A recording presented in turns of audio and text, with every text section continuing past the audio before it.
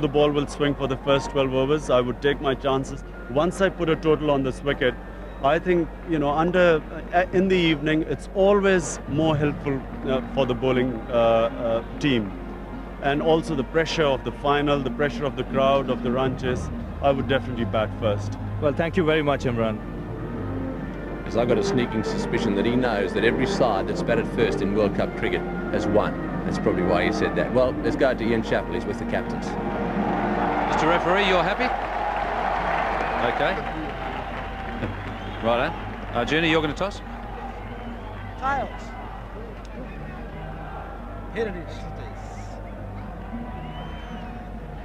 We'll have a ball first. We can. Yes.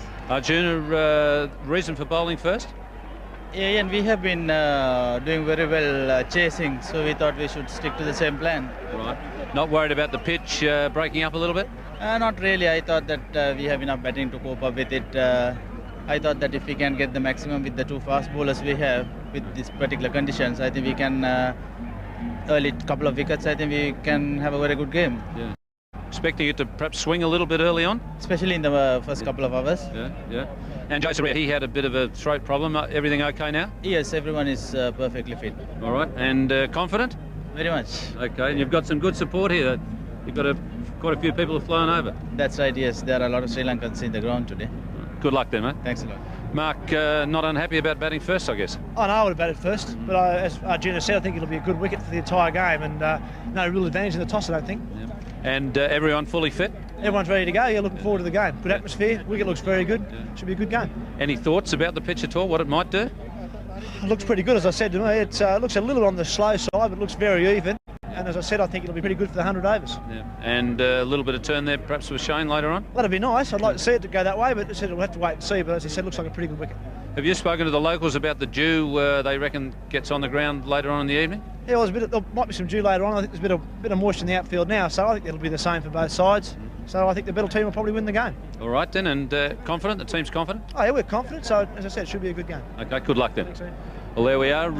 Arjuna Ranatunga has won the toss, and sticking to his plan that's been so good for Sri Lanka, he's decided to chase. Flying in the face of history, though, and have a look at the scenes out there. The tension's building. The national anthem of Sri Lanka is just being played at the moment. They've played the national anthem of Pakistan and Australia. And a lot of tension out there. It's the Sri Lankan side.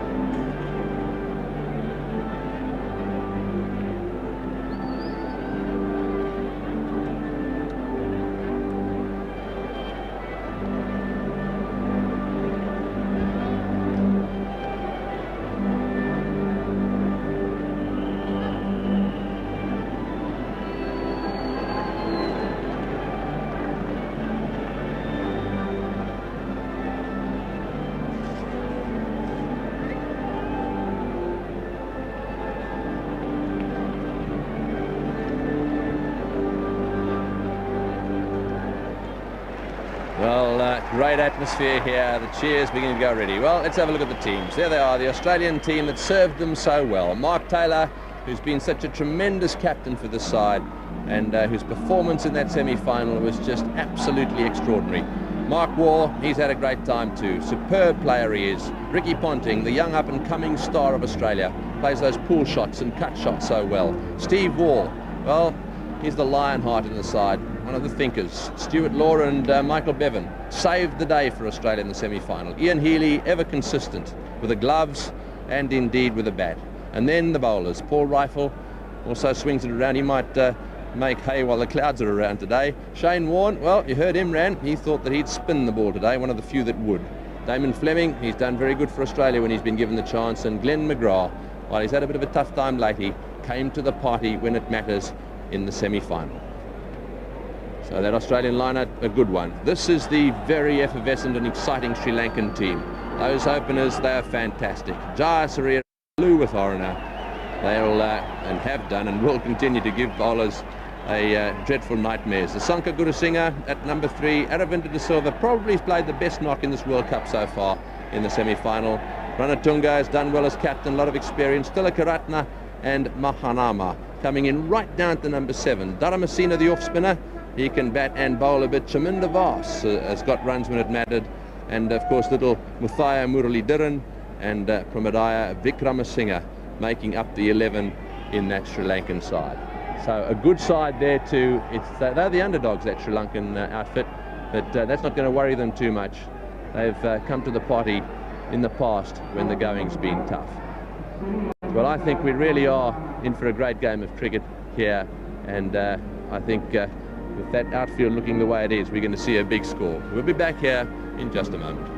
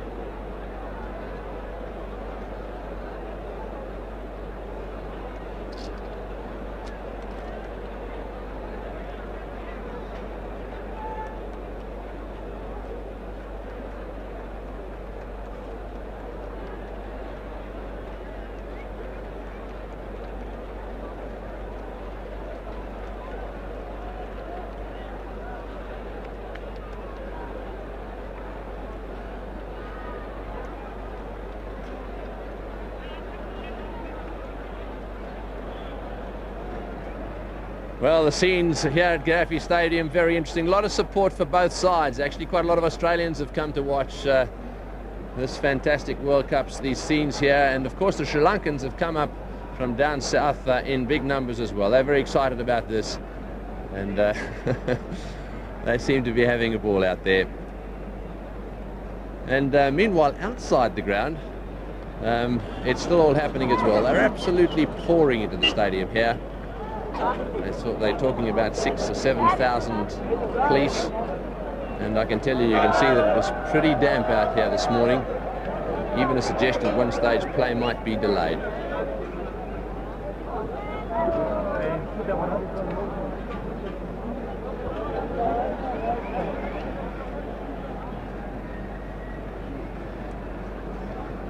So that's the scene out there in the ground now. We're 15 minutes away from the start of this 1996 World Cup final.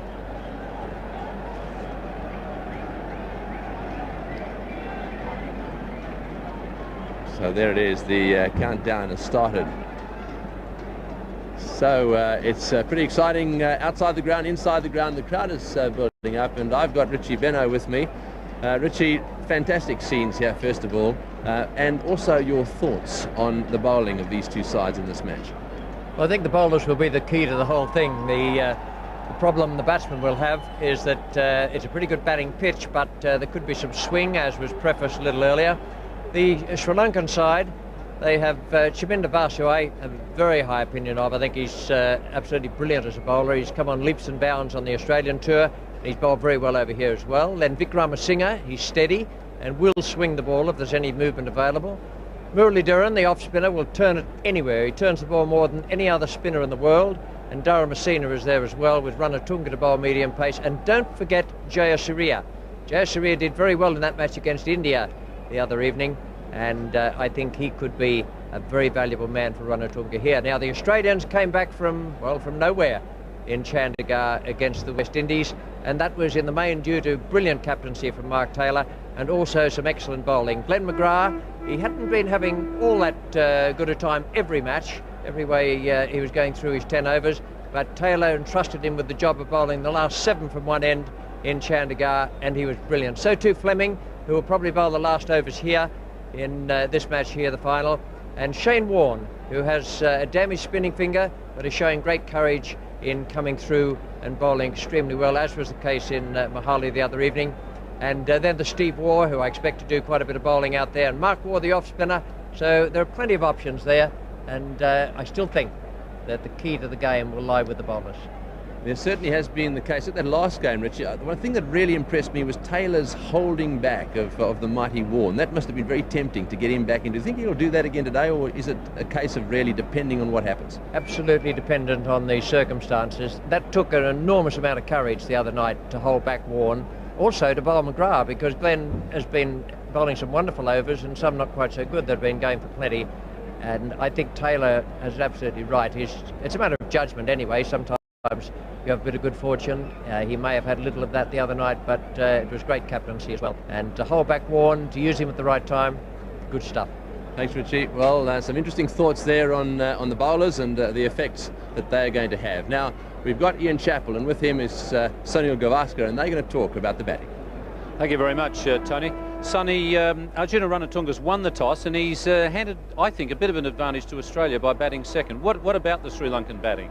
Well, the Sri Lankan batting is obviously the strength of the team, and that's why I think Arjuna Ranatunga has opted to chase. Even in the semi-finals, when I talked to him after the toss, and he said that he would have also fielded, and because he believes that his team can chase any score. And they have in Kaluvitharna and Jayasuriya the kind of opening pair that can get going straight away. But I think the man that not too many people are talking about, but perhaps now after the semi-finals, people will take a lot more notice of him, is Aravinda De Silva. And of course, Hashan Tilakratne coming down the order at number 6 is a very, very useful player to have. And Ranatunga is probably what I would call the left-handed Javed Miandad, in the sense that, he nudges and pushes the ball around for 1s and 2s, and he's capable of rotating the strike. So the Sri Lankan batting, I think, is going to be their main strength. Well, Aravinda, beware of those short blokes, eh? Yes, that's right, I think. Because as Sir Don Bradman said once, it's the big blokes who have the power, but the short blokes have the footwork. Well, that's the Sri Lankan side of the batting. For Australia, I think that Mark Waugh is very, very important. If Mark Waugh stays there, then Australia will get a very big score, and that'll be tough for Sri Lanka to chase. And what happens if Mark Waugh stays there for a couple of overs, then Mark Taylor then feels that I think he feels a bit confident enough to start really attacking the bowling and setting the pattern for the rest of the players. Mark Waugh is the sort of batsman who he doesn't take a lot of risks, and he scores very quickly. So he's the sort of bloke, he's playing a sheet anchor role, and yet he's doing it very aggressively. He's likely to score 130, 140 if he stays right through the innings. So Mark Waugh is an important man for Australia. That means that Chaminda Vaas, who bowls well to Mark Waugh, is an important man for Sri Lanka. The thing about Australia is, if Mark Waugh does go early, they've still got plenty of batting, and they can get out of trouble, as we saw against the West Indies. They can still post a competitive score if Mark Waugh does go early. But if Mark Waugh stays for a long time, then Australia will set a very stiff target. Back to you, Tony. Thanks, Ian, and some interesting thoughts there from Sunil Gavaskar and Ian Chappell on the batting, and the scene here absolutely fantastic looking down the pitch. We'll be back at this very exciting Gaddafi ground in just a moment. Yeah, I think whoever we would have been playing, there would have been a bit of edge against the final of the World Cup, and I think especially playing Sri Lanka, there's been a few little things happen in Australia, whether, if they want to make a big deal out of it, it's up to them. But I just think that it's going to be a very interesting game, and I think it'll be a real hard-fought game, and hopefully the best team wins, and hopefully that's us. Playing World Cup final, I think that's a great achievement for Sri Lanka cricket and also for the boys and for Sri Lanka in whole, because what I feel is that we should just continue the way we've been playing, and I'm sure we'll come out best if we perform the way we've been performing all these days.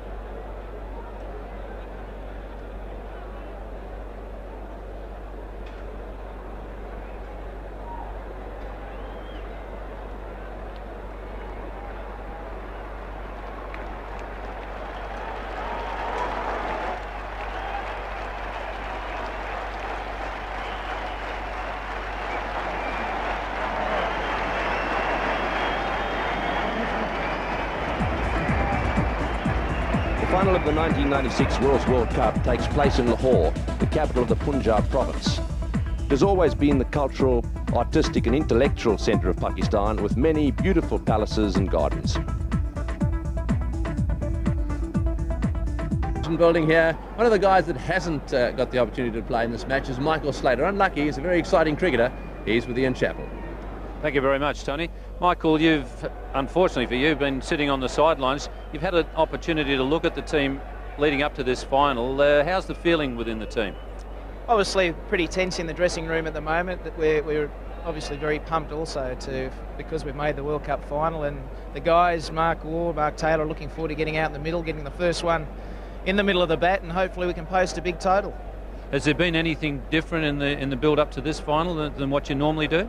No, not at all. I mean, we're just taking it as another game. Obviously, because it's a World Cup final, the guys get naturally, adrenaline's flowing, and you get naturally pumped because of that. But our preparation's been exactly the same as all the other games we've played. You know, we've had a very good tournament so far, only losing the one game against the West Indies. And, you know, why change the planning when everything's gone well so far? And what about the dressing room the other night with that West Indies game? Was it a bit tense in the dressing room at the finish? It sure was, and I think more tense for the guys sitting out, myself and Shane Lee and Jason Gillespie. I mean, we were there mixing drinks with them the whole time, running out the snakes to get the energy going, which are lollies if you don't know. Yeah. And, you know, I kept running out every wicket because I was 12th man while we were fielding, and they told me not to come out again because I was too pumped running out, and they're trying to cool themselves down. But the scene in the dressing room afterwards was just amazing to got out of jail the way we did, and you know, we just kept at the task. It was great fun. All right, thanks very much for talking to us, Michael. Back to you, Tony. Thank you, Ian. Well, he was talking about that match, the West Indies versus Australia. Now, over the years, there have been some great one-day internationals. That's one of the best that I've ever seen. Just pause on this for a second. The West Indies needed 208 to win. One stage, they were 165 for 2 and coasting it, really. 43 runs required, 53 balls to go, and 8 wickets in hand. Then this happened.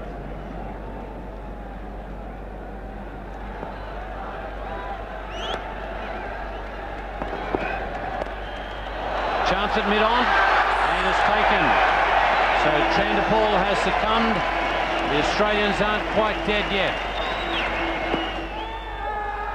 Oh, he's given him. He's given him. Oh, there's a big appeal, and he's given him. Yes, he's gone out, caught behind. Oh, big appeal there for LBW. He's got him. He's given out LBW. Warner struck again. Got him, caught behind. Yes, he's had a go. That's it, caught behind. Taken by Healy.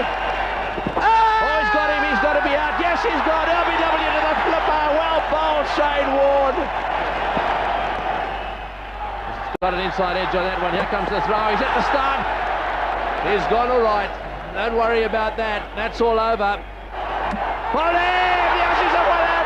Fleming has bowled him out. This is a sensational victory to Australia. Don't think I could stand another one of those, but I hope we have one. Perhaps we're going to have a final like that tonight. Wouldn't that be fantastic? Well, this ground is set for the scene here, and one of the things about it is that the lights are being used here in Lahore for the first time. Never been used before. People have actually been driving around this ground at night just looking at these lights. They really are quite imposing. There's 6 of those huge towers out there, and it really is a fantastic scene. We've got a camera high up in one of those light towers. There it is. That'll be bringing you pictures of this ground, and those pictures will look something like this. I'll have a look at the scene there. This is a big stadium, a lot of playing area down there. That'll be one of the problems for the spinners, because the batsmen quite like a lot of room to play with, rather like Melbourne and Sydney. So lights for the first time in Lahore. And of course the crowd really has built up now, and the tension one can almost feel growing. You can spare a thought for the players, they'll be nice and tense. But this crowd, and the other interesting aspect is going to be interesting to see who the Pakistanis get behind here. All sorts of theories about the Pakistanis and who they will support. That'll sort of unfold, I think, as the game goes on. One thing is for sure, there are going to be some great scenes here today.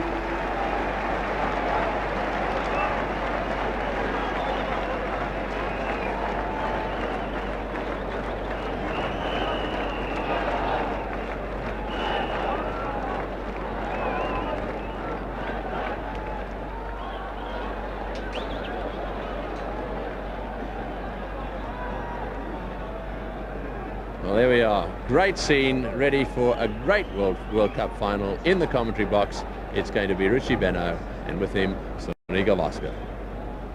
Thank you, Tony. Afternoon and evening, everyone, wherever you might be around the world. And the men on your screen at the moment, David Shepherd on the right-hand side, and Steve Buckner. David Shepherd from England, Steve Buckner from the West Indies, 2 highly respected umpires in charge of this match, the match of the tournament. After all the struggles and brilliance and despair of the preliminary rounds and the quarters and the semis, we now have Sri Lanka and Australia representing the cricket world in the final of this World Cup. Good afternoon, Sanath Jayasuriya. Good afternoon, Richie. Good afternoon and good evening to viewers all over the world.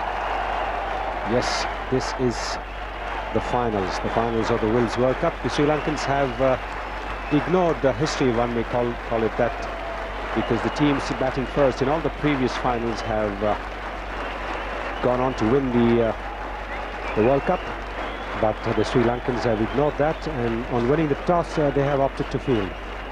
Will they regret their decision in much the same manner that the Indian captain Mohammad Azharuddin did in the first semi-finals? We'll just have to wait and see. They certainly seem to be a lot more confident. That's the Australian opening pair.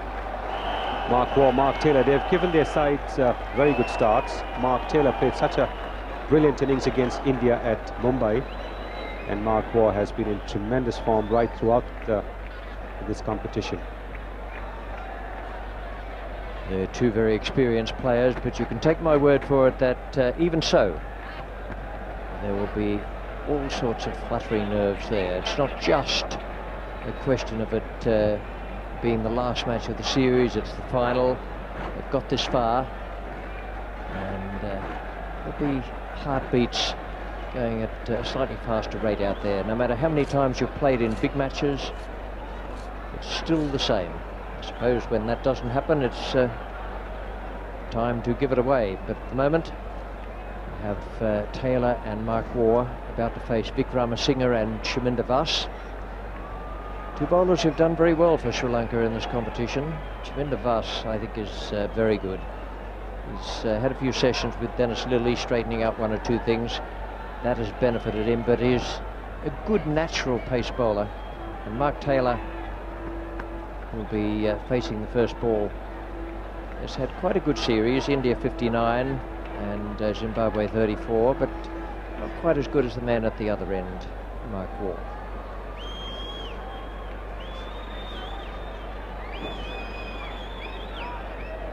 Mark Waugh missed out against West Indies in that very exciting game at Chandigarh. Tendulkar, Lara, Mark Waugh have been the three stars as far as the batting goes.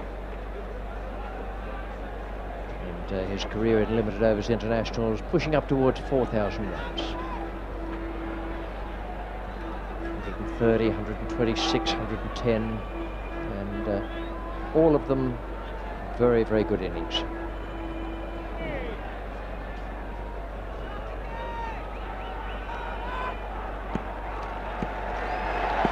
First ball of the World Cup final.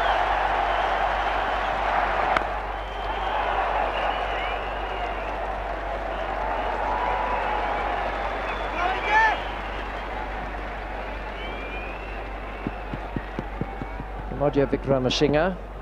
He's a fast medium, I suppose. I've seen him bowl in quite sharp fashion out in Australia.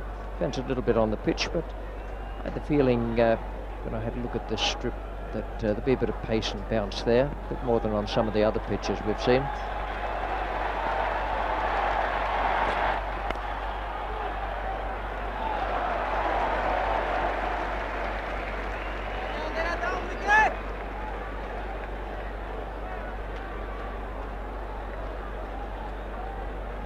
Sanath Jayasuriya just declared as the most valuable player of the Wills World Cup, who won a car for his effort.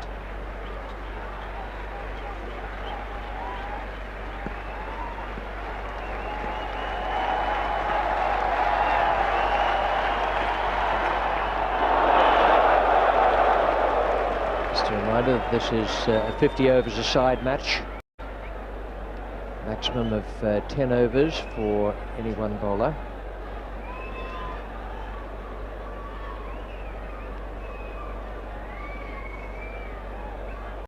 There was a threat of a delayed start today, but fortunately the rain has held off. It's just a little gloomy looking at the moment.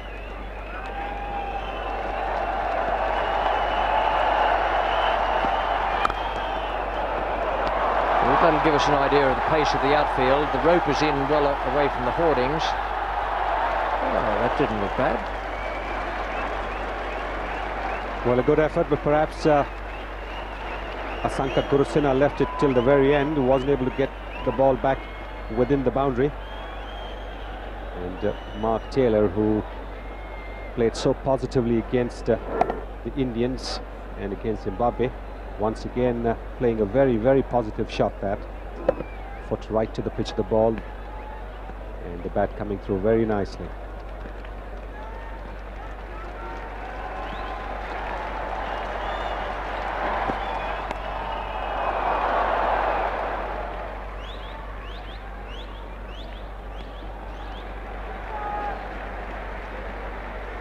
Right-hand, left-hand combination poses problems for bowlers. Doesn't matter how good they are, they just have to change their line and sometimes their length as well. And these two have done the job, not just in these matches, but Also in other matches for Australia. It's finding it a little bit disconcerting for the bowlers. 6 from that first over. Australia on their way. Was pointing out that this is the first time they've played under lights on this ground, and it's certainly a change from the ground I saw here so many years ago. It's a very nice stadium now, not too big, but it'll hold, I reckon they could push it and get 40,000 in.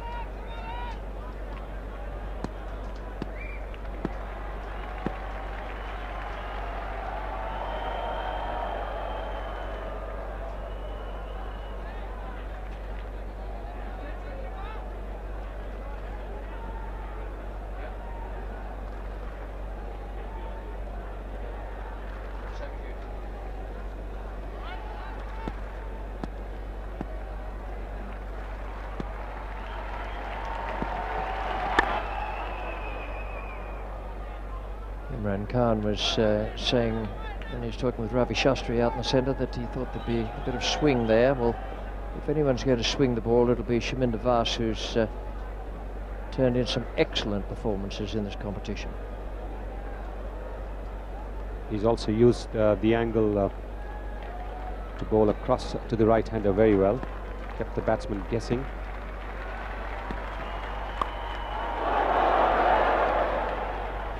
Perfectly illustrated with that ball. He speared it across and had the batsman playing away through gully. They've always been difficult, these left-armers over the wicket to right-handers. Some of them cut the ball away, some of them actually swing it away, which is difficult to do. But they certainly pose problems. Some batsmen of international standard have even had to change their batting styles to accommodate them.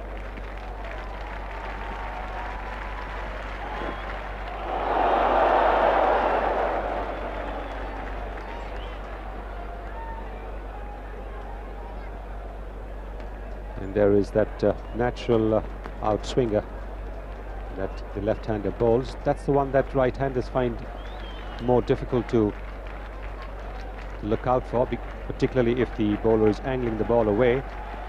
They have to think about whether to leave that ball or whether it will nip back in.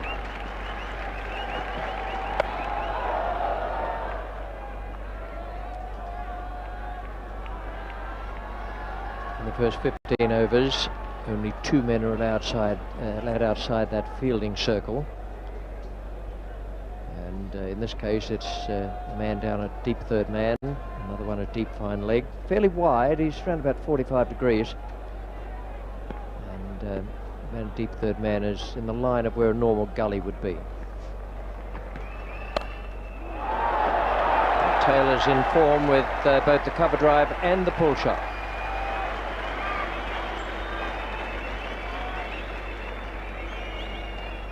Taylor has obviously got a hang of the wicket very quickly, because while the earlier over saw him play the drive, this time he's picked the bounce very early and pulled it away for a boundary. It's very important for batsmen to get a measure of the wicket very quickly. Taylor seems to have done that in 2 overs.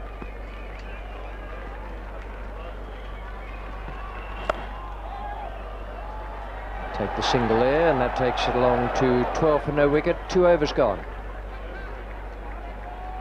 For the Australians, Ricky Ponting, Steve Waugh, then Stuart Law and Michael Bevan, each of whom played in such splendid fashion in Chandigarh the other evening. And Shane Warne, Paul Rifle, then Fleming and McGrath. Says Vikramasinghe.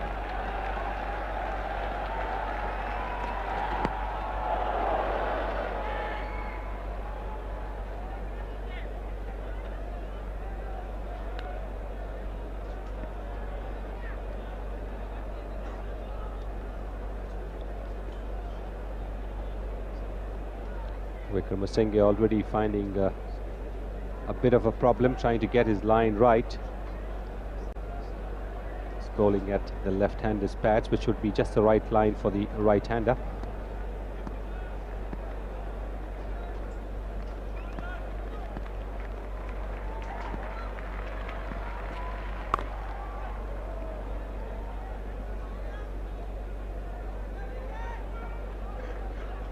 Talk about the partnerships these two have shared, Mark Waugh and Mark Taylor.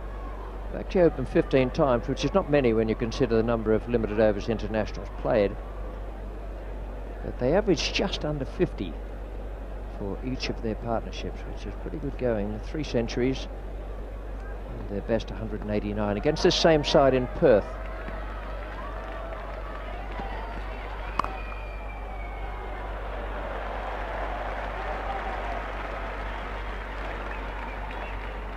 Sri Lankan skipper.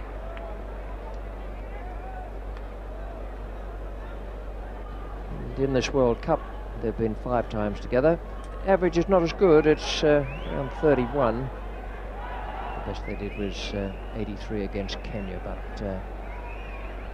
very, very purposeful and good-looking pair of opening batsmen.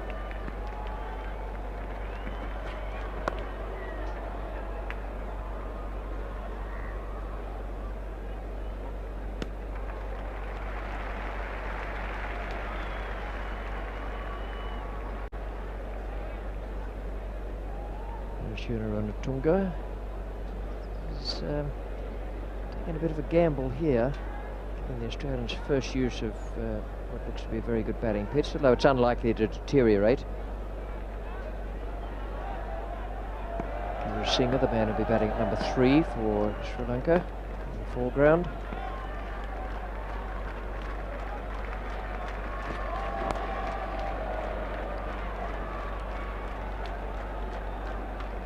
The history of World Cup finals is that the side batting first has won each of them, going back to 1975. The gambling instincts have taken over, but still, Ranatunga's gambled with lots of things so far in this World Cup, and they've come off. This is the one gamble that he would want to come off, Rishi. This is the finals. And of course, Ranatunga has got very good reasons to try and chase. He's got a tremendous batting lineup. 15 for no wicket after 3.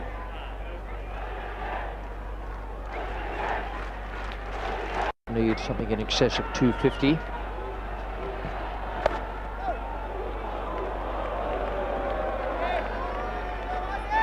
It's unlikely any moisture's got on the pitch from the rain, so it's probably the pitch is so hard that brought about Taylor slipping. This Taylor is perhaps batting without any spikes. A lot of batsmen tend to use spikes only in the front of their boots, not at the heels.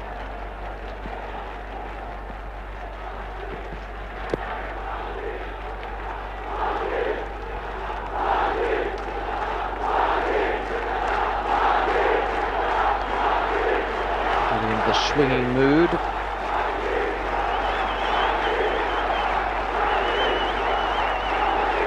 all good enthusiasm and cheering what hopefully will be a very, very good final. Both these teams have played wonderfully well in different ways to get to this day. A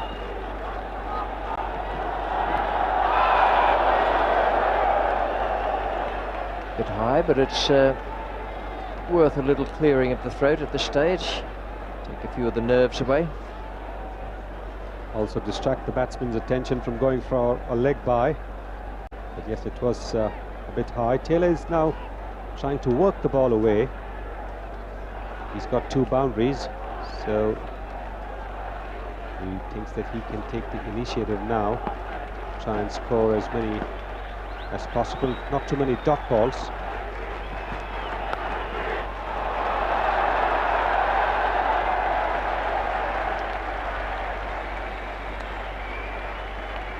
Talking about the captains who have decided to bat or field in previous World Cups.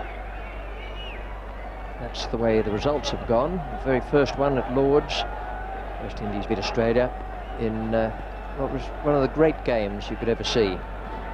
And in 1979, West Indies won again, but India downed them in 1983 at Lord's in what was a very good match.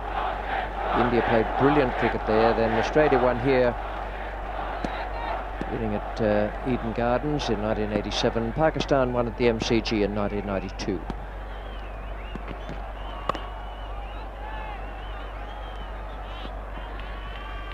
Always nice to look back on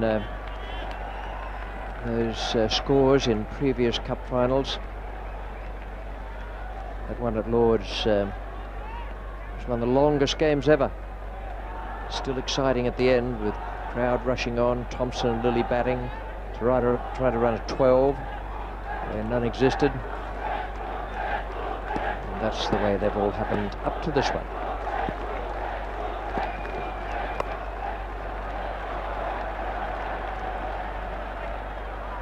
That outfield is quite fast, no problems there. It's 17 for no wicket.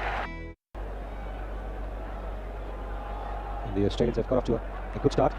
Mark Taylor looking the more confident, but then he's had more of the strike.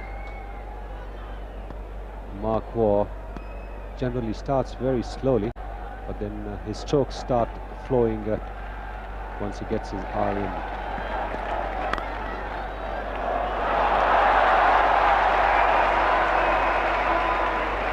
I think the 3 boundaries that have been hit, a very good indication that this could be a high-scoring game if the players play to their potential and to the way the pitch looks. Yes, it does look like a very good batting wicket. The pace is there, and there's a lot of even bounce as well, and which will only mean that there's going to be a lot of hard work for the bowlers. They really won't get much help from this wicket, and if the batsman has to get out, it'll be only because he's over ambitious.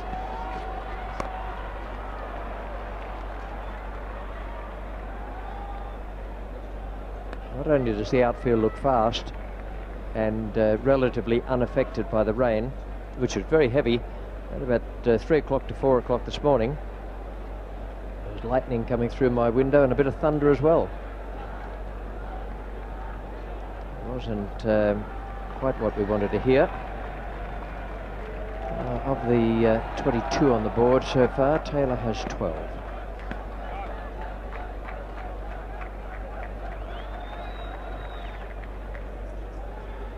15 balls to 11 for Taylor against Mark Waugh. Umpires just adjusting Arjuna Ranatunga's position at short mid-wicket in the catching position. And beautifully placed.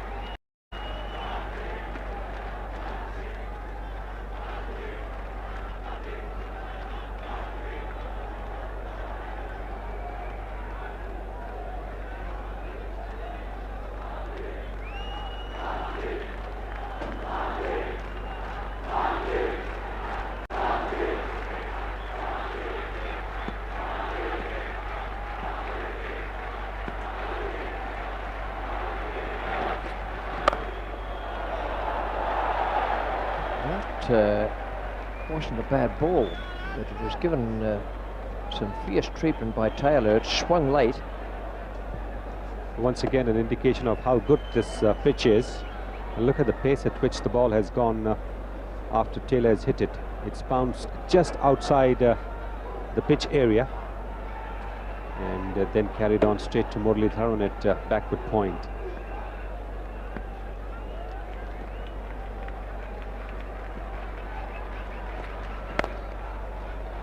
There's some wonderful technology in television for sport these days. That super slow-mo camera gives you a wonderful view of Vic Ramasinghe holding the seam upright, and it goes down the pitch staying upright. That's why it swung late and then kept on coming into the left-hander.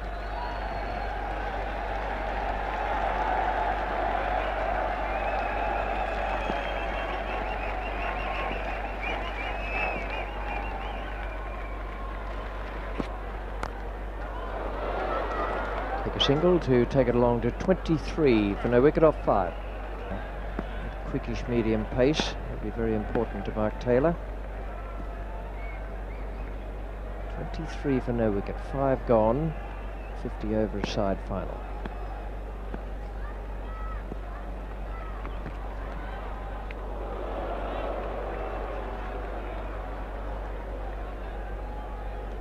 The restriction of having 2 fielders in catching positions and only 2 outside. The circle have certainly changed the tactics as far as opening batsmen are concerned.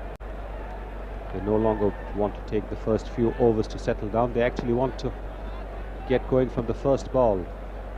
And that's why we've seen such high scoring games in recent times.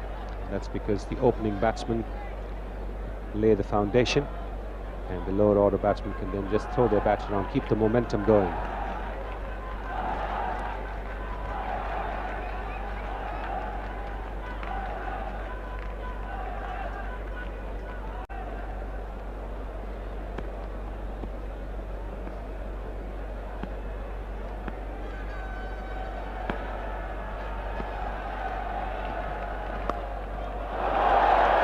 Beautiful stroke. Played with delightful ease. Really only just hooked it around. Didn't smash it. Yes, he picked it up very early. He picked it up as the one that Chaminda was angles across to the right-hander, but it was the ball coming into the left-hander, and he just helped it along.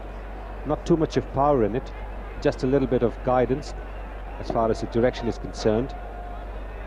And it's another boundary to Mark Taylor. He really is batting with a lot more confidence than Mark Waugh is at the moment.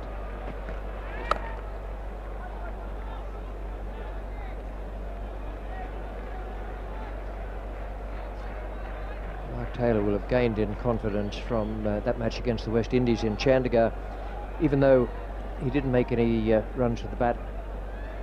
The question of winning the match from such a position gives you an enormous psychological boost to whatever else you're about to do, which in this case is open the innings in the final.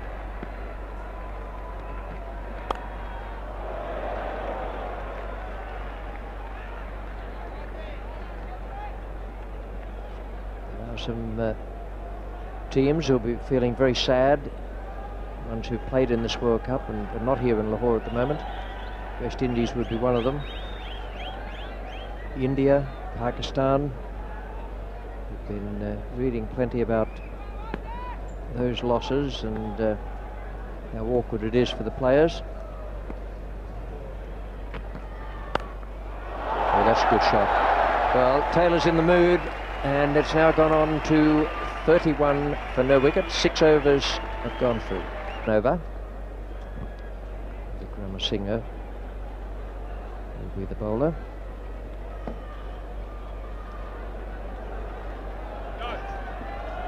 Vick Ramasinghe is at the college end. 2 ends here, college end pavilion.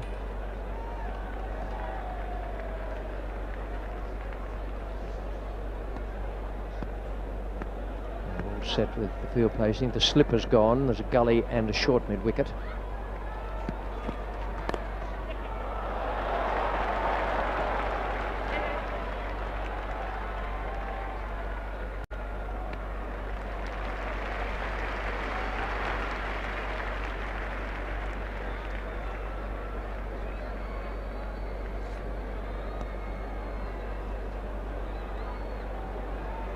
They got 2 there, but it was almost only 1.5.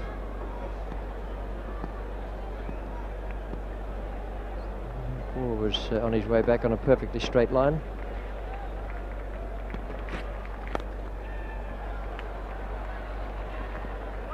And just the single this time.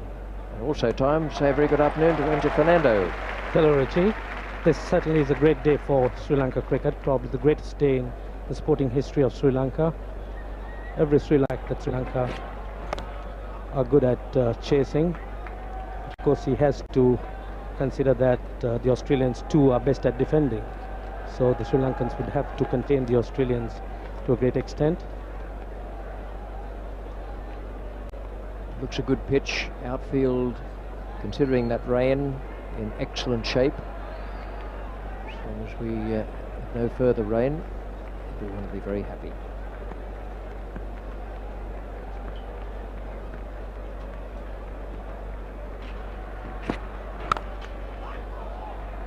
The weather is actually coming from the east here, and there's a bit of a breeze sweeping it across. 3 stays up, then we could be in good shape. Now Sri Lanka into the final, and they have said that they would like to be the #1 team, that's at Test match level in the world, by the year 2000. This, I would imagine, would be something of a stepping stone for them. No doubt this is going to help Sri Lanka in a great way to get to their objective of being the best team in the year 2000.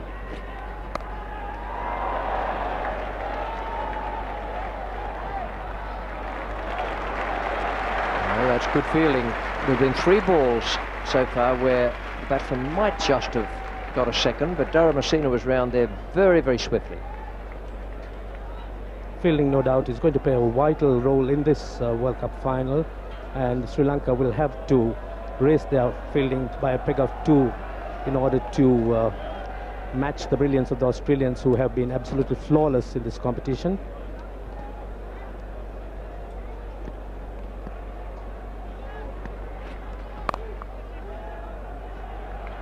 Timing there for Mark Ward, just a gentle push wide of the man at gully. It takes it along to 36 for no wickets. 7 overs have gone. Wake up. Thanks, Ricky, and hello to all of our viewers. Very good start for Australia. In the air and straight down Jayasuriya's throat. So that's a terrific breakthrough for Sri Lanka. Mark Ward, as I mentioned before play started, if he bats for a reasonable amount of time, Australia are always going to set a big target. So that's a blow for Australia and a boost for Sri Lanka. Yes, I think any early wicket's a good wicket, but this one in particular is a huge one for Sri Lanka. Very quick scoring batsman, elegant player Mark Ward, and being in top form, so they'll think they've got the biggest wicket they could get. 36 for 1 Australia.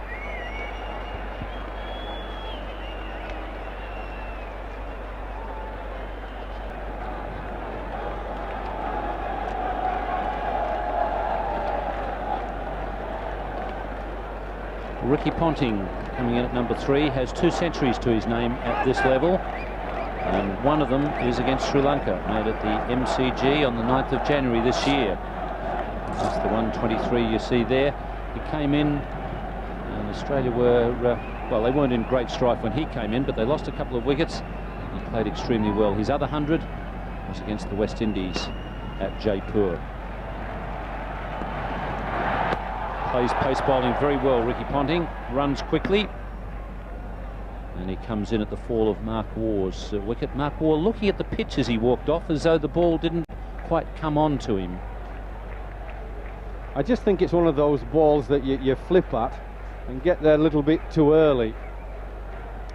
When you do that, you tend to look at the pitch and blame anything but yourself, but I just think he got into that a little early and then just chipped it up in the air rather than waiting for the ball a little bit.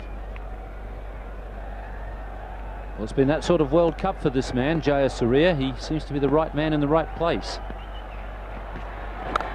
When he hasn't been thrashing attacks all over the park, as in the semi-final when he missed out, got a naught, but suddenly Jayasuriya was bobbing up, throwing the stumps down, taking catches and getting wickets, and he was awarded the trophy, the Audi, for the most valuable player of the tournament. So it's been one of those sorts of tournaments where he just seems to be in the right place at the right time. Sri Lanka will be hoping that his form is good this evening. And Chaminda Vas asking the question. Umpire Shepherd says no. Yes, I don't think there was any doubt about this. It moved off the seam. See it pitching and going down leg side. Look where the keeper's going. You can expect a bit of excitement. Bowlers are going to appeal for everything early on in the game.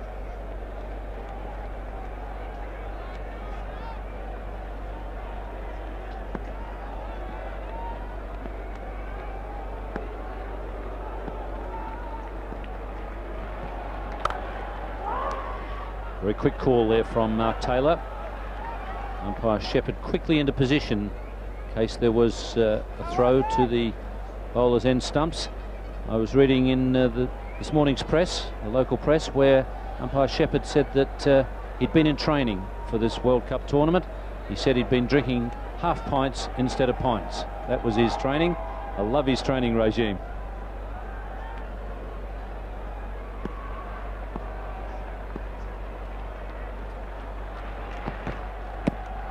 inside edge onto that one. A wicket maiden for Charminder Vas.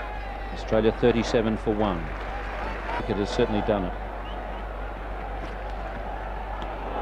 Yes, I think the way the pitch is played, it looks very good, is that taking wickets I think is going to be very important for Sri Lanka. You expect Australia to score quite a few runs on this very flat surface, but if you can keep taking an odd wicket as you go along, it might just slow them down so that the total they get is kept into reasonable proportions.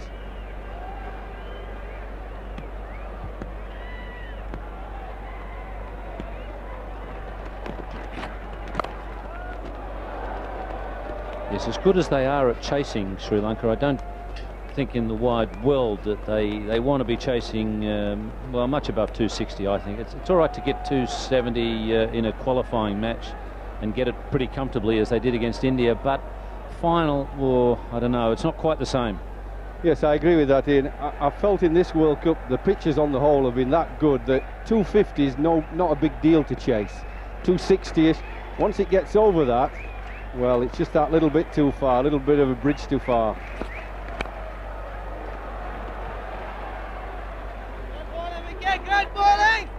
And you are also trying to defy history in winning by batting second. No team has done it yet in the World Cup. We've had 5 previous World Cups, and the victory on each occasion has gone to the side batting first. So Arjuna, on winning the toss, decided that he was going to try and defy history.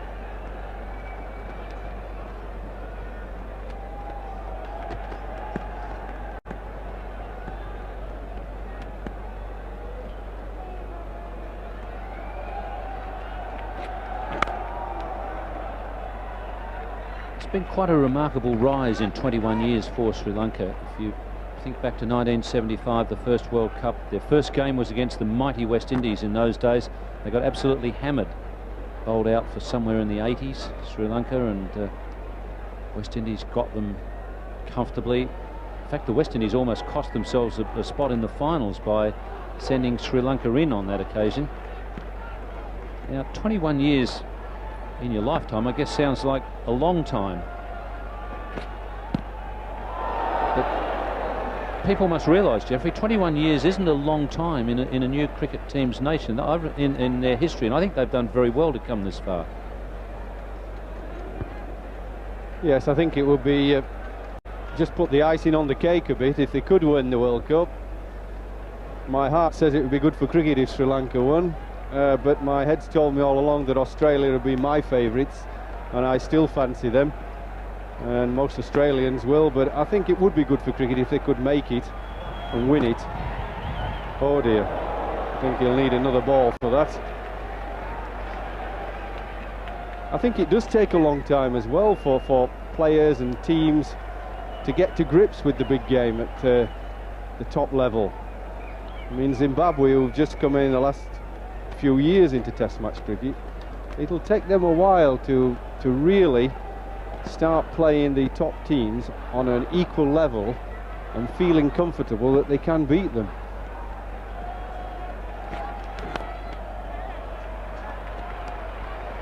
Aravinda De Silva coming around from mid-on. It's a better over from Vic Ramasinghe.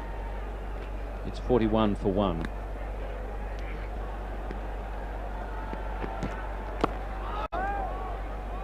That first match that we were talking about, their first ever World Cup match against the West Indies, Sri Lanka back in 1975, 86 all out, and the West Indies 87 for 1 at Old Trafford. West Indies, as I mentioned, they looked like being defeated by Pakistan later on in the World Cup, which would have put them out. They had a remarkable last wicket partnership and finished up winning the 1975 World Cup. So that was the beginning for Sri Lanka, not an auspicious beginning. And really, they haven't done a lot in World Cup since then, until this one. Yes, I fancy an important factor for Sri Lanka today will be their spinners. You see there the figures. I don't tell lies, figures don't lie, I tell you the truth. 4 wins, 20 losses, 75 to 92. But I think that they now play so well with the spinners. Vars has bowled particularly well, but the other seaman, whoever's played for them, has not been special. This lad's bowled excellent. Good line length, picked up the odd wicket. But the spinners have done a lot. The three major spinners, plus a fill-in off spinner from De Silva. And they bowled on pitches that have been a little bit receptive to spin. Some have been a lot receptive.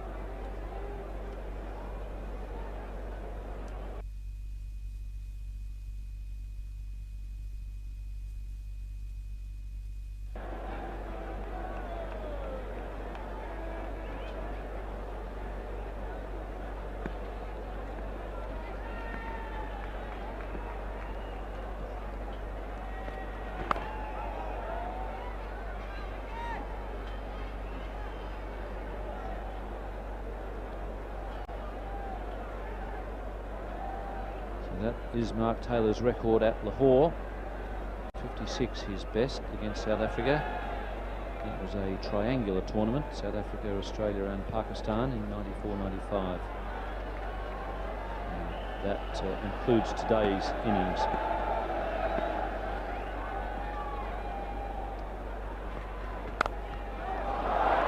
Nicely placed. Kiru's got a hand on it. That creates a long chase for Aravinda De Silva. Still gets to the boundary. It's 72 for 1. Murali was off at the other end by the skipper, but after a bit of a chat, he's decided that he prefers the pavilion end, and I think that's a wise decision by the off-spinner. He really needs to do something, preferably get a wicket, and I think Mark Taylor would be the one they'd want to get out of the way at the moment. Economy rate, not bad at all, but I think more than anything, he could do to turn a couple early. Just put a little bit of suspicion in the Australian batsman's mind. First over, if he can get one to really spin, just makes the batsman a little bit more careful, a little more wary of his shot playing. Well, that turned a little bit from wide of off stump. But when he gets loose and fingers get warmed up, I'd be interested to just see whether he really rips it.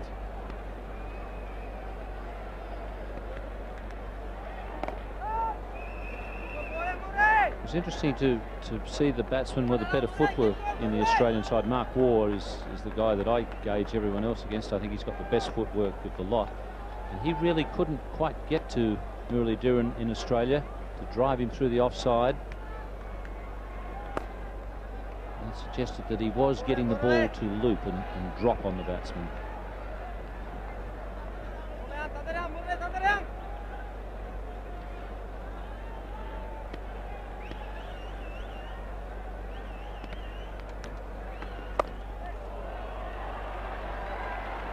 Gurusingha with the chase.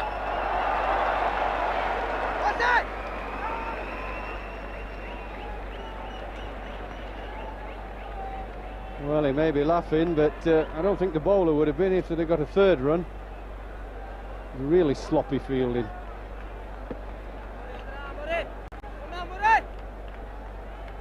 Watch this. Dives down, can't get the ball in his hand. Ooh. It's a bit too wide, is that? Much too wide. I know it's spinning a little bit, but the batsman can easily go inside out if you give him too much weight. Good run in.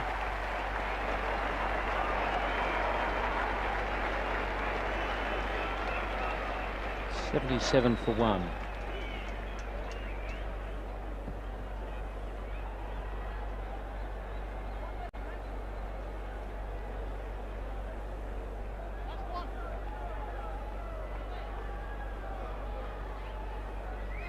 Roshan Mahanama, the fieldsman.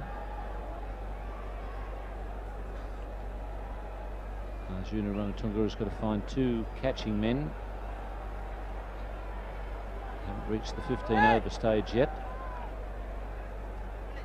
And umpire Shepherd telling the sight screen attendant, we don't want the board moved, just leave it exactly where it is.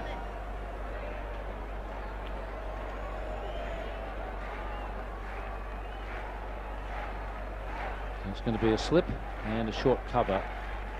They're the catching men for Murali Dhiran.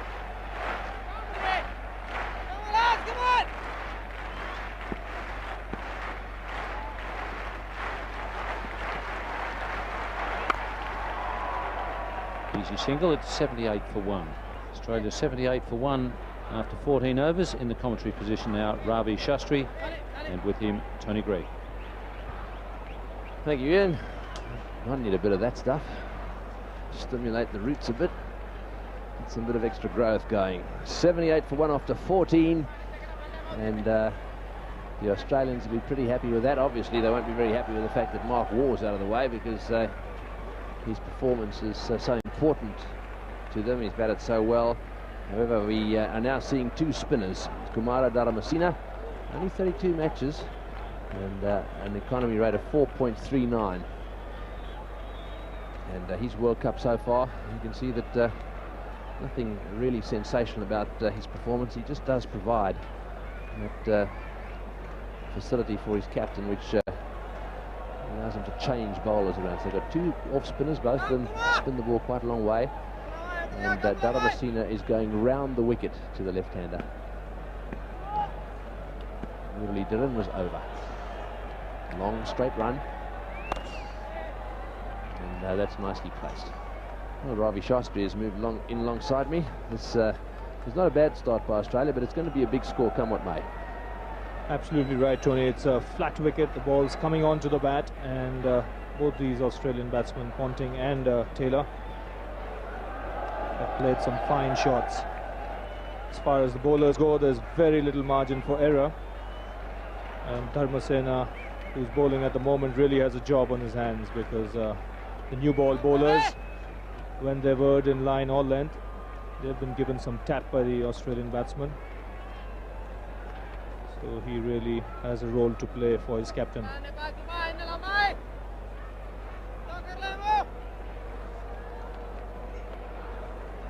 Quite a lot of pandemonium still in this stadium. A lot of people haven't been able to find their seats.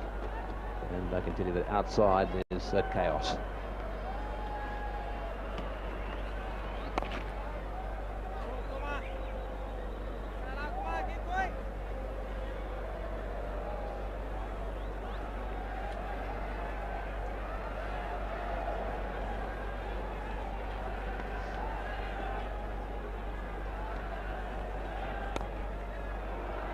Placement. He can't afford to be too straight. He was a little bit too straight the last time round. Started off bowling a very straight over and got clipped away just behind square, just in front of square. They picked him off a little bit, then he straightened up. In fact, it happened to both the off spinners. Yeah, that's the line to bowl to. You can't give width on either side.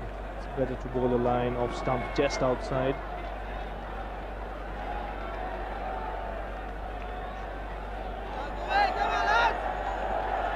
Ball looked as if it was really spinning as it went through the air.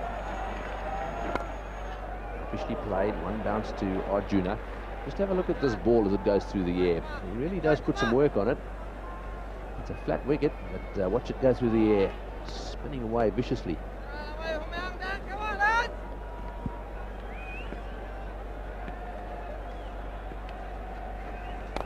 Oh, Taylor goes for the big one. He mishit that one. That was a bit lucky. Just beat mid-wicket, and mid-on's run around to pick it up. So clearly Taylor has decided he's got to take it up to these bowlers. Well, he doesn't want Dharmasena to settle down, but the off-spinner has done him in the flight. Looking to hit it over mid-off, start off, but then the ball really not coming on, and in the end dragging it to wide mid-on.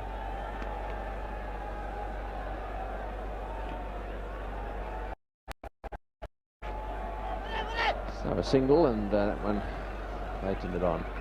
So it's 6 runs and over. It dropped at one stage down to 4.5, and it's been hovering around 4, but just lately it's picked up a little bit. So at the moment it's running around about 5.5 runs and over. With 1 wicket down, that's not too bad. Lovely pitch out there. The outfield's quick, and just looking at those figures, the opener's quite expensive. A little bit loose, certainly. Chaminda Vaas was a bit short, and the spinners have just started.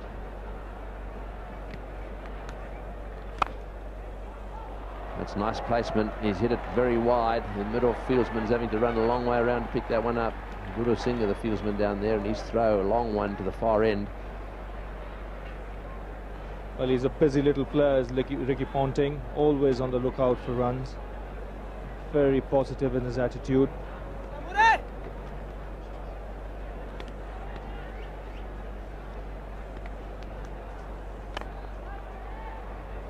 For the straight drive down the ground, sensible thinking. They've got a mid-wicket in position. They've got a wide, deep mid-on, as well as a straightish mid-on. Again, watch the ball spin here. He does give it a lot of spin, Murali. Off the pad.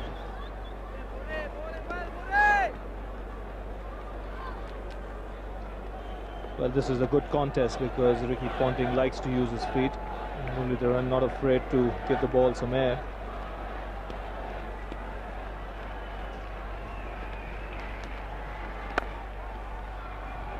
Well, they'll definitely get one here. Will they come back for the second? If they do, this will be the 50 partnership. No, he's sending him back. So that partnership remains on 49. Well, both these batsmen have had tremendous success against Sri Lanka in the World Series in Australia this year. Mark Taylor, in fact, had 3 scores of over 80 against Sri Lanka.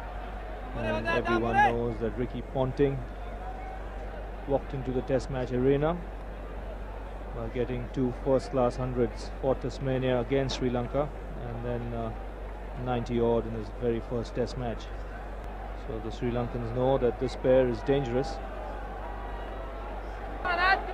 Mark Taylor just 2 runs away from 3,000 one-day international runs. He'll be the 7th Australian to achieve that feat. In the air, and that'll be it. It's running down towards the boundary. That's very well timed. A good shot. Into the fence it goes. Mark Taylor's looking in good form here. So it's the 50 partnership, and a milestone for Mark Taylor as well. Well, he'd picked his spot here, Mark Taylor, but this is a superb piece of timing. Put right to the pitch of the ball, and once he saw that the ball really wasn't there, went through with a shot, no half measures, and over mid-wicket for 4.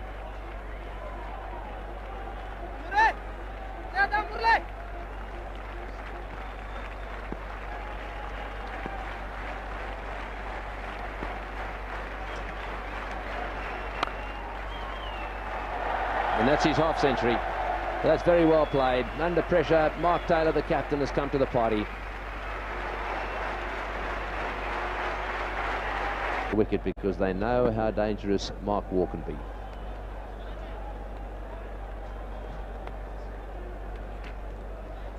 Well, that's one way the Sri Lankan bowlers can restrict the Australian batsmen. That's by picking up wickets at regular intervals.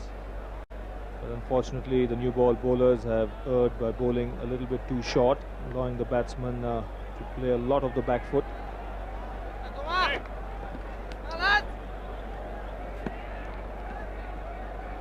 Well, the Australians on target, it seems to me, for around about 280 at the moment. And that's nicely played by Taylor. He's whipped that one away on the onside. They're finding the gaps very well, this Australian side. This is a big ground, very hard to protect. Lots of gaps out there, and Mark Taylor at the moment is playing a gem of an innings. He's lifted the rate when it was required. When they got bogged down a bit, he's played some good pull shots, and in between those, he's knocked it away into the gaps.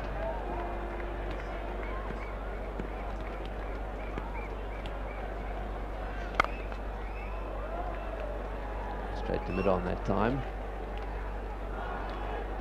Well, just like Tony Gregg said, it's a big ground. Very important that Ranatunga gets his field placings right, because as the game progresses, you'll see a lot of 1s and 2s being run.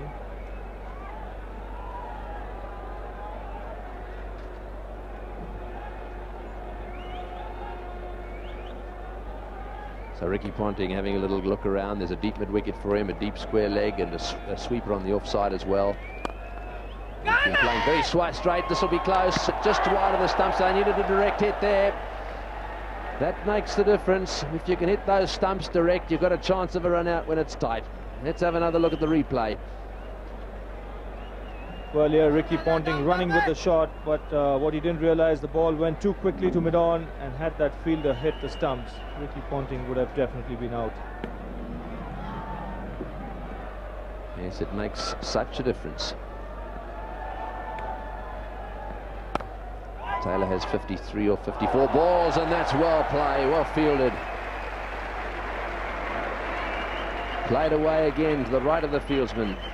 Mahanama is the man there. Good field. Well, he's one of the best fielders in the Sri Lankan team, and this is the kind of fielding that can lift the spirits of the other players. Again, played away comfortably from off the stumps. He's closing the face on that off spinner, no trouble at all. That's what happens when the pitch is good. There's not much spin at the moment from Dharamasena. But one just gets the feeling he's skidding onto the bat. There's a shiny surface out there.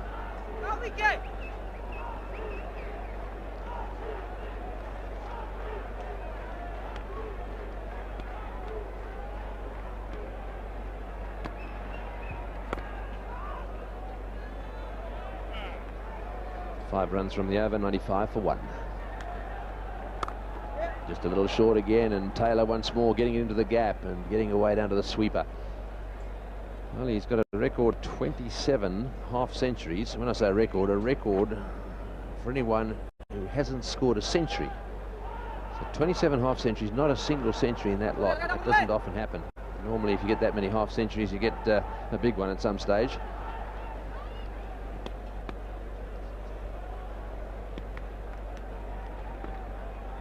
Oh, that's well bowled. They're a little bit watchful.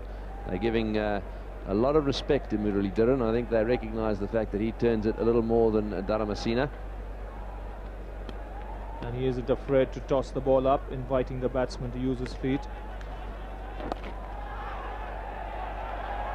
Because he knows at this stage wickets are also important. Because if these two are out there in the middle for another 10 overs or so, Australia could really be in the driver's seat.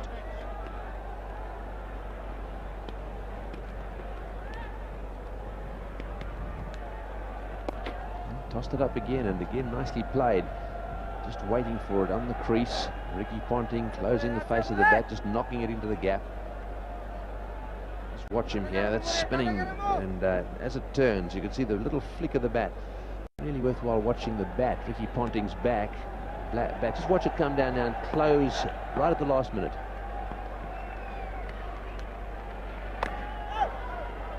Interesting too that Muralidharan's got enough confidence to stay over the wicket to the left-hander. It's the right thing to do, but it needs pinpoint accuracy.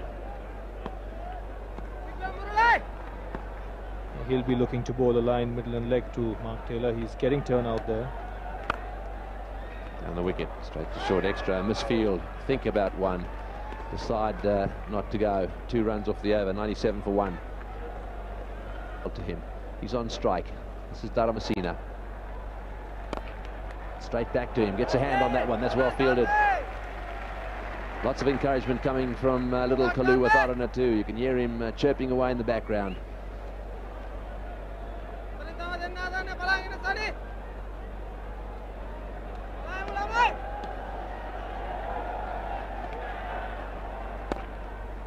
That's well placed. Aravinda De Silva picking that one up at the mid-wicket fence.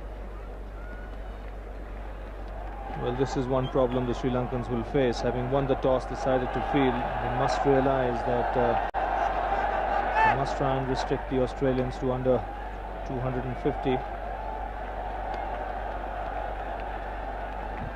You reckon, Robbie? I reckon the Sri Lankans don't care what the opposition get. Well, the problem they'll face today, Tony, is that they're up against a side that's one of the best sides in the world when it comes to defending totals. The reason for that, they field well, they're competitive at all times and refuse to give up, as the West Indians found out the other night in Mohali. Yes, these Sri Lankans remind me a bit with their bowling of the West Indians. Sorry, with their batting, as the West Indians with their bowling. They used to have this view when Andy Roberts and Michael Holding, those guys were around, no matter what the total was, they always fancied themselves to roll the team out. They were so good. These Sri Lankans have had such a good time with the bat, they give the impression they don't mind chasing anything. Well, that single brings up the 100. They're going to have to chase a lot tonight. They certainly will have to, and one mustn't forget that this is a big game. It's a final of a World Cup. The pressure is going to be immense.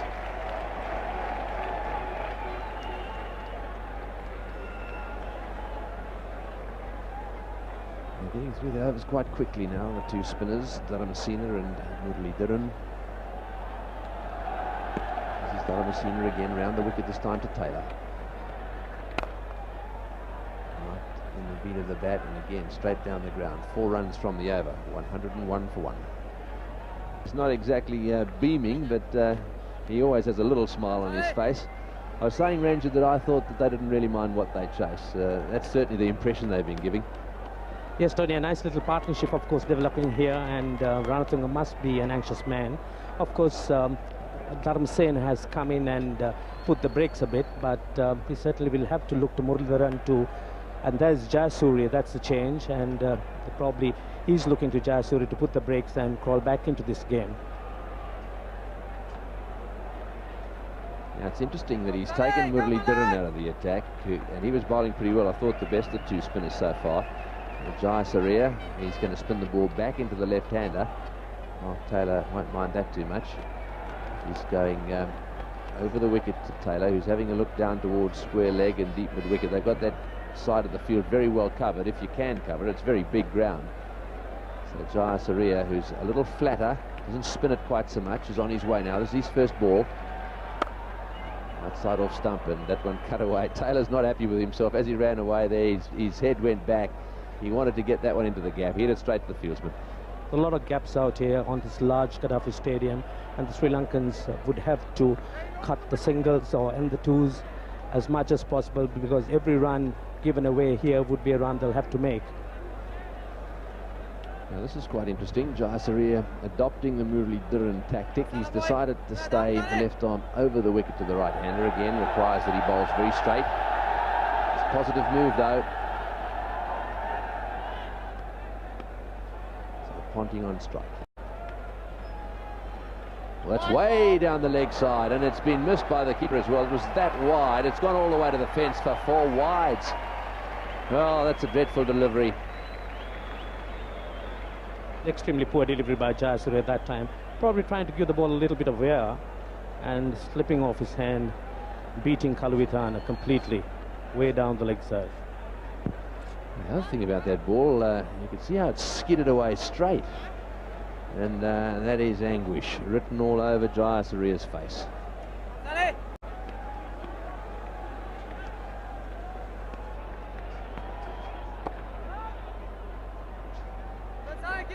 That's a much better delivery. Ponting not happy with something, or is he trying to get the attention of the dressing room? So I think he wants some more gloves.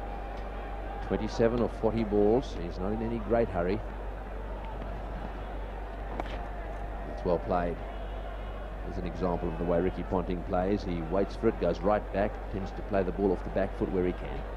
Pitch playing extremely well. Jayasuriya not getting anything out of it, but he's got the ability to bowl these Yorkers very, very effectively, and Jayasuriya no doubt looking at all avenues to keep these two batsmen quiet.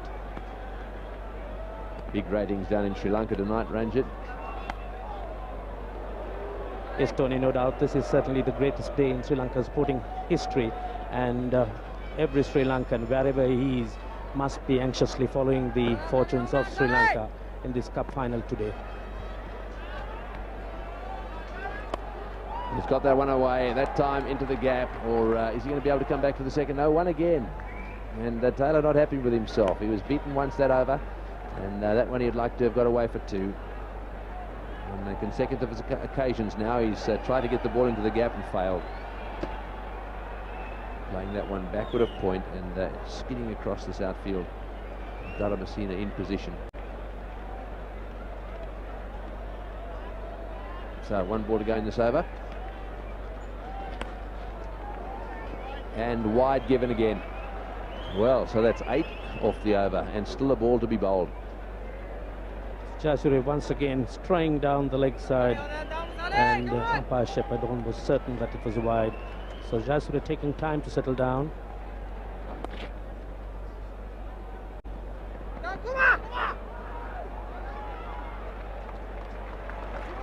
Yes, that's well done. The end of the over, 110 for Jeff Boycott. Thanks, Tony. Yes, they are doing well at the moment. Although one thing to bear in mind is that their scoring rate now is no faster than it was in the first 5 overs. They haven't actually accelerated, but they have been careful not to lose more than the 1 wicket. 111 now, so umpire Shepherd will be leaping about from foot to foot at square leg, or at pointy it's actually for the left-hander.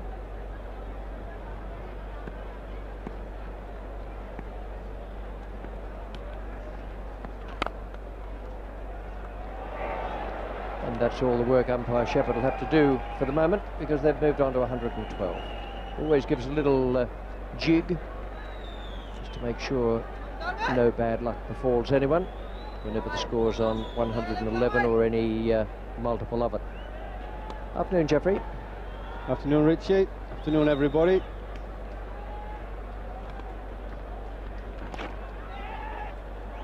Well, the Australians to me are in a comfort zone. They got off to a fairly quick start and now they're just chipping the ball around very sensibly. You mentioned about not losing wickets, Richie, and that's a good point to bear in mind, but they're scoring more or less 5 and over. I think Sri Lanka, from their point of view, they need a wicket. They need to get a new batsman in and try and put a bit of pressure on him and make it hard for the new batsman to score 5 or 6 and over. See, there's runs wherever they want. The pace of the pitch is fairly slowish, nice true bounce, and they played a lot of shots off the back foot, particularly to the seamers, did the Australians. And I felt this pitch you can't afford to be short at all. Mark Taylor stayed back and he's played beautifully. Pulled shots off the back foot.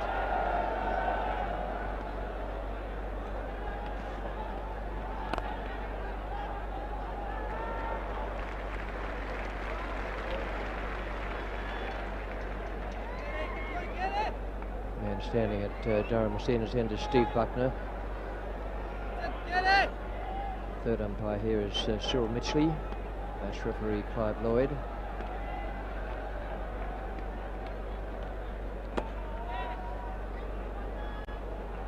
$115 for 1 and 21 overs have gone. The roller on this morning. I think the water's got through fairly quickly. We had that great invention, the Super Sopper, going out there, an Australian invention, designed a delightful chap in Sydney, and it's been a great boon to cricket and other sports grounds around the world.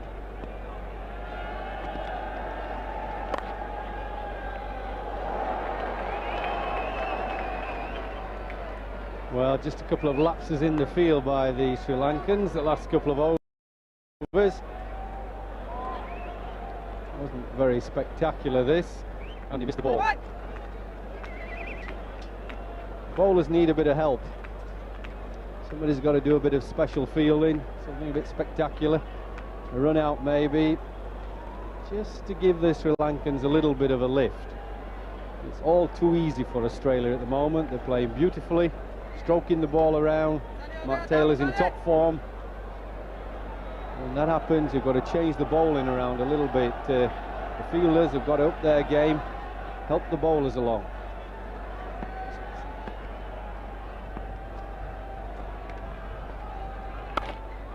Lovely story without words there with umpire Shepherd finally losing patience with side screen attendants and just show them how to make a mark in the ground.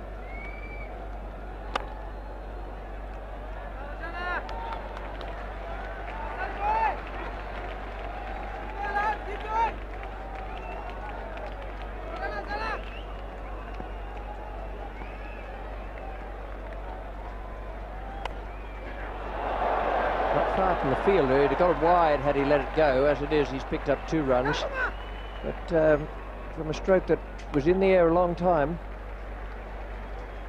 Well, it was such a bad ball and so wide that I think Mark Taylor had to really reach for it further than he expected, and so he scooped it in the air. Fortunately, it went in the gap. Yes, he knows it was nearly half a chance.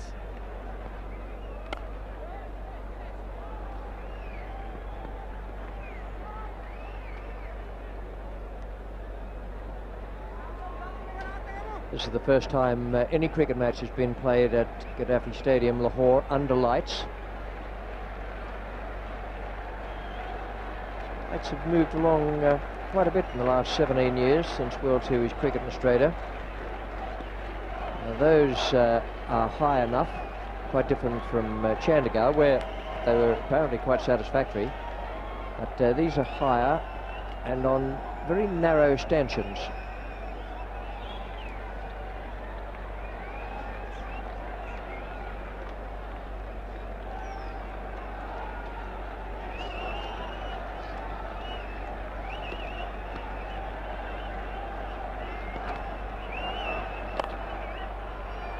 Nicely played. Ball swerved a little from off the leg, and it's 120 for 1. 22 overs have gone. There's the single there. Yes, it's quite a good, strong batting lineup. I'm very pleased to see Bevan do well there. Pleased to see Law as well. But we know he's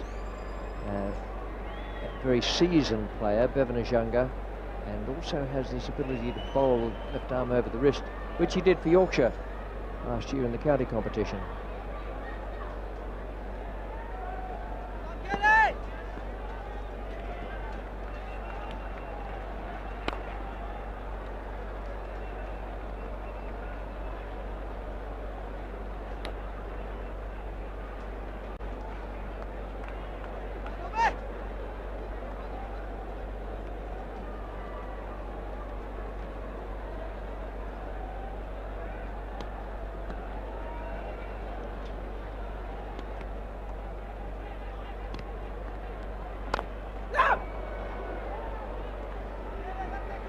Delivery from Messina. Last time these two teams met was in the best-of-3 finals in Australia, the World Series. Messina there had none for 31 and none for 45.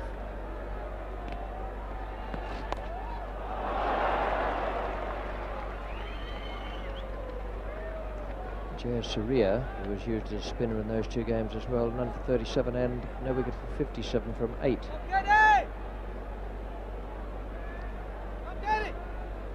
Yes, the Sri Lankan spinners today have not been able to exert the pressure on the Australian batsmen as they did in the semi-final against India on a big turning pitch. And also that they bowled well and spun the ball against England, who they knocked out in the quarter-finals. This pitch looks quite slow and it's turned so slowly that the batsmen have had time to adjust.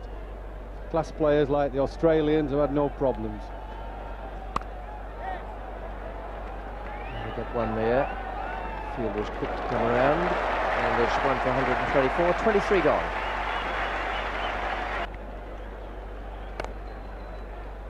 That's it, Dad!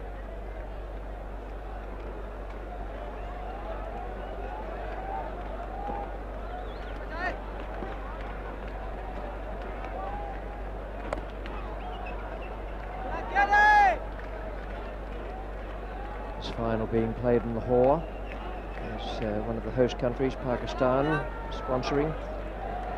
And the pictures are brought to you by World Tel and Grand Slam Sports. That placement. You'd got out your pen and pencil and a bit of paper and drawn the line. Couldn't have been better to split those two men. Well, he's played beautifully all day. He's not had to show too much aggression, because his timing and placement have been excellent. He's just played the ball basically where he's wanted all day.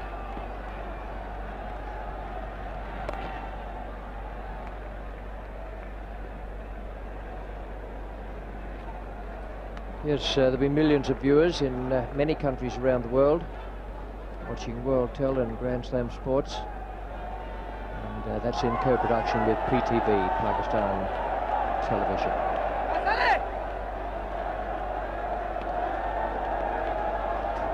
Quite capacity, the crowd, but it's very good, and they're still coming in through the turnstiles.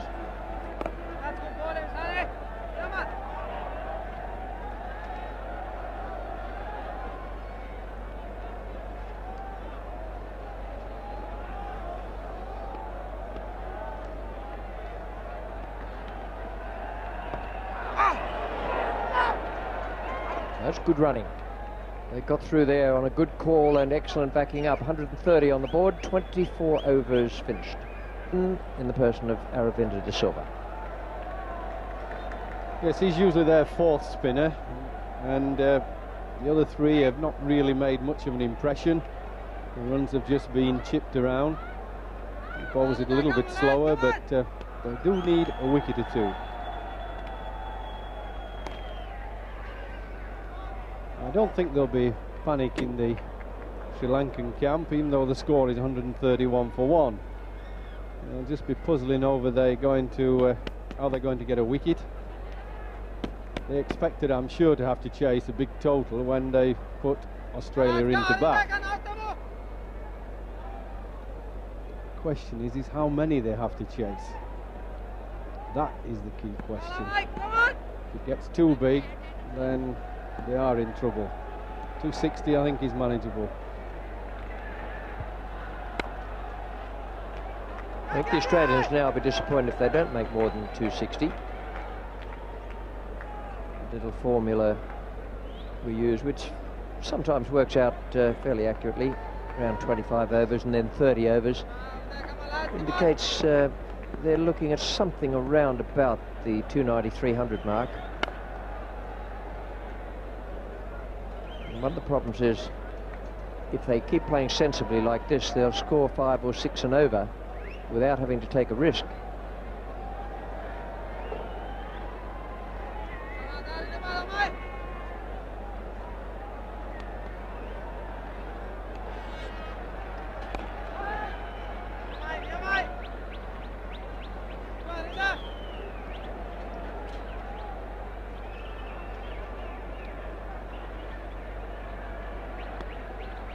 It is a big ground. It's close. It doesn't seem to me that he's spinning the ball a great deal, but it seems to Ponting that he might have got an inside edge on it. And he was outside off stump.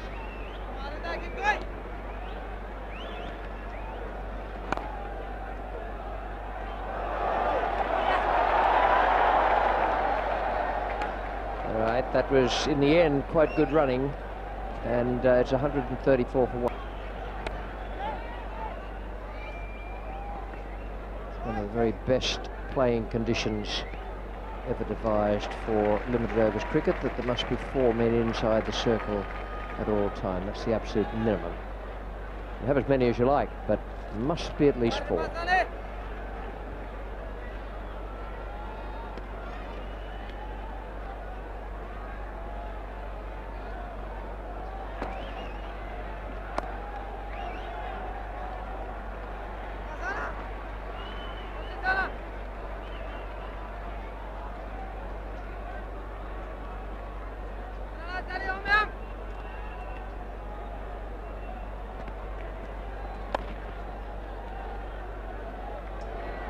It was a quicker ball. He saw him coming, bowled it well, and then fumble to bring up the 100 partnership between Mark Taylor and Ricky Ponting. Yes, when you keep getting an odd misfeel like that, it doesn't do the confidence of everybody in the team a lot of good. He's not the only one that's fumbled an easy ball.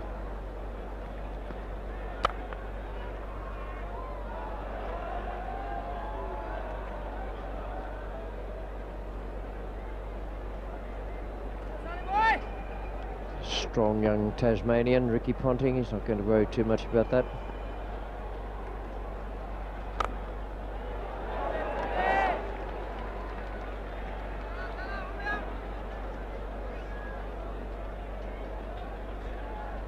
Yeah, good partnership that. It's come so easily. That's the slightly worrying thing for Sri Lanka.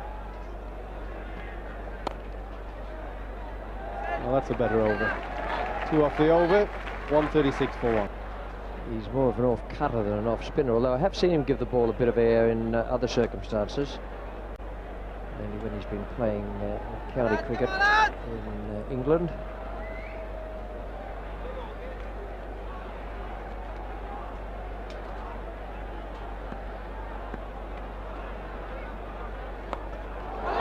It's in the air. And it's gone. He's got it. Taylor has gone, he's swept, and Jayasuriya has kept his head there running around and taken a very good catch. He had quite a distance to go, picked it right from the moment it left Taylor's bat, and that's 2 down, 137 on the board. Well, that's the sort of mistake that Sri Lanka needed. Change of bowling, a 4th spinner in the game, the top edge. Not too difficult catch, just had to keep his nerve while the ball was in the air, and they've got a little bit of luck. It's been a long time coming. Lovely innings by Mark Taylor, played beautifully in comfort. 137. Ponting's the man taking strike, and this is the way Mark Taylor perished. Well, it's about the only false shot that Mark Taylor's played. He's been in such good touch, and it came as a big surprise. A little bit of an edge, half played for, and half a little bit of an edge, but it brings up 2 more runs for Australia.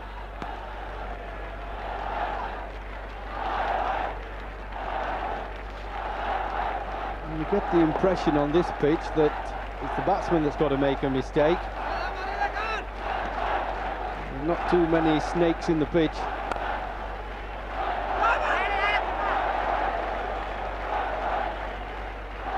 That catch by Jayasuriya was a welcome turnaround for Sri Lanka, because their fielding had just slipped a little bit,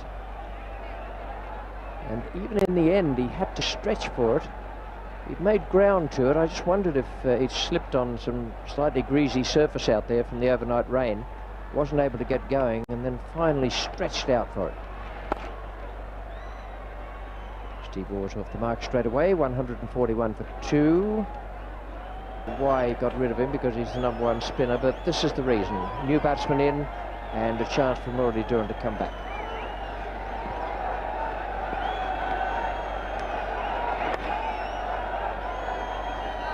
Well, you'll see with that ball, it was quite wide, that ball, and then it spun, and I thought he bowled a bit too wide before.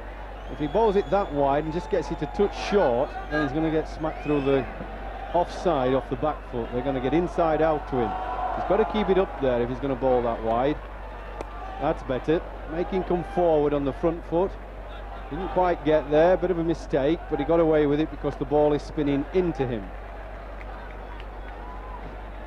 But he can't afford to be wide when he's bowling way outside off stump. He can't afford to be too wide or at all short.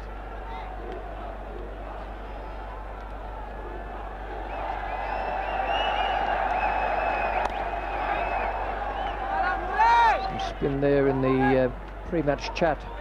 I was saying that Murali Dhuran spins the ball more than anyone else in the world, turns it more rather than spins it. Yeah, Steve Waugh looking to get, not Steve Waugh, Ponting looking to get on the back foot, because that's how he hit the off spinner early on when he bowled his first few overs. As long as he keeps it well pitched up for Ponting, he can't run round it so easily, and if he does, the length might get him out. He's so slow, this pitch. Anything short, he'll get killed.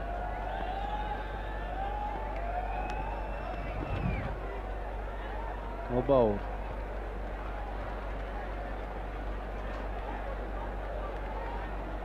Steve Waugh so far 82 against Kenya and 57 against the West Indies. 59 not out against New Zealand was a good innings. 143 for 2, 28 overs finished.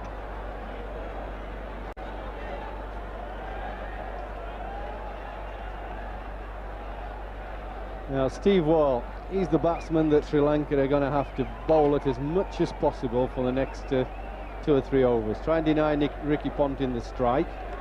Try and bowl as much as they can at the new batsman. Doesn't mean to say they'll get him out.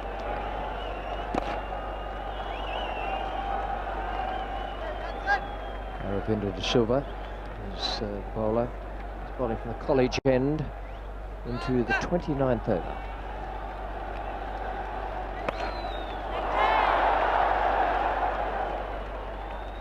Quite a deliberate shot from Ricky Ponting, but he did finish up hitting it straight to the man coming in from deep mid-wicket on the boundary.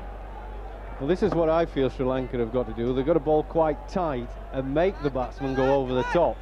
Because I don't care who you are or how good a player you are as spinners, if you go in the air, there's always a chance you might get out. Miss-hit it, not hit it into the right spot. You can miss-hit anything you want on the floor, you're not out. But once you go the aerial route, it does give the bowler just a slight chance of getting you out.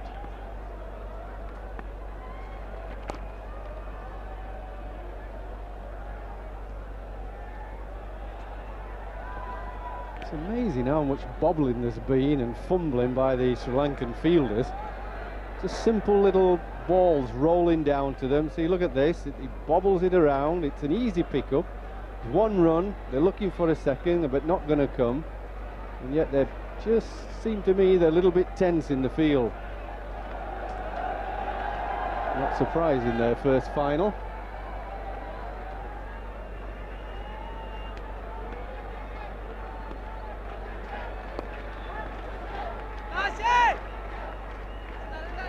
Sri Lanka, since the fall of that wicket, have fought back well Two Australian batsmen have been able to get away from them. Taylor was the aggressive one.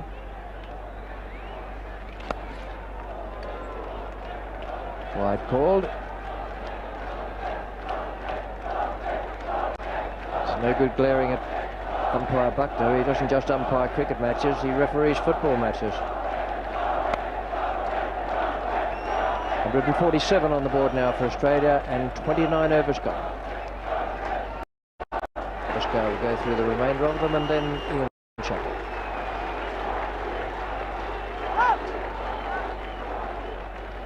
Thanks, Richie. And Jayasuriya going at 5 and over. Aravinda De Silva getting an important wicket there for Sri Lanka. That of Mark Taylor.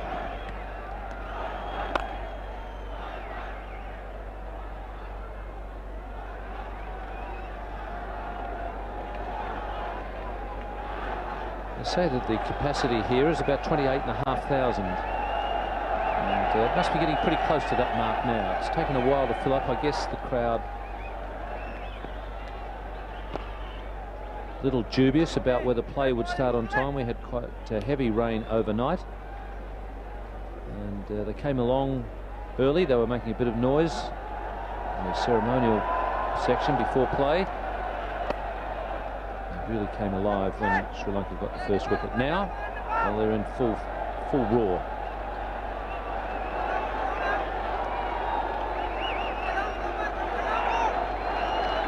Charter flight brought 300 odd Sri Lankans over, just over for the day. And then they fly back this evening. Who would you expect the crowd to favour, Sonny? Well, it does look to me that the crowd is rooting for the Sri Lankans, possibly because Sri Lanka are the co-hosts of this World Cup. Also because they're part of the subcontinent.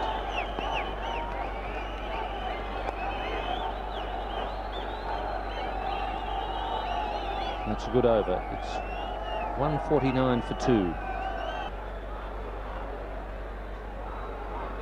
As with him, Steve Waugh. Aravinda De Silva often gets wickets for Sri Lanka, and he got an important one in this match. Yes, Mark Taylor was batting really well, looking to score out just about every delivery. He just got a little too close to that sweep shot, wasn't able to roll his wrists over it. In fact, he scooped that shot.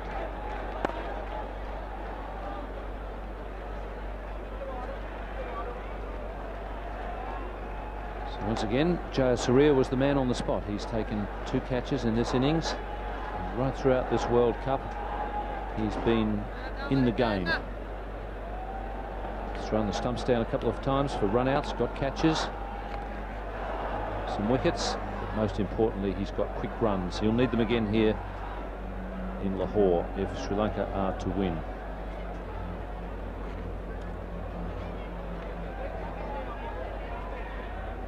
That partnership between Tollywood Tharma and Jayasuriya has given Sri Lanka many a good start. And he's bowled him a little bit of turn there, so Aravinda De Silva doing exactly the job that his captain brought him on for. Get some wickets. And Ricky Ponting, who's also played well, deceived by that one from Aravinda De Silva. How often we've seen in the limited overs game batsmen who are well set trying to run the ball down to third man, and this time completely missing it. Ball turning a little bit, and look at Aravinda De Silva. No wonder he's happy, because he's got an important wicket. Australia 152 for 3. With the bat apart from that game, but with the spinners on, he is a good hitter against the spinners. And it'll be interesting to see if Arjuna answers this tactic with a little bit of pace. Perhaps an over or 2 from Chaminda Vas. Aravinda has been spot on target, and getting that Yorker right in the block hole.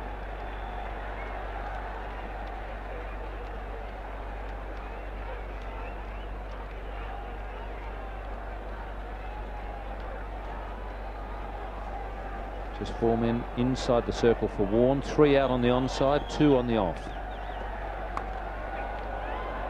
And the pinch hitter's getting cute now to get off the mark. It's 153 for 3 for Sri Lanka. Aravinda De Silva doing the damage as far as wickets are concerned. 2 for 15 from 4.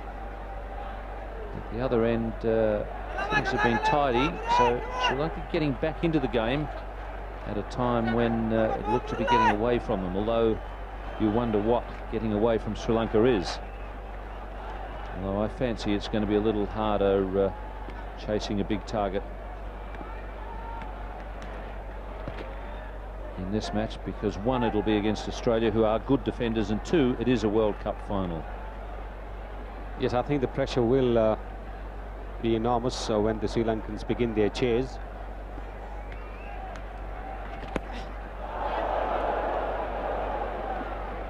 Wide called by umpire Shepherd. And even if it's a target which requires a run rate of over 4, over 5, the Sri Lankans will feel the pressure. They need to get off to a good start, but right now they are more concerned with trying to keep the Australian total to a manageable limit. What that manageable limit is, only they know.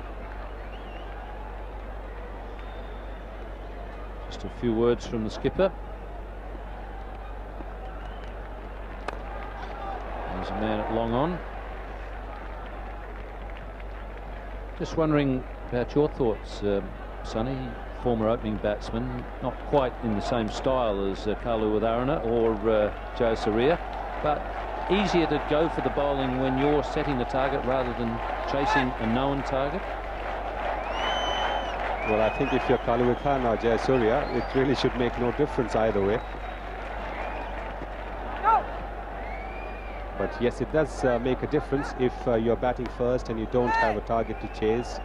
Then there's nothing at the back of your mind that you've got to maintain a certain run rate or try and score of every delivery. You can afford to play the odd dot ball. But when you're chasing, then every dot ball adds to the mental pressure.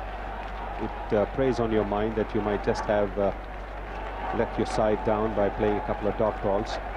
So batting first always is easier, even for the pinch hitters.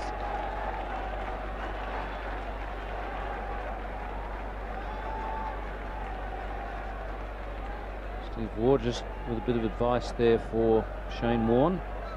I'll be telling him, don't just swing at everything willy-nilly, be a bit choosy. And he's gone, I think. Very quick piece of work there from Kaluwitharana. He had him off quickly.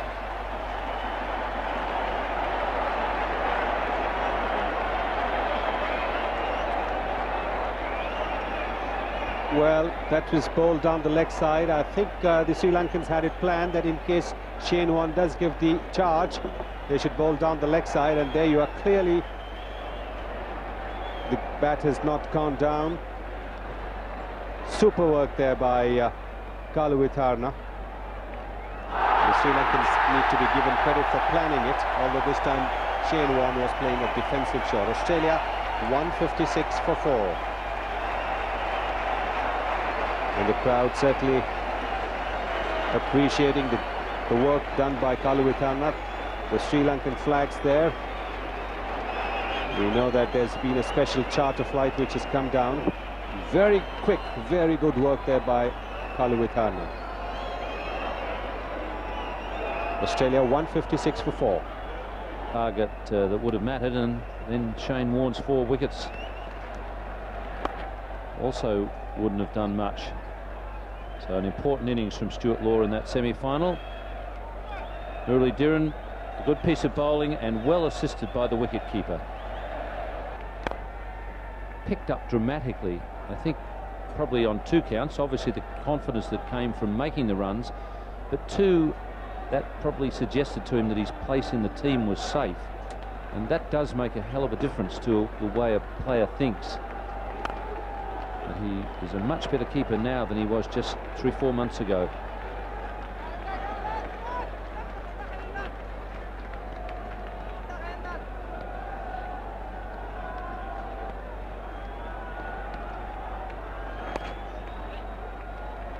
Tilakaratne. These wickets have definitely given new life to the Sri Lankans in the field. Yes, they're definitely throwing themselves at everything now. There is a tendency when the batsmen are going well for the heads to drop. The effort not quite there. But as soon as a couple of wickets fall, and particularly quickly, then the fielding immediately perks up.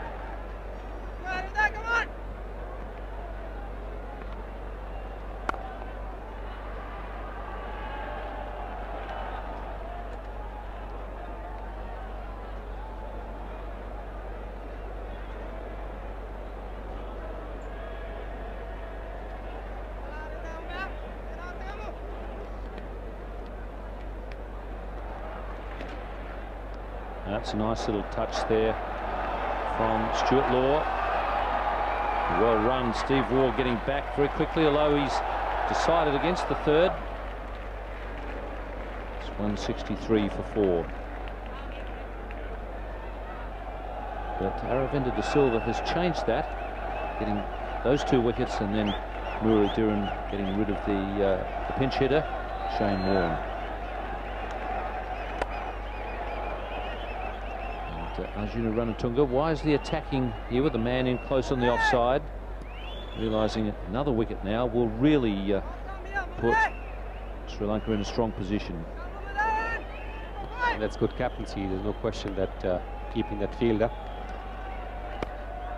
will certainly make the batsman think about him all the time. Keeping a fielder in front of you is very important. You can have close-in fielders beyond the batsman's vision, and that doesn't always affect the batsman. But keeping a fielder right in front of you makes the batsman conscious of that fielder.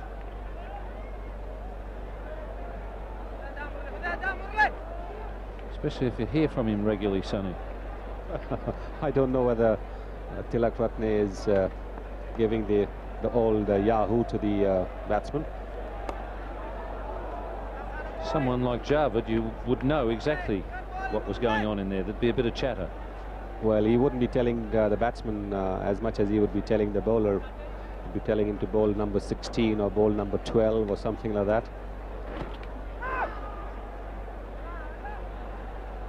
Yes, he was a great man for a bit of psychology and a bit of gamesmanship, and a very smart cricketer, Javed Miandad. Very good cricket brain.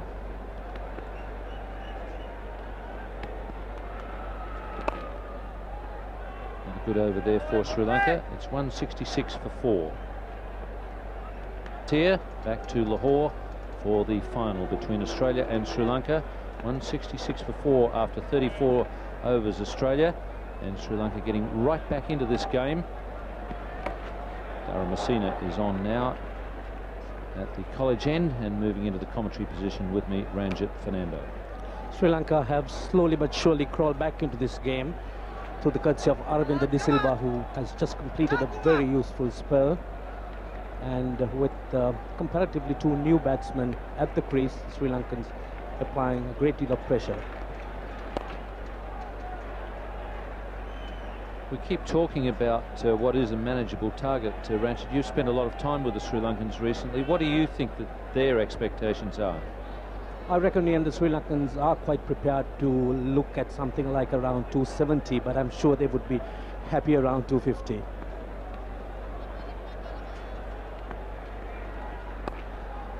They certainly don't fear anybody these days, do they, in the competition? Their batting has come off, and they've got a lot of experience and skill, and I think the confidence they've gained since returning from Australia, I think, has stood them in extremely good stead. And they've really wanted this, haven't they? They've wanted Australia, another crack at Australia after that tour. Yes, I think they felt that they deserve another crack at Australia, since they felt that they should have had Australia probably in the Benson & Hedges final, and this probably is the glorious opportunity they've been given.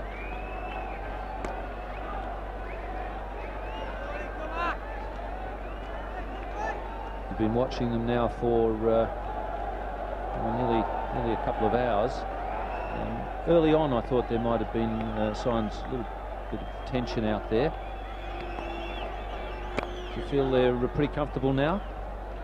Yes, and I think the Sri Lankans had developed a great deal of resilience during the last few months, and this certainly has come to the fore here. They've really come back from a rather tight situation and come back sneaking into the game. In the air. And well taken. A well-judged catch. Aravinda De Silva, who's already taken 2 wickets, now takes a good catch.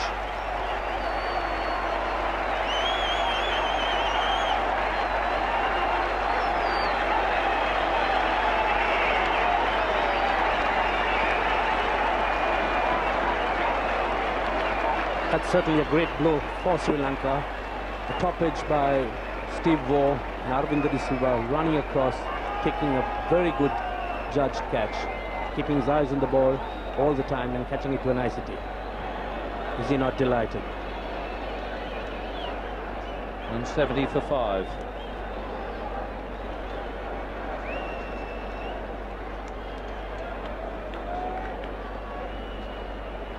A lot of hits. Played well in that match.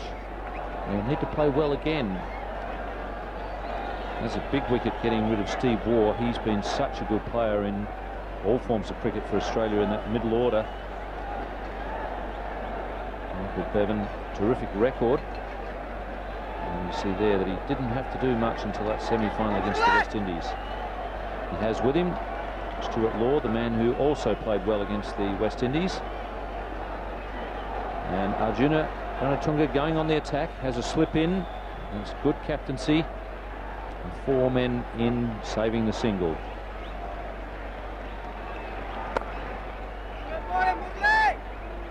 Two new men at the wicket.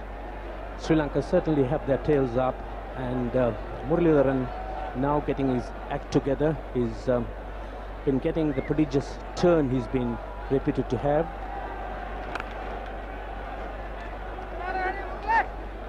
Bevan off the mark.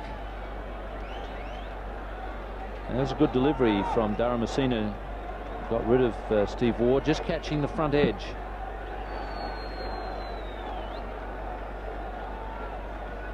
And that's a very well judged catch. Not so easy when you're on the full run to catch them. The eyes are just bobbing up and down a little bit. Aravinda De Silva didn't have enough time to get there and get set. That's a good catch. When you're running almost flat out, they're not easy.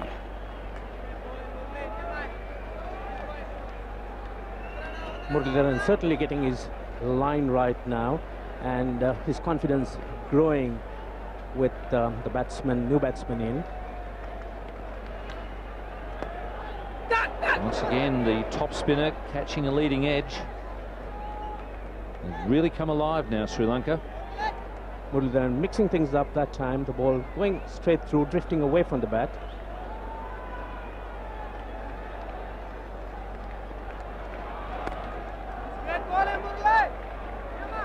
The Australian batsmen have to be a little careful now. They don't want to lose any more wickets. And that in itself will help to slow down the run rate.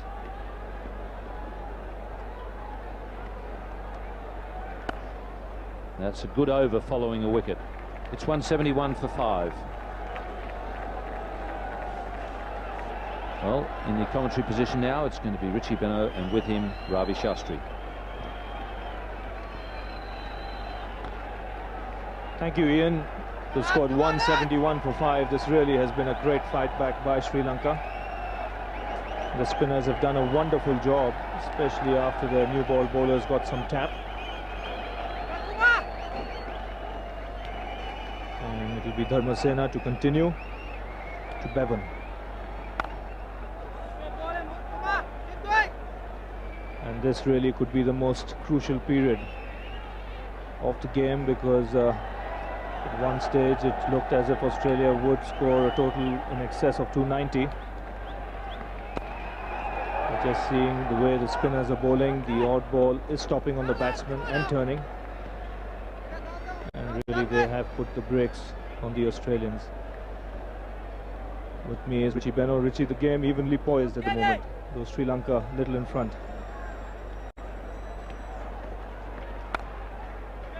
Yes, they've certainly come back very well. And if ever you need underlining the virtue of taking wickets to stop the run rate, it's been in this final here in Lahore. One stage the Australians were racing away.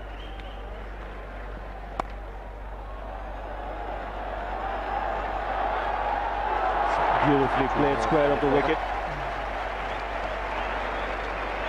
Good piece of fielding in the outfield there, restricting the batsman to only a couple. But that's the problems the Australians will face at the moment, is they've lost too many wickets, yet at the same time they have to keep the scoreboard moving.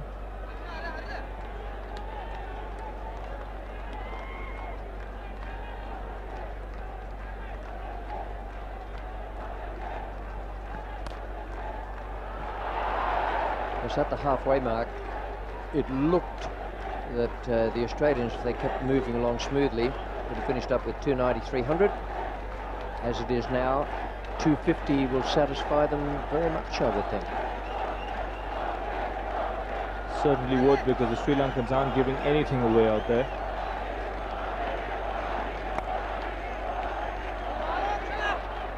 Another good over for Sri Lanka. There's just 3 runs coming off it, 174 for 5.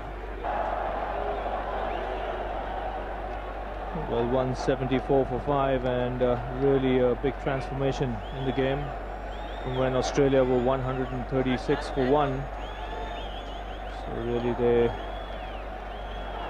have made a mess of the fine start given to them by first Taylor and Waugh, and then that partnership between Ponting and Mark Taylor. And now really it's up to these 2 batsmen out in the middle, Law and Bevan, who had that wonderful partnership against the West Indies, to really get them back on course.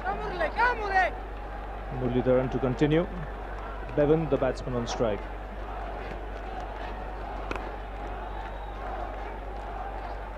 Just to give you an indication of how well the Sri Lankans have performed in the last few overs. The Australians haven't hit a boundary for 13 overs. In the initial stages, when the new ball bowlers were bowling, there was a flurry of boundaries.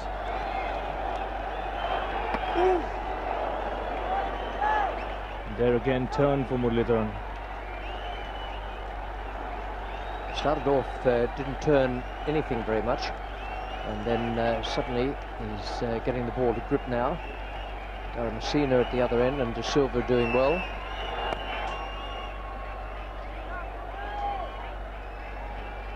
Been very interesting to watch the Sri Lankans. Not dissimilar, different match, but not dissimilar to the way the Australians searched for a breakthrough against the West Indies the other night. And when they got it, they suddenly clambered all over the opposition. Well, Sri Lanka not quite clambering all over Australia, but they're taking a few steps towards it.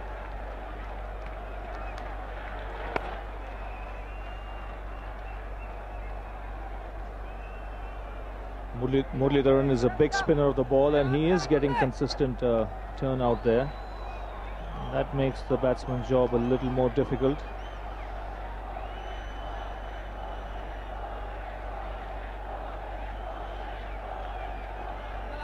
The bowling figures there, you see the new ball bowlers getting plenty of stick from the opening batsman, but all the 4 spinners doing a fine job.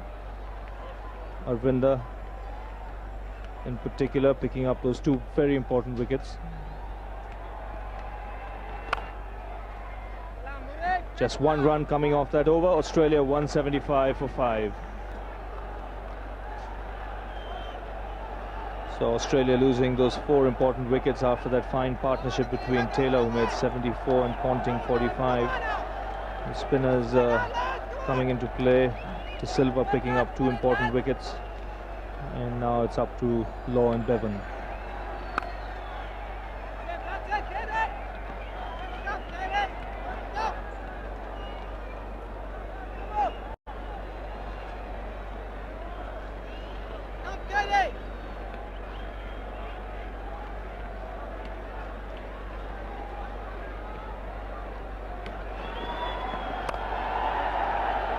Still can't find the gap. Bevan had a fine series in Australia.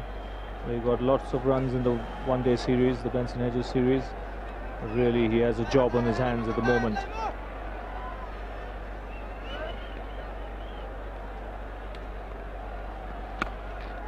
Oh, that's beautifully bowled. He's having a good day, Kalavitarana. That brilliant stumping of Shane Warne down the leg side may well have been called a wide, but you can be stumped off a wide. Now, very quick again. And that really is a fine take, because that ball spun pretty quickly. Never easy when it pitches around leg stump and the batsman covers you. Really was a good take.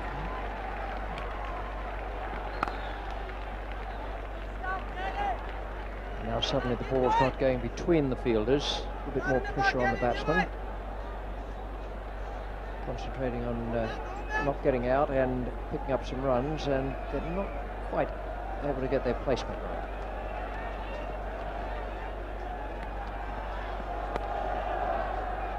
This is good bowling. He's tucking up Michael Bevan, bowling a line of middle and leg stump, not giving him any room outside that off stump. And really, two Australian batsmen in a dilemma now whether to attack or preserve wickets.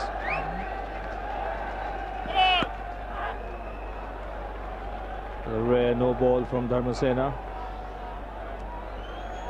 No runs coming off the bat in this over so far.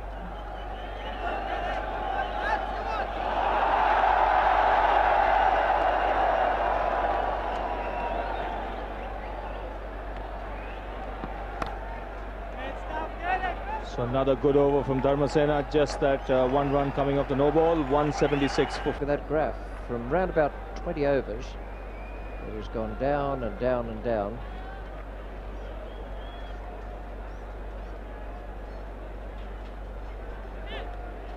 At one stage the Australians were scoring 6 and over, then it got down to about 5.5, and then all of a sudden it went down below 5. That was in the 30th over, and it's never got back up to 5 since then.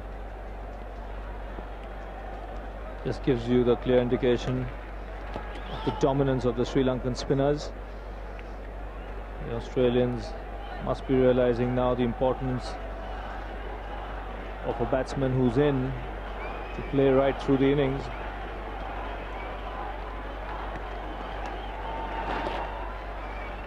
Because when Mark Taylor and Ricky Ponting were out there in the middle, they had gauged the pace of the wicket and the turn, and runs were coming freely. But after that dismissal, the batsmen have had problems.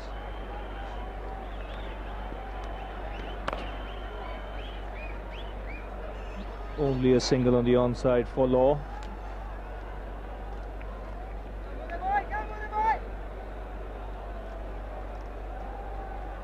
These two players need to stick around for Australia well into the 40s as far as the overs go.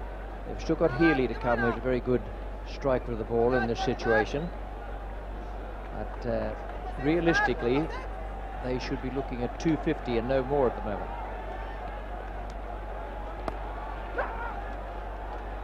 And to do that, do it successfully, these are the two, Bevan the left-hander, Law the skipper of Queensland, and Healy the next man in, who can do it for them.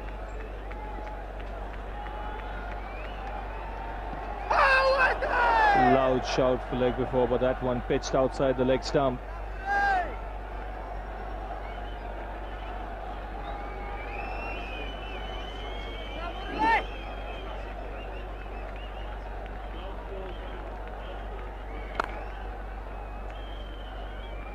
Just 2 runs coming off that over.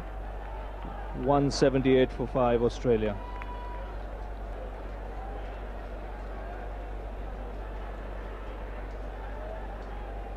Well, 10 overs left. And that's a view of the floodlights. They're on now. And really, Australia, if they have to reach a score of 250 with 60 balls remaining, they'll have to score more than a run a ball. It's not going to be easy out there, because the Sri Lankan spinners are putting pressure on them.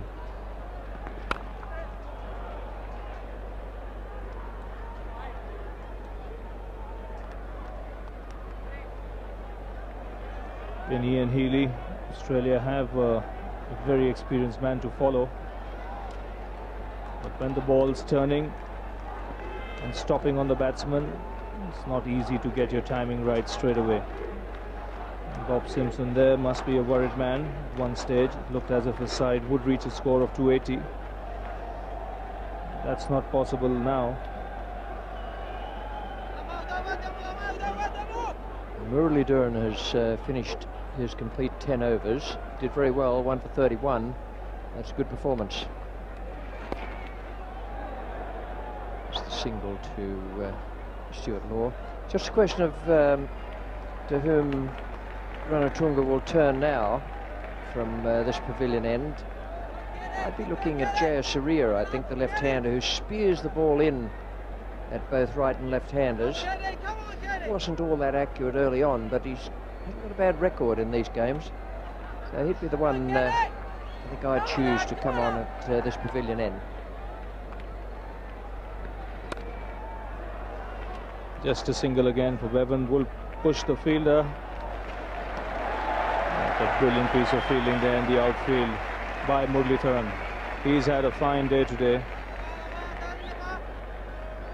Yes, Jayasuriya has 6 overs still to be bowled, and Aravinda De Silva has 5. But like Ricky Beno said, I think Arjuna Ranatunga might just fall back on Jayasuriya.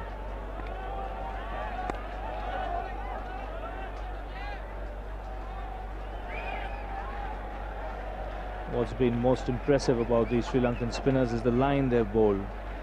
On or around that off stump with the ball spinning into the batsman, not giving any room whatsoever.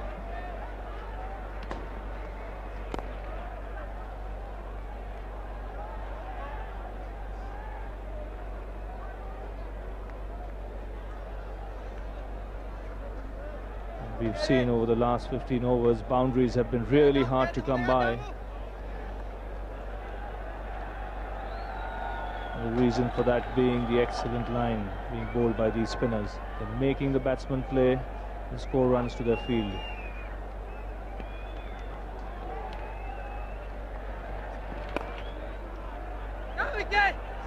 Only a single. Law coming back for the second. He'll have to hurry.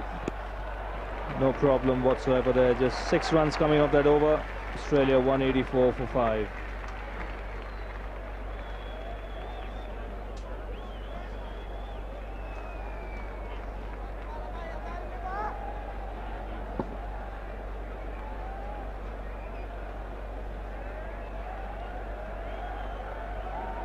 Powerful throw coming in.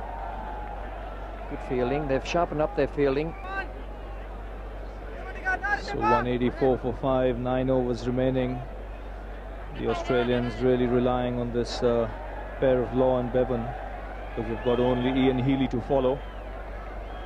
And the spinners still are doing a fine job for Sri Lanka. Aravinda De Silva being brought back into the attack. He's bowled 5 overs for 19 runs, but more important than that, 2 very important wickets. He's had a fine day too. He's picked up that wonderful catch as well.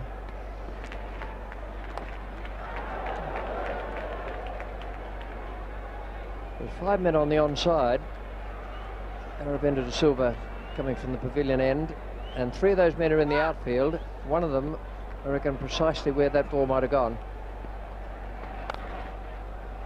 That's beautifully played by Law in the gap on the offside, but again, good fielding there by Muralidharan. He is a good outfielder, very quick on his feet, and he's backed that up with a very good throw.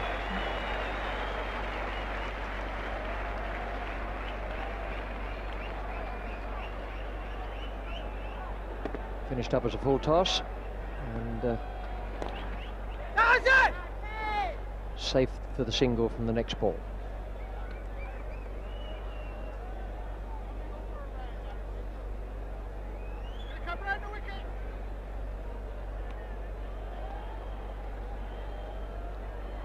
Still a predominantly onside field for the left-handed batsman as well, Michael Bevan, the batsman on strike. Aravinda De Silva deciding to bowl round the wicket to him. And fact, there are 5 fielders on the offside for the left-hander and 4 on the on. So ideally he'd be looking to bowl a line around middle and off stump to the left-hander.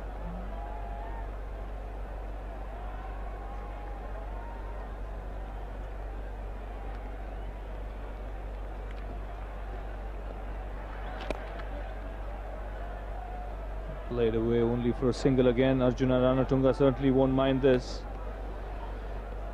What he doesn't want at this stage is Australia to get runs in boundaries.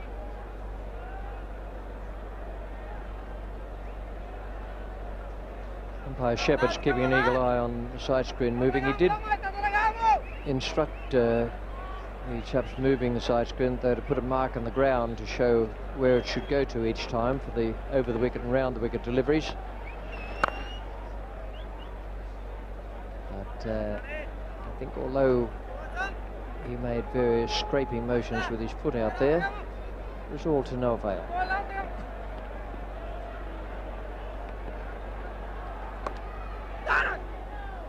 Another good tight over by Aravinda De Silva. 189 for 5 Australia. Really, if they have to achieve their target of 250, they'll need a couple of good overs at this stage. Dharmasena in his last over to Law. And that's smashed away over square leg and over the boundary line. 6 runs. That was a full toss from Dharmasena, and Stuart Law quick to pounce on that. It was a hell of a hit because he clubbed it away just about perfectly square. Yep, nice strike.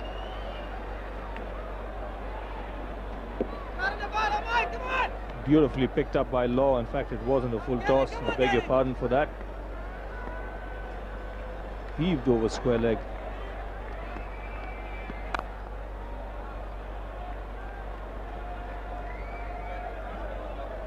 Stuart Law can put pressure on the bowler now, having picked up 6 runs of the first delivery.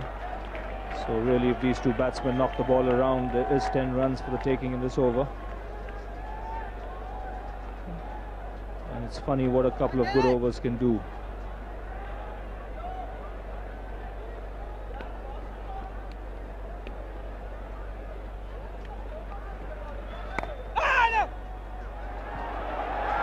They'll have to hurry. Overthrow there from Roshan Mahanama, who was coming in quickly from cover, allowing the batsman to come back for a second run. So this really is a good over for Australia so far. Very good cricket by Bevan. First of all, the little push on the offside, and then the quick turn. As soon as the ball went past, he was going to the non-striker's end.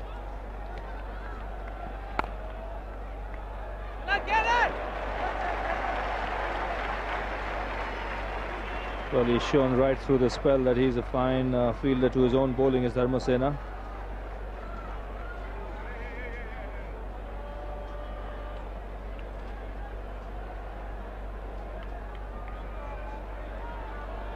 Come on, get it!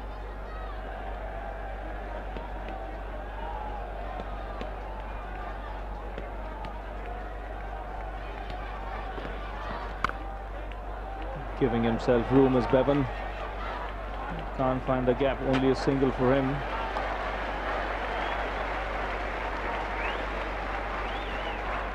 There's a little sequence going on down the far end of the ground with Steve Buckner and the bowler Dharmasena and Stuart Law, where the batsman and bowler collided. With Steve Buckner telling the batsman to get further out. Dharmasena didn't waste too many words, but what they were quite short and sharp.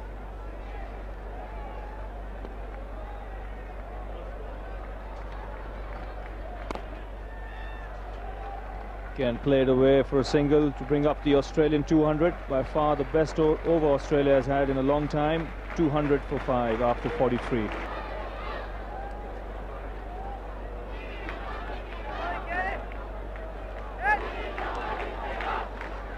So 42 balls remaining. Australia 200 for 5. Really losing their way midway through the innings after that fine third wicket partnership between Mark Taylor and Ricky Ponting.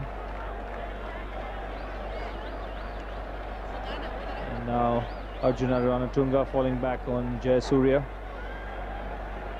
In his first spell, he bowled 4 overs for 21 runs. And now the floodlights fully on for these last 7 overs of the Australian innings. And those are the figures of Jayasuriya for you. Economical, 4 overs for 21 runs, came in to bowl at a difficult stage in his first spell when Ponting and Taylor were in full flow. And now again has a tough job to do. He has to restrict the batsman in the slog overs.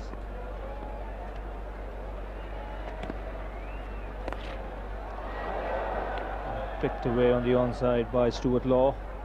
Again straight to the fielder in the deep, only a single.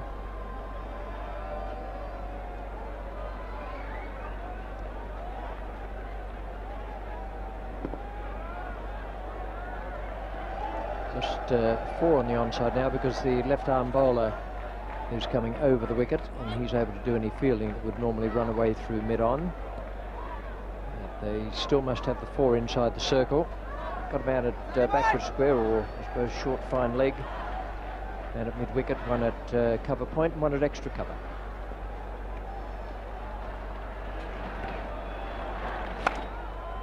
Giving himself room again is Bevan. Again straight to the man at deep point.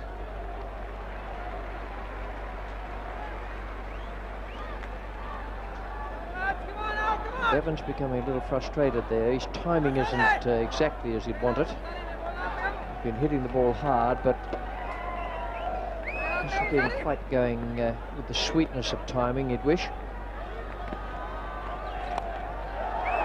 And he's gone.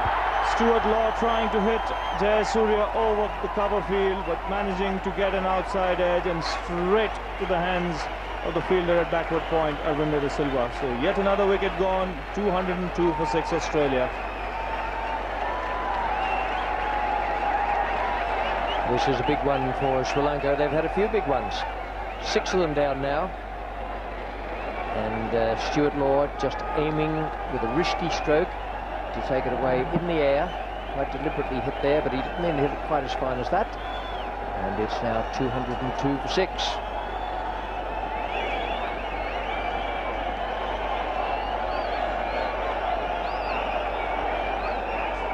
About it, it's going to be Tony Greig, and with him Ian Chappell.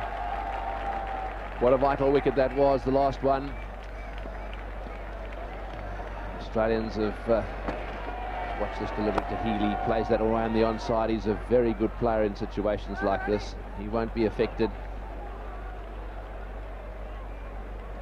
Yes, let's have another look at the wicket. Jayasuriya is the bowler, and of course that went just outside off stump. Stuart Law going for it. He gave it a bit of room actually, thick outside edge and straight to gully. Aravinda in the way. Yes, Aravinda is another one who always seems to be in the action in this World Cup. Just enough turn there from Jayasuriya. It's nicely driven, but they've got a sweeper back, so just one. Hasn't just been a turnaround. The Australians looked as if they were coasting there for a while. They were 137 for 1. It's Jayasuriya just getting enough turn to catch the edge. And there's the reaction from the bowler on taking the wicket of Stuart Law.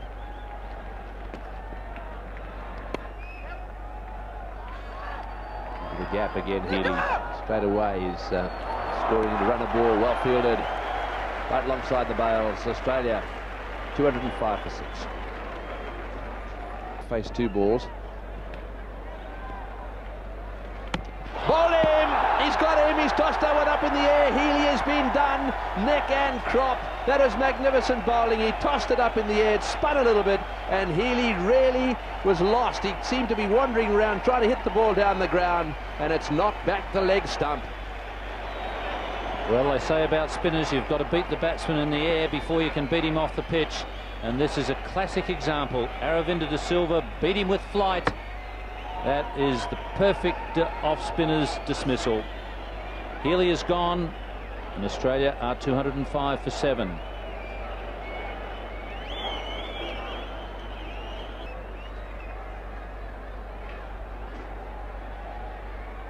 What a World Cup he's having. Now that it's got down to the important matches, his experience is definitely beginning to tell. 3 for 25, 24 off 6.1 overs, an economy rate of 3.89. More importantly, he's got those wickets. All rifle, the new batsman. And when you look at that scorecard, Australia's scorecard, you see the names De Silva and Jayasuriya all over the scorecard. Catches and wickets, and they really have been right in the thick of things in this World Cup.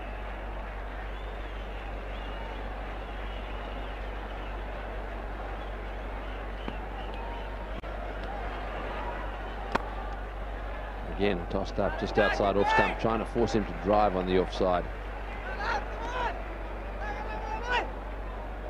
Yes, this was a beautiful piece of bowling by Aravinda De Silva. New batsman then, tossed it up.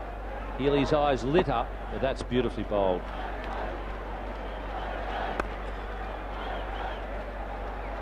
Interesting field, no one saving one on the offside, almost encouraging the drive out there. Just watch this delivery. Just watch from this angle the batsman come forward, and of course had he not been bowled there was a good chance he'd have been stumped.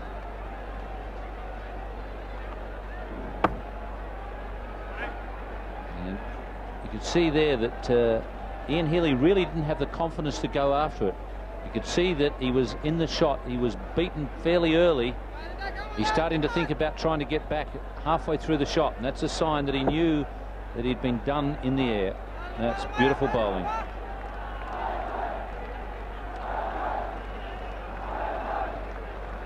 Three on the boundary, 2 saving 1, and then across on the offside, 2 saving 1 and 2 on the boundary.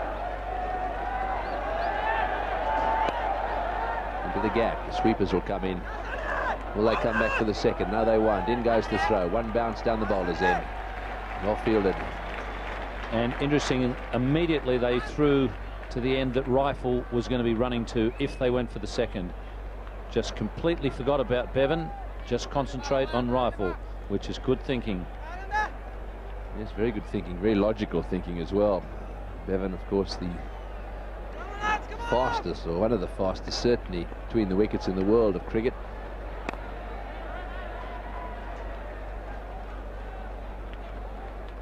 There's no doubt about the 2 men who have got Sri Lanka back into this game. Look at De Silva, features 3 times as a bowler, twice in the field, and you've got Jayasuriya, 2 catches and a wicket. Terrific job they've done for Sri Lanka.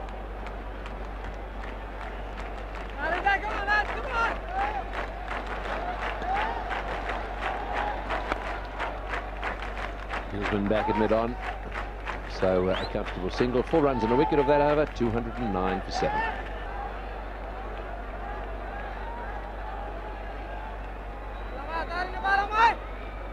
Jayasuriya is going to continue. He's bowled 5. De Silva's got 3 to go. So they've got 8 overs of spin remaining if they want. That's well stopped. Yes, he's really come alive. Very good stumping from Kalu Udharana earlier on, and you can hear him talking a lot now. And the man we shouldn't forget is the skipper, Arjuna Ranatunga. Probably the 2 best skippers in the competition, as well as the 2 best sides meeting here in the final. The 2 best skippers, they've both been prepared to try things. Arjuna Ranatunga has tried a few things when his side was down and got them right back into the game. That's whipped away nicely. It's going down to square leg. They need some 4s and 6s now. This is not enough. Having said that, anything can happen in these matches, but this is a good pitch. And this Sri Lankan side bat a long way. They've got a very strong batting lineup. Bevan on 19. So much depends on him now off 36 balls. He's very good if it comes down to the last few overs and he's still out there.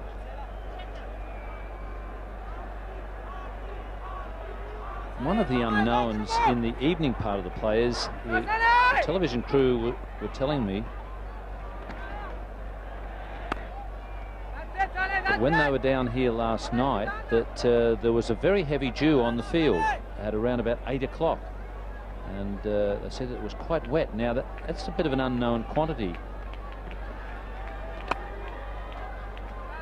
I guess the question we need to know the answer to is who is that going to affect the most? Is it going to have some effect on the pitch and help the ball to move around a little bit, or is it going to have a detrimental effect on the bowling side because the ball will get so wet? Hard to know, but that could be one of the factors in this evening's play.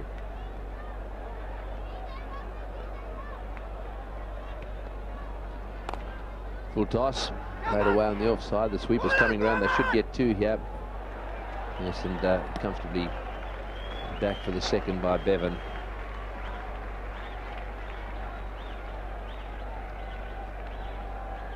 Gurusingha being brought back into the short third man position. They swapped him around.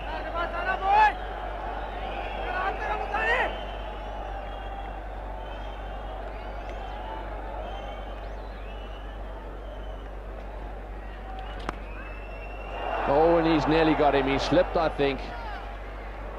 Well, that is a very close call. We'll come back and have a look at that in a minute. It's 213 for 8.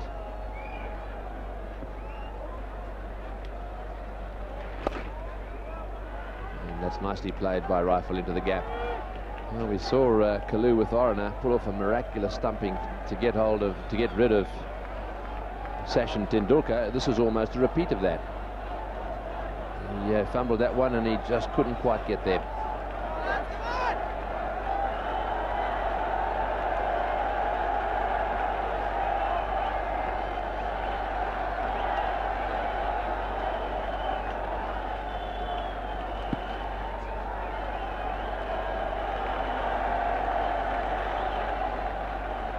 This revival by Sri Lanka has certainly brought the crowd alive and brought them into the game.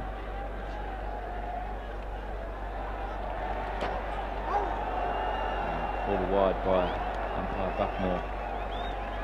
We weren't quite sure in the early stages who they were really supporting. I'm not sure yet we really know who the crowd are supporting, but I think they were a bit worried at one stage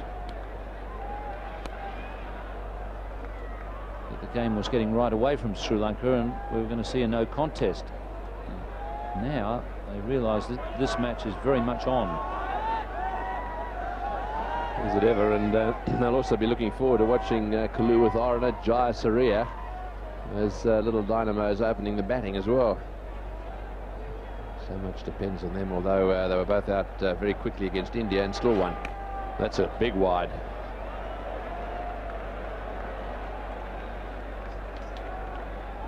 So I think Aravinda there might have been thinking that Rifle was going to come at him.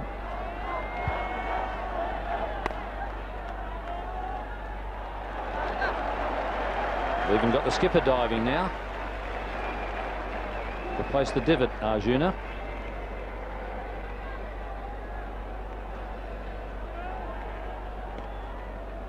Well, he did well there.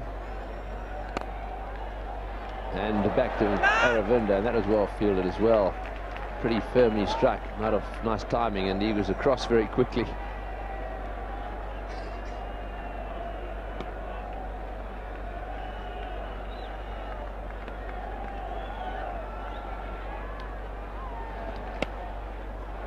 Beaten the outside edge.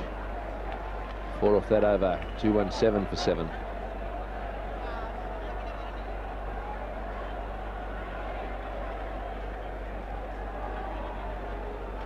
So 3 overs to go now. 217 for 7. In these batting conditions, one wouldn't have thought that's enough. As Ian Chappell pointed out, at one stage they looked as if they were going to get a huge score. He's had a go at this one down the ground. One bounce to Gurusingha, and his throw will come in quickly. So just one. So I think they've decided now that it's wind-up time.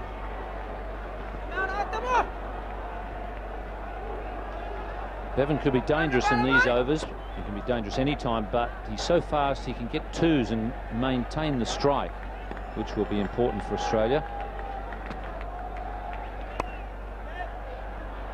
It's well played. Rifle getting that one away behind square, nicely into the gap. He'll come back for a comfortable 2. He's certainly no mug with the bat, Paul Rifle. Since he's been out there, he's timed it pretty well. He's a wicket here would really help. Get Rifle out. Because then they get to Fleming and McGrath, and the Sri Lankans could probably contain them, but Rifle is quite a useful batsman. You can expect him to get a fair number in this situation. He's trying to sweep that one away. An optimistic appeal from little Kalu with Arana behind the stumps. 1 leg by to the total. 2:21 for 7 now. After this over, there'll be 2 more. Will the pressure of the final get to the Sri Lankans? Will the Aussies rise to the occasion in the field? Can they do to these guys what they did to the West Indies? How much will Warne spin it out there? Those are some of the questions.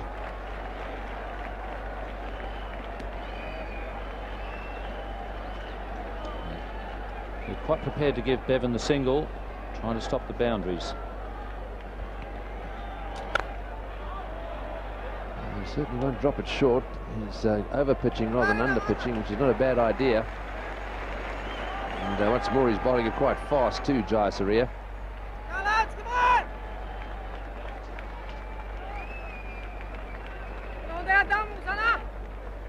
Umpire Shepherd just doing a little hop there with the score on 2:22.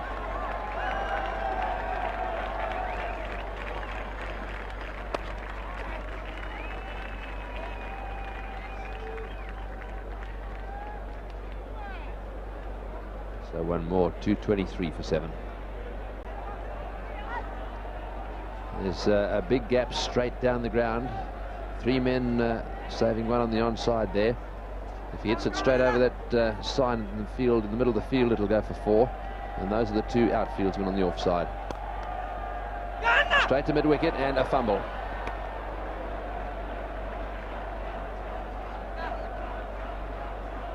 Australia won the World Cup final in 1987, as we see that fumble. That match was played at Eden Gardens, the final, Australia versus England. Australia batted first on that occasion. 253 they made off the 50 overs, and England fell 7 short.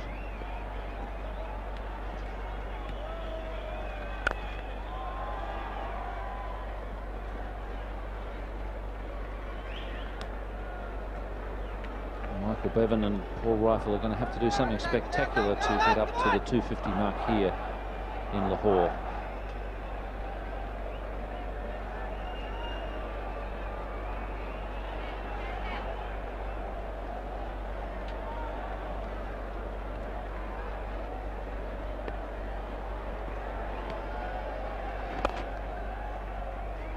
They'll be looking for the second here. Bevan touchdown, back he comes. He's very quick. He'll be home comfortably. Didn't even stretch.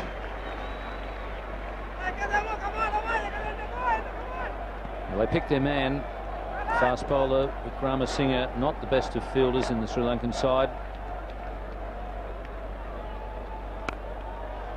He's had a go at that one. It'll bounce down towards deep mid-wicket, and that time they'll settle for 1. So Bevan now gets a chance. Yes, he's really going to have a go now. I'm just trying to work out where I think he's going to hit this one. He loves playing it away on the onside for 1s, but he might go straight down the ground. We saw him win a match for Australia, hitting the ball straight over low and straight over the top of the umpire's head. There's a bit of a gap for him there if he hits it nice and straight and flat. He's having a glance down towards square leg.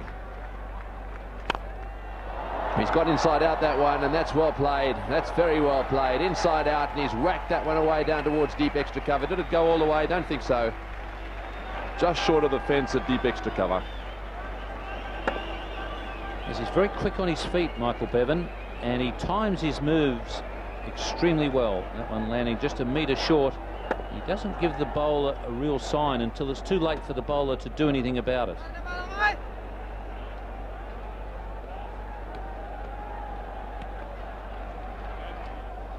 And Aravinda De Silva just holding that one back.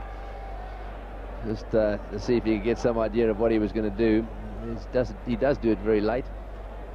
He's now pausing, having another little look around, and over his bat he goes. Aravinda again. Once again he gives it a bit of room. Once again plays it away on the offside.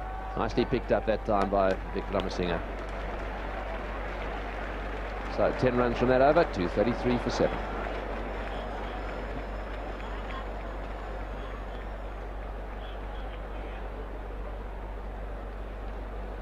Just the one over to go now for Australia. Michael Bevan didn't have to do much for Australia in the qualifying games, but he's been called on in semi-final and now in the final.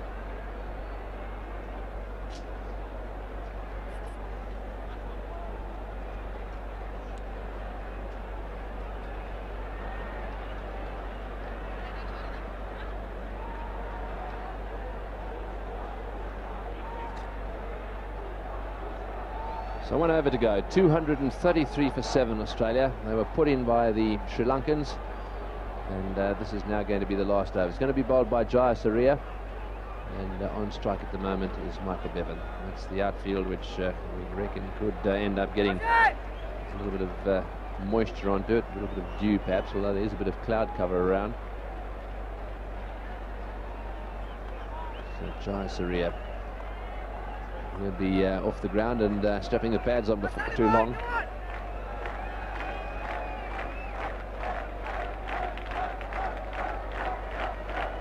Might just stop for a bit of Alu Paratha first before he puts the pads on, Greggy. Yeah, no doubt. Laced with a bit of porridge, I reckon.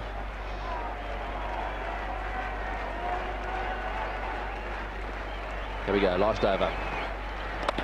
Once again, giving it room. That's well played. He's hit that one away square. Will the fielder gets to it? I don't think he will. That's very well played by Michael Bevan. Backing away again, smashing it square on the offside. It looks as if that's where he fancies himself most. There are 3 men back on the leg side, so this is what he decided to do. He really is the best batsman in one-day cricket when it comes to scoring runs in the late overs. He finds a way to reach the boundaries.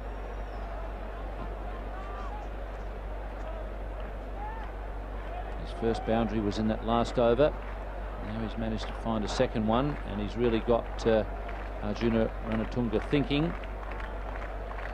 He's made him change his tactics and bring an extra man across to the offside. Obviously the original idea for Sri Lanka was to dart them in at leg stump.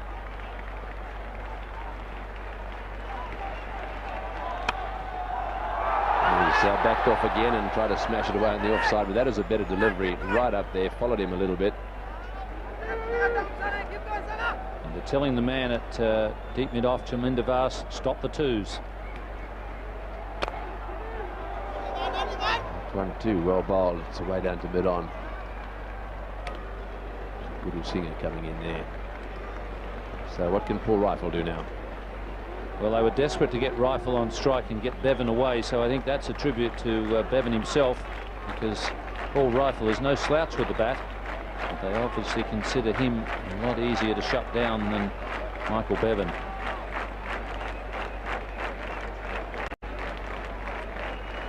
If they can keep it under 250, I would think Sri Lanka would have to be delighted after the early situation, because Australia appeared to be heading for something like 290. Maybe even 300 if things went really well.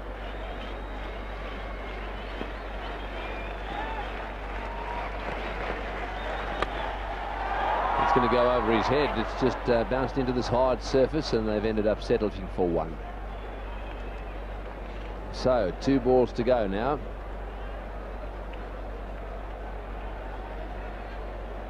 Jayasuriya just gritting his teeth there. I think he felt he was a little unlucky that that one bounced over his head. He was desperate to keep Michael Bevan away from the strike in his last 2 deliveries, and they'll be keen to just let him get a 1 off this one. He's played a clever little shot there and well fielded. I think that is Vikramasinghe there diving away to his right. That is very well done. Well, fortunately he's a tall man. He was just able to dive and get an arm on it. It was very quick thinking from Michael Bevan. You could see a boundary coming up there Whoa, he just got a hand on it. Absolute desperation there from Vic Ramasinghe. That's a good effort. So this is the last ball of the Australian innings. Rifle driving, they'll come back for the second. No, they won't. They're settling for one. Arjuna's got it, and that's the end of that. So Australia 241 for 7. And I think that Arjuna Ranatunga will be very happy with that when one considers the start made by the Australians. Well, I think that's a bit of an indication of what the Sri Lankans think. They're all clapping each other out there. I think they're absolutely delighted to get out under 250. And you've got to give a lot of credit to the man in the middle there, Arjuna Ranatunga. Sure, the bowlers took wickets. Aravinda De Silva and Jayasuriya taking catches as well as wickets, but the captain held his nerve at a very important time, and I think that they're pretty happy that they've got out for under 250. Yes, and so that's the Australian card with Rifle not out on 13 and Bevan on 36. The top scorer, Mark Taylor, played very well for his 74. Ponting also put together a pretty tidy 45. That was a good partnership between Mark Taylor and Ricky Ponting. But thereafter, wickets fell on quite a regular basis, and they really weren't able to get the sort of target I think they might have anticipated early on. Those are the bowling figures, and very tidy they are too. Vic Ramasinghe and Vas didn't complete their overs, and initially they bowled a few shortish deliveries. They were actually played away pretty well, but Muralidharan and Dharamasina, Jayasuriya and Aravinda De Silva, between the three of them, did very well indeed. 3 for 42, Aravinda.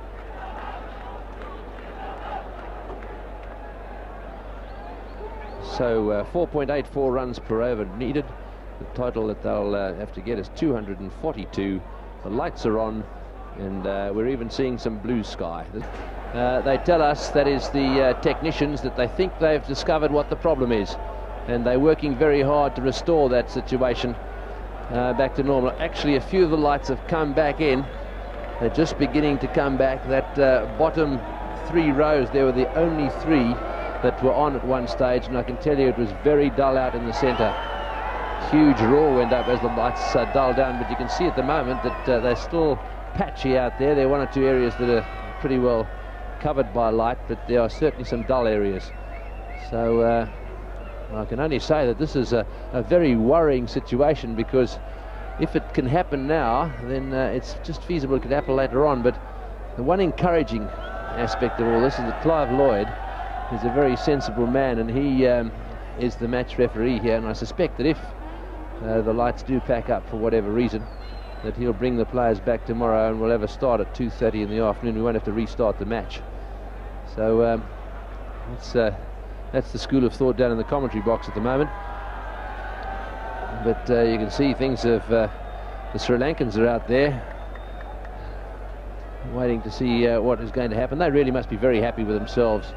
They at one stage looked as if they were going to concede a lot of runs in the field, having chosen to field first, and then as a result of some tremendous bowling and some good fielding, they managed to claw their way back. Well, it's a pretty worried looking Bobby Simpson there, and the Aussie players all getting ready to come out into the field, and they no doubt have all gone back into the dressing room just for a while they try and sort this problem out. Well, I said a minute ago that I thought that things were improving. They do take quite a long time, these lights, to actually warm up. They switched them on actually at 4 o'clock this afternoon in order to make sure that they'd be okay. And I must say that yesterday, or certainly last evening when I went out to dinner, they were on full blaze, and when I came back around about midnight, they were still on full blaze. So they've certainly done some testing.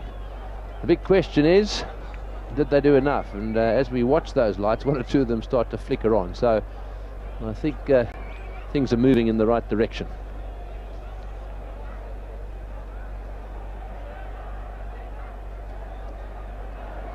Well, Jeff Boycott's moved in alongside me. No lights in England, Jeff, but have you seen anything like this before? I think it's only happened once in South Africa, where the lights packed up. I think it would worry the Sri Lankans more than the Australians. I know from the Australians' point of view, fielding, they might not pick up the ball too easy in the outfield, but it's a lot worse for a batsman if you haven't got good light, and it really is sad if we can't continue with the lights on properly. It's a great occasion. You want to get one-day cricket over in a day and a night, and not come back for a half a day tomorrow. I think Sri Lanka will be a bit worried if one or two of their batsmen are batting and suddenly the lights dim. They will not be thrilled about it if one of them then makes a bad shot or gets out.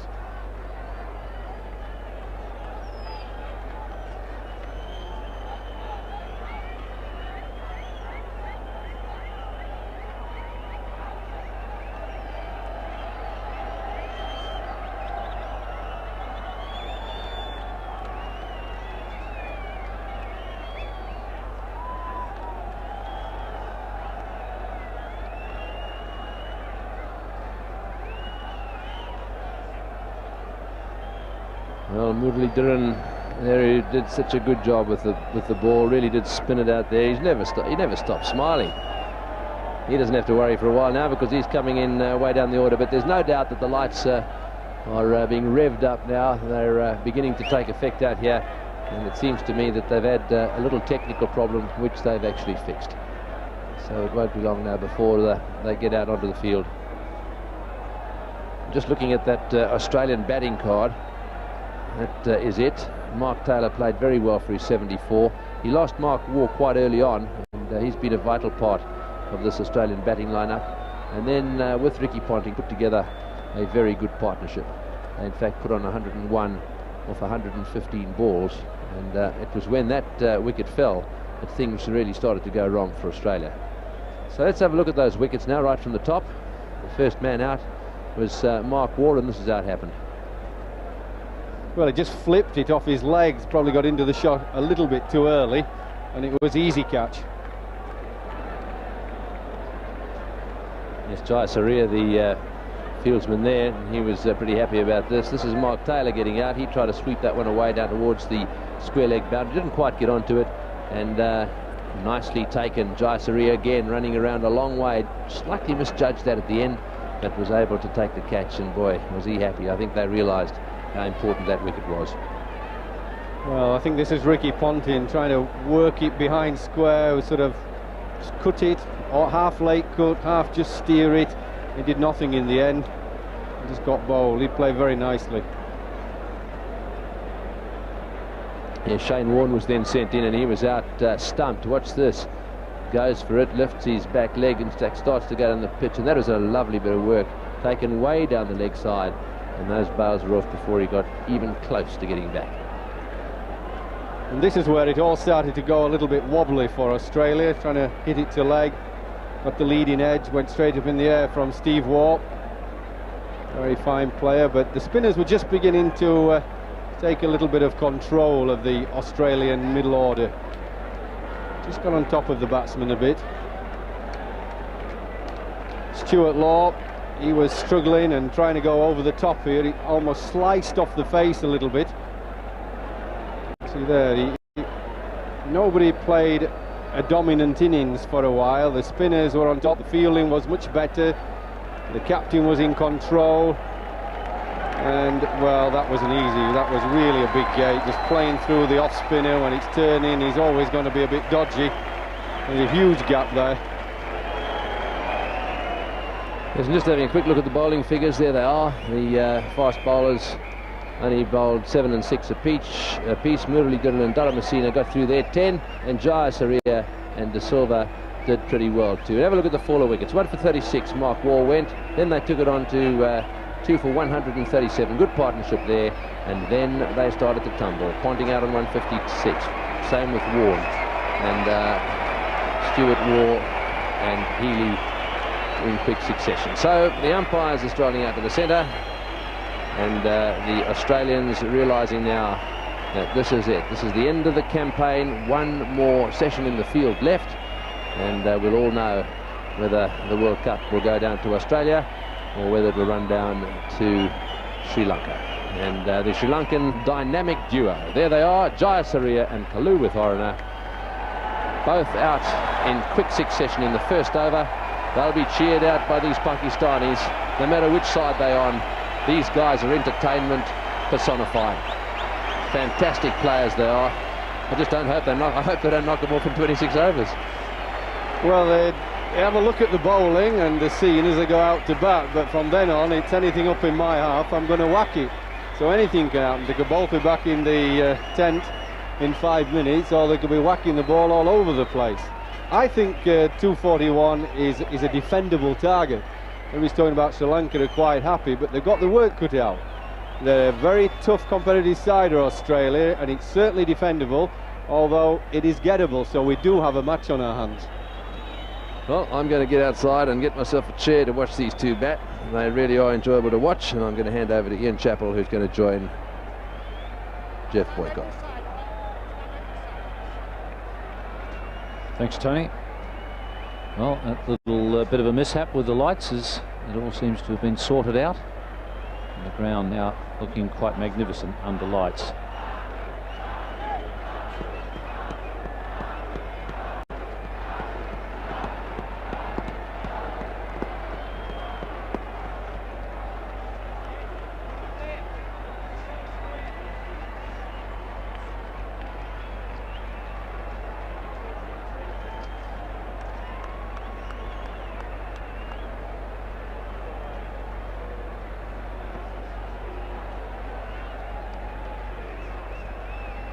Jayasuriya will be facing. And Glenn McGrath has been given the new ball by Mark Taylor. Glenn McGrath had a bit of a slump in the middle of this World Cup, but he came back well in the semi-final. McGrath has picked up Kalu Aruna in Australia a couple of times after taking a hammering from him, and he did it by pitching right up there, bowling him Yorkers right from the start of the innings. Fairly orthodox field to start with. They have the third man and the fine leg. Mark Taylor is at first slip, and then you have Mark Waugh in a short cover position. He's the second catching man. So nothing out of the ordinary with the field placings to start with. I guess it's a matter of Mark Taylor just waiting to see how these two play.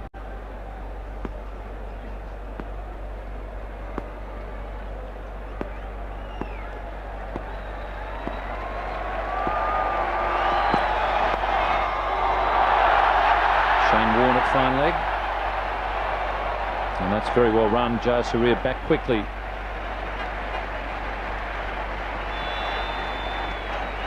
Well, I know everybody is watching to see how he throws the bat at the ball, because that tends to be his style, but they score so quickly when they get in, and particularly him, that I think he can afford to just play reasonably sensibly for 2 or 3 overs, because if it's his day, he can take the game away from Australia very quickly. But I don't think there's any need to play like they did against India. Almost first couple of balls they play just slashing at it.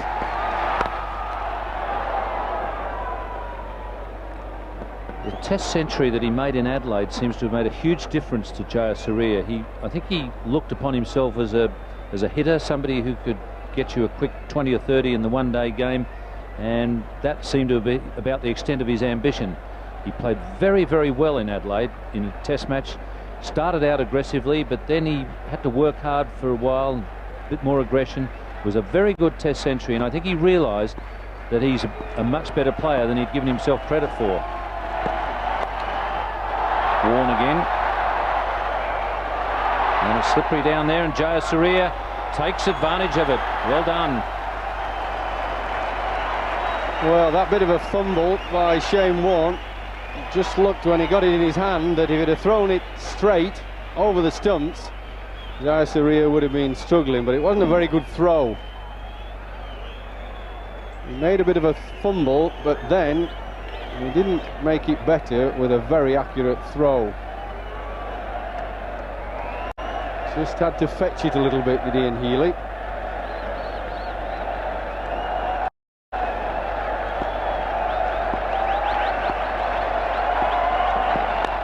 That's a good shot. Picked that up very quickly.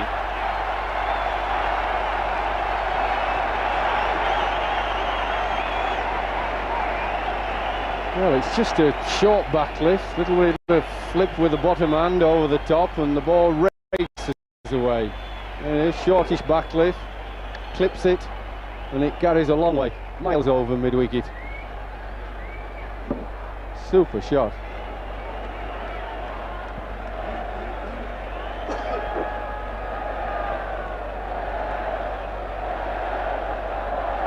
One of the problems for the outfielders will be if the ball is getting damp because of dew, they'll have a lot of problems making accurate throws from the outfield. That might be another thing that Mark Taylor will have to contend with.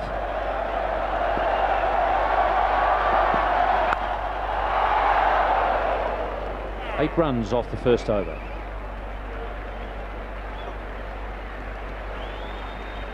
Then both of them were out in the first over of the semi-final against India, and I guess if you're working on percentages, and you're talking about a couple of good players here, not just a couple of hitters, if you're working on the percentages, you figure that if they've both missed out last time round, there's a fair chance that one of them is going to succeed this time. Put it this way, if I was third man, I'd be a bit nervous. It might be coming my way. Be even more nervous if you felt that there's a bit of dew on the outfield and you know that the ball's going to be just that little bit more slippery when it gets to you at third man, and it's going to have a bit on it, Jeffrey. I really think that he just could have an over or two. I don't think he needs to repeat what he did against India, going from the word go. He certainly doesn't want to get out, but I don't think they need to just go at it, bull at a gate, throw the bat at everything. Just pick the balls that you fancy. That's the thing with Kalu, he fancies most of them. Yeah, he was halfway going to have a go at that, and then he sort of changes his mind as it just swings a little bit off the pitch. Just sort of offered to go away. I think somebody like Fleming, who might swing it a bit, you've just got to give yourself an over or so and see if it's going to swing from him. Because if you start to strike him on the up, where the ball sets off and then it swings, it's not going to finish up in the same place as where it set off. So you just want to see what's happening before you go whacking it over the top. That's one that he really likes. Anything that's slightly short. Here's a run.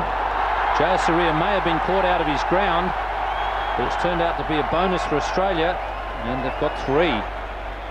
Michael Bevan was quick in reacting.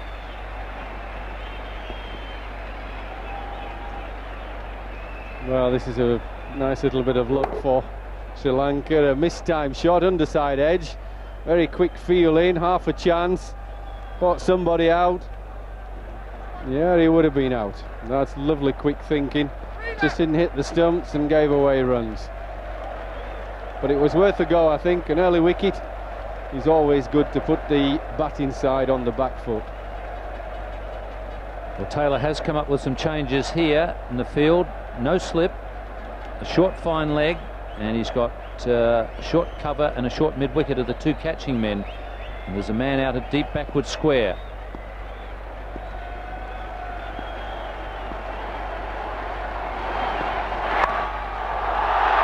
The third man is quite wide. Oh, and he's going again. He could be dead here. Umpire Buckner is calling for the replay. He was back quickly.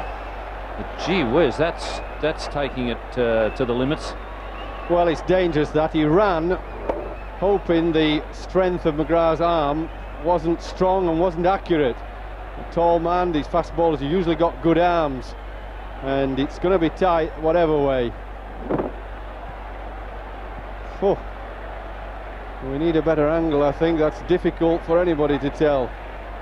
But just a silly run. Oh.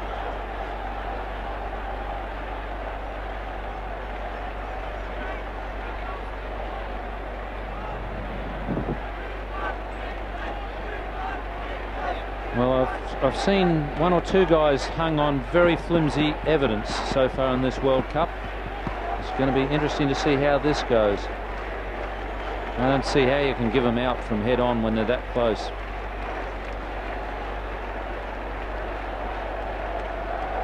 Yes, as we come back to that old chestnut, we do need this square leg camera at each end to be absolutely certain.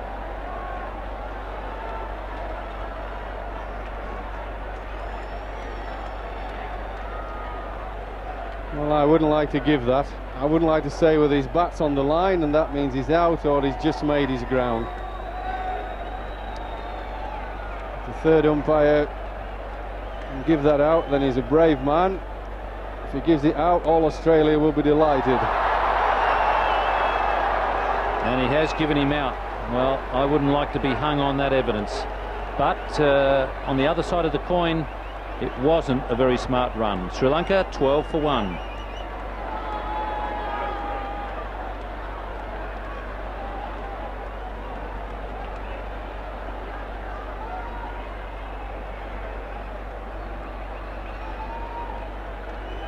You usually find in world cricket that the fast bowlers are very strong in the arm, and it's always dangerous to take them on.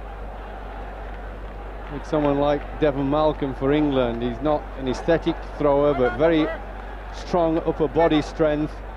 So I'm not surprised that McGrath has a good arm, and it was just a stupid run really. He was just taking the fielder on, get overexcited with the big occasion. We've all done it, but to do it when it really matters in the World Cup final, that will live with him for a long time.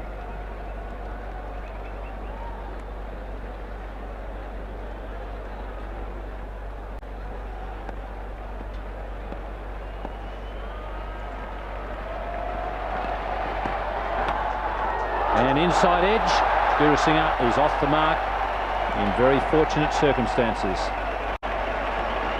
Yeah, really good delivery there by Fleming. Ball coming back into the left-hander. Yeah, he just played outside it as well. It didn't come into him much, but just enough. Always used to the left-handers, the ball going across them. I always think when somebody like Fleming can bowl swingers into the left-handers, they can cause more problems. Most bowlers try to bowl across them. The best bowlers I've ever seen at left-handers are people like Fleming who swing it. Outswing bowlers who swing it into left-handers.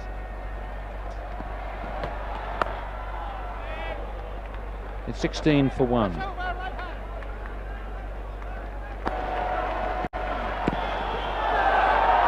Going down. No problem with that. Just a quiet little smile from the umpire. A lot of emotion out there. You can expect bowlers to appeal, to clear the throat for anything early on.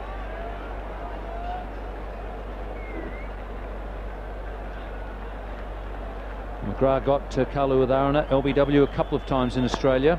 As I said, he tries to pitch the ball right in the block hole early on to Kaluwitharana. Warner's at third man, attacking the ball.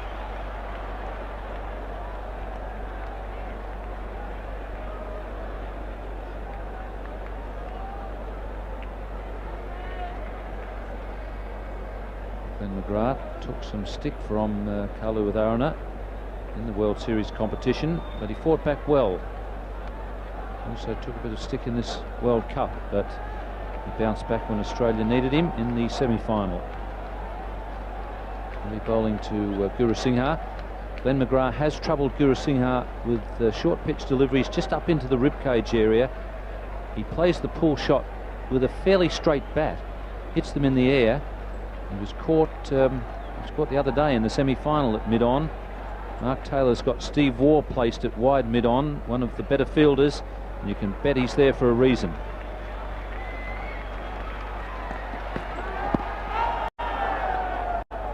Once again, quite a big shout for LBW, mainly from behind the wicket. Yes, he's just shuffling across his stumps. He's not really going forward or back. It's a real little shuffle across. Ball might have hit, but it pitched outside leg stump. But it's not a very decisive shot from the new batsman.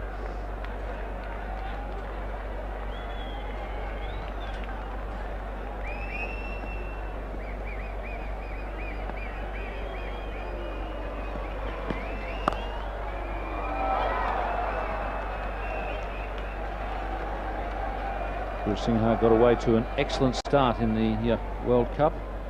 87 against Zimbabwe. I think there were 6 sixes in that innings. And then an 84 against Kenya, 45 against England. missed out against India.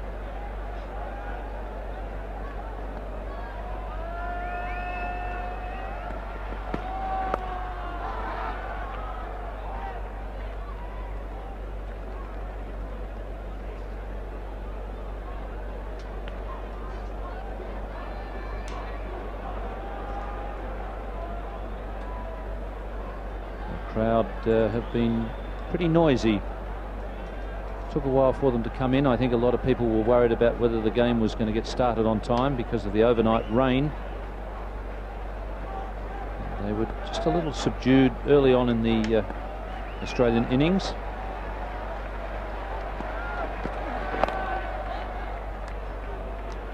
It's 17 for 1. That could be a wide. Yes, called by umpire Shepherd. In fact, it's a very nice complex here. It's quite a big park. There's a hockey stadium nearby and a couple of other little cricket grounds. Nice park. Now running around the area. It's really quite a pleasant area for sport and people who are interested in sport.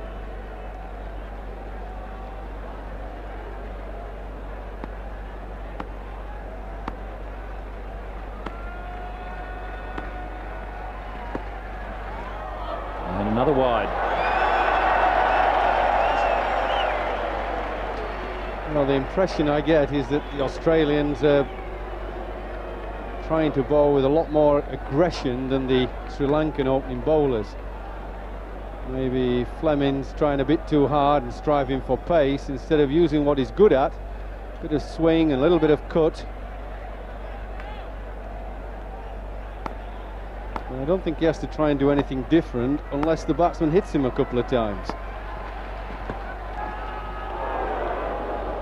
I think what the part of the plan is to try and bowl at leg stump with Kalu Wadharana with a little bit of outswing, hoping that he'll try and whack it on the onside. But neither of the ones that he pitched around leg stump swung. In fact, if anything, they went the other way. Suddenly he's got the outswing again, but it's way outside off stump. Kalu looks a bit tense to me. Yeah, I'm a great believer that let your bowlers bowl to what they're comfortable with and give the batsman a chance to strike him. If they hit him once, twice, then you can alter, but wait and see if the batsman gets away with it first. At the moment, he hasn't looked as he's going to hit anything anywhere. I mean, that slipped off the face edge. He mistimed the pull that was overthrown for 3. He's had a dart at a couple outside off stump. He's not looked very comfortable at all. And I think he's a good bowler, is Fleming, with being able to swing it. He might as well bowl his own line and see what happens. He might hit it straight up in the air. He's definitely a little tense, and I guess he's coming into this big match without the form that Jayasuriya had. A little bit of confidence lacking. No, see, he just swung again, but he never really gets his foot out, Gurusingha. He just shuffles, tries to stay on the back foot, hits him outside the line, fortunately, but that front foot has not really gone very far forward. He's a shuffler around the crease. Almost gets his feet stuck a little bit. He likes to stay on the back foot.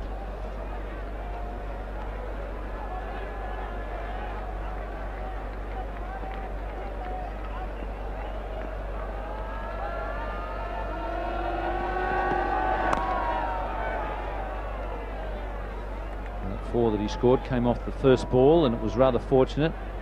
Inside edge off a good late in-swinging delivery from Fleming. The Australians have shown that they can add about 20 to a target with their fielding. They did that against the West Indies, and the one thing you know about Australia is they'll fight it right out to the end. If you beat Australia, you've played very well.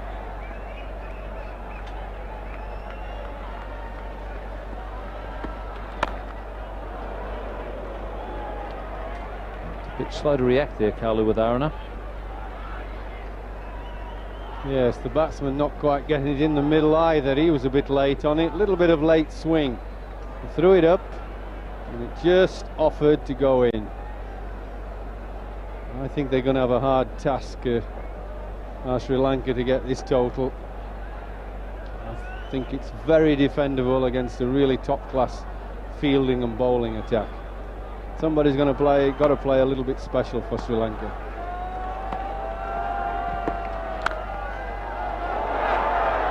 Got that one a bit nearer the middle. It's 21 for 1.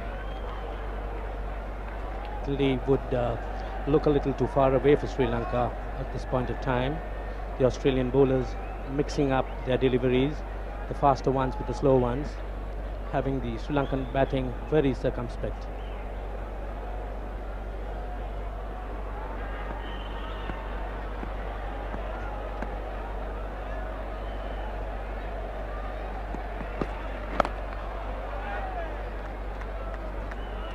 I think Jayasuriya might have been a bit too pumped up with his running between wickets, Ranjit.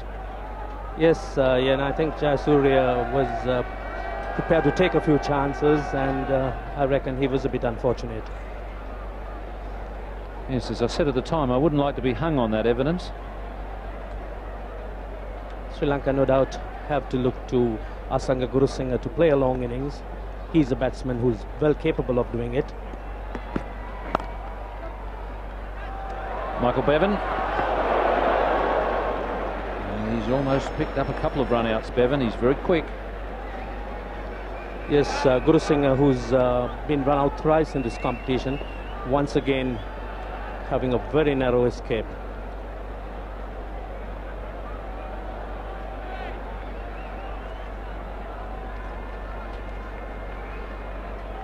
Well, he's had a couple of near misses, Michael Bevan, and he's showing there that he had his man if he'd have only hit.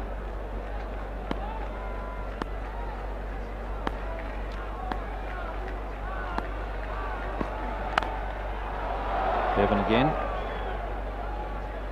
Kaluwithana still unable to cut loose. He's a bit nervous. The occasion obviously having him a bit overawed. He's still not got his feet moving. That's the Jayasuriya run out.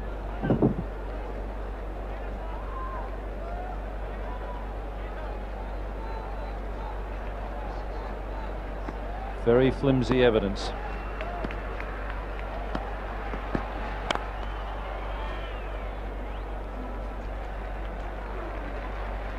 The Australian bowlers maintaining a very full length, particularly to Kaluwithana, not allowing him to free his arms, just likes the width.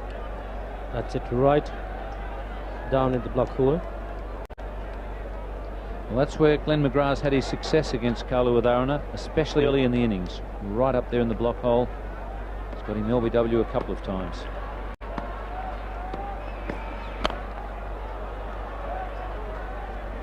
It's 23 for 1.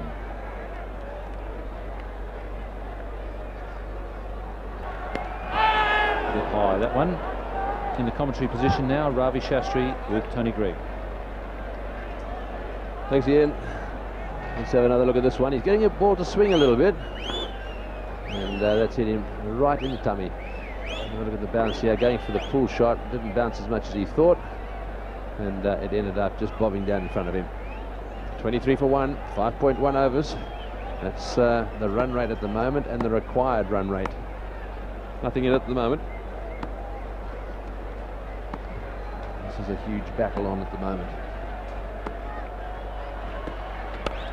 Well, that's in the air. This is going to be out. Yes, he's got in. That's out caught. He's gone for the pull shot. That's very well bowled. A short delivery, and it's been pulled away and caught just behind square. Well, this is big trouble for Sri Lanka. Kaluwithana is one of the players who normally gets them off to a flying start, but has looked uncomfortable out there today. This one hurrying on him, beating him a bit for pace, and in the end, Kaluwithana managing to only scoop it in the air. The safe hands at square leg of Michael Bevan. So big blow for Sri Lanka, 23 for 2.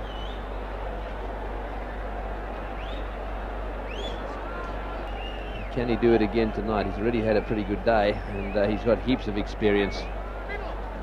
This will present a nice challenge for him now. He'll have to settle things down here, while at the same time making sure he maintains his normal game, which is a pretty aggressive game in any event. It's his performance so far. At 66 against India. A magnificent innings. This is the big one. A bit of swing here for Fleming. Oh, what a good shot to start with. Straight down the ground. He's hit that one away. Will it get to the fence? It'll be pretty close. Ward desperately diving over the rope there and pulling it back. That's very well fielded. What a good shot that was for starters. A beautiful way to get off the mark for Aravinda De Silva. Ball pitched up by Fleming. And Aravinda in beautiful position, driving it straight down the ground, showing the bat makers label there. Yes, the umpire's just wondering whether the fieldsman actually touched the rope. This is Stephen Waugh. Let's have a look. He touches the ball, pulls it back. No, I think that's fine. I think he just flicked it back and then hit the rope. It's very well done by Stephen Waugh. Well, the Australians know the importance of these first 15 overs. They must restrict the Sri Lankans.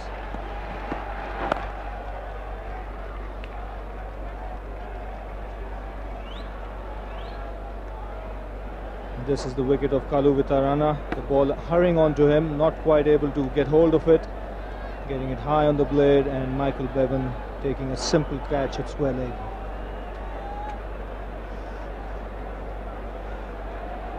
Yes, it bounced a little bit too, and he got right underneath it, hit the splice of the bat. So tragedy here for the Sri Lankans. 2 down, they're 2 little dynamos back in the pavilion. So Gurusingha, the left-hander, pretty watchful at the moment, and Aravinda De Silva out there with him.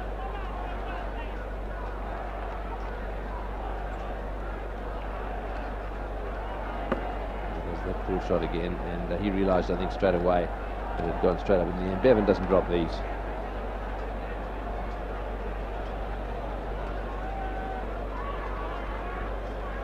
Well, he's a live wire in the field, almost picked up a couple of run-outs.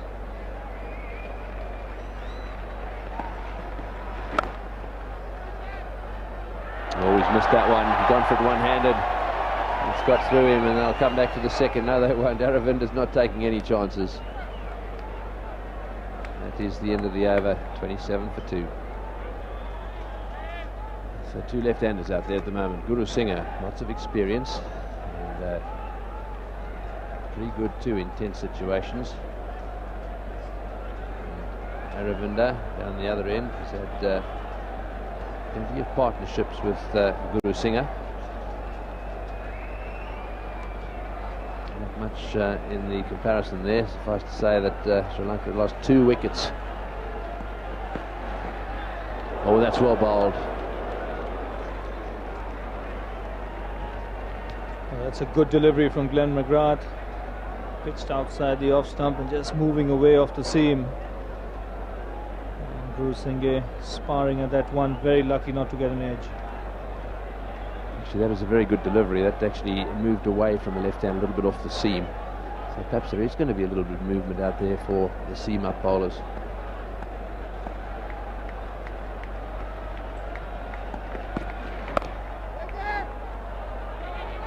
Oh, there's a mix-up here down the non-striker's end. Aravinda getting back. There's a fumble. Well, he wanted a run. Gurusingha said no on the misfield. Quite right, I think. And Aravinda had to go all the way back. Well, this really would have been disaster for Sri Lanka had Aravinda De Silva been run out. As the ball was played to backward point, and the moment Law misfielded, Aravinda wanted a single, and really if that ball had hit direct, it was all over for Aravinda. He's got that one away nice and fine. They want 2 again. Almost suicidal running out there at the moment. I think this final's getting to them. That's right, Tony. There's absolutely no need for that at this stage. The runs are coming freely for Sri Lanka. They've already had 1 run out, that of Jayasuriya. And the Aussie fielding at the moment, very good.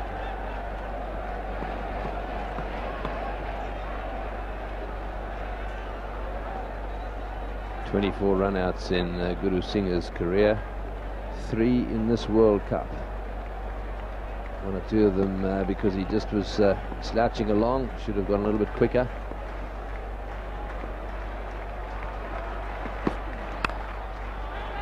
Straight to cover.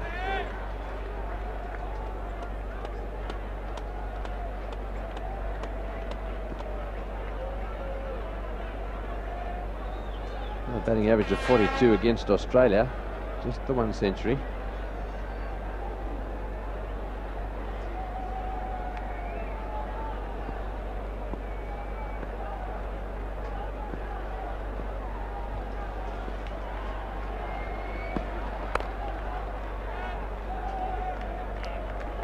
That's well bowled. 28 for 2. A big appeal going down the leg side though. Well, we've had an incredible reaction to the Golden Greats cricket bat. We'll expose it to you in a little while. 14 of the most sought after signatures in cricket. It's beautifully framed. That's a full-size bat, by the way. We get a few phone calls about that. 1,000 of them, a limited edition, and they're all marked. And all the players' names are in the margins there of that lovely frame, and of course the signatures, original signatures on the bats themselves. That's nicely played. He's hit that one to the gap at mid-wicket. It's running away down to the boundary. Stephen Waugh's after it. Big roar from this crowd. Couple of metres short of the fence. Waugh goes down. Up he gets again. In comes the throw. Flat on the bounce. Right over the bails. That's well thrown. Very good shot too. Very strong on anything pitched up on leg stump. There's Gurusingha. He moves across the stumps here, and really once the ball was in the slot, lovely piece of timing. Just beginning to get a little damp on the surface. Yes, each of those bats individually signed. They're full-size cricket bats. They come fully framed. Oh, that's a good shot. He's whacked that away over the top of mid-on. One bounce and over the fence for 4. That was short. Onto the back foot, and Aravinda De Silva timed it beautifully. That is a lovely shot. Well, that's one of his favourite shots. Very quick on anything that's pitched short. And Momin Fleming pitched this one short here. He's got into position so quickly that he manages to hit it over mid-on. Wide-ish mid-on, one bounce into the fence. Yes, lots of timing in that one. Really made sure he middled it. Fleming again to Aravinda. Well pitched up down the leg side, slow ball, it's wide. And again a big roar here. I think this crowd detect that the Sri Lankans are slipping behind a little bit, and they're trying to lift them. Well, Fleming has been guilty of straying down leg stump, and here the attempted off break, not getting the line right.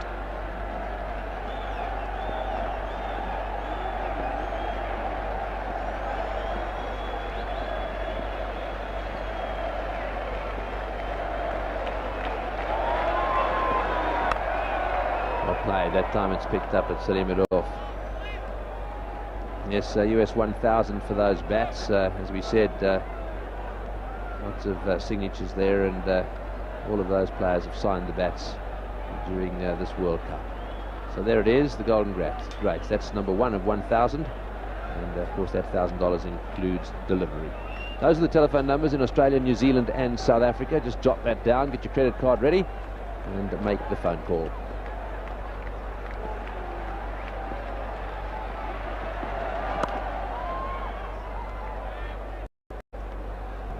The numbers again. Just take note of the number of wherever you might be living. And of course, for those of you living in outward bound places, we've had all sorts of phone calls from all sorts of necks of the woods. That's the number you can ring direct into the telephone marketing operation. 0061 for Australia, 2 565 3777.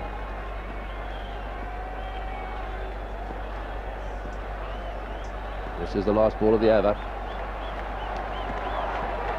A wide delivery. Is he going to let it go? Yes, he does. 8 runs off the over. Sri Lanka 36 for 2. This is McGrath again.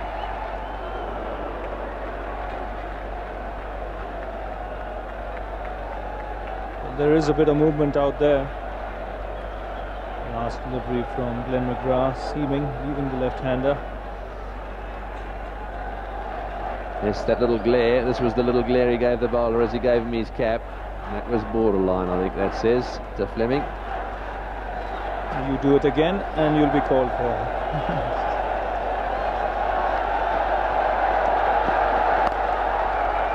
Oh, he wants one, Aravinda. He's got to get back again. These guys, for some reason, seem very edgy out there. It's unlike Aravinda. He's so cool, calm and collected with a bat in his hand. As they're running between the wickets at the moment, they're like cat on a hot tin roof. Well, the calling has to be decisive here because the Australians are very tight in the circle. They don't give anything away.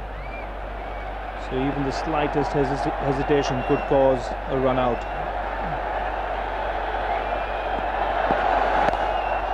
That's well bowled again, bang on target, middle and leg. Nothing much you could do about that. 36 for 2.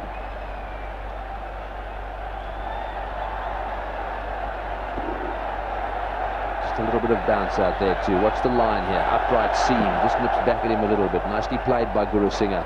Tension building in this match. This is the big one, the World's World Cup final. Never been won by a side batting second.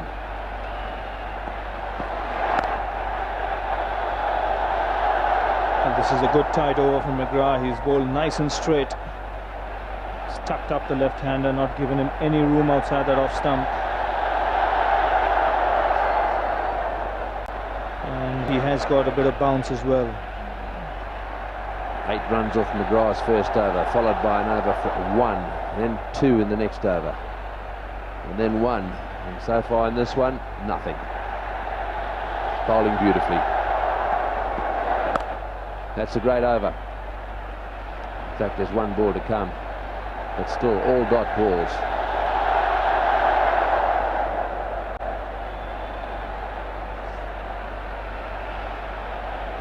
You can see the concentration on his face. He knows the importance of these first 15 overs. There's no need for him to experiment. Sri Lanka have lost a couple of wickets. What he's got to do is bowl straight and make the batsmen take risks. Tries to get that one away towards mid-on and maiden over. Very well bowled Glenn McGrath. 36 for 2.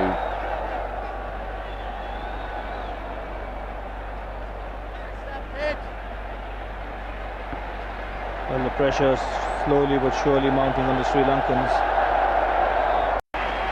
Well, that's a youngster who may one day be playing in this big time. That hits the stumps. No touch on it. There's the atmosphere really building up here at Gaddafi Stadium in Lahore. Again, beautifully straight back down the pitch, straight at the stumps. In fact, it hits the middle stump. You can't play much straighter than that.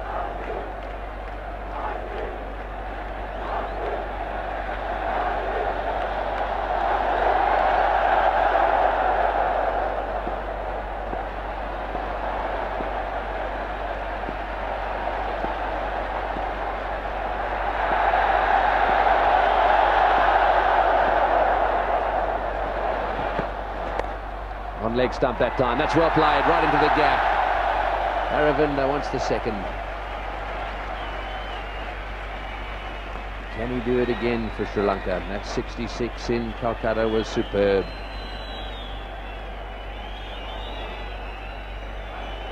Well, they've got it worked out already. Well, there's still a long way to go. They'll have to play very good cricket from here to win this game, because the Australians aren't going to give anything away.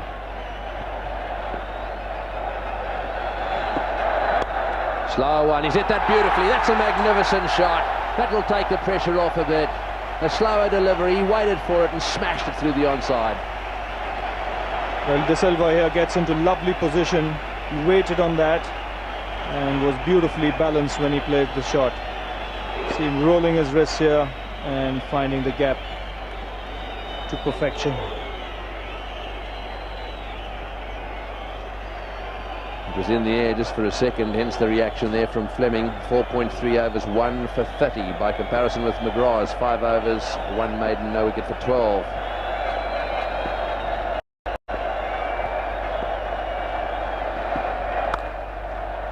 straight to Mark Waugh, fielding a short extra cover.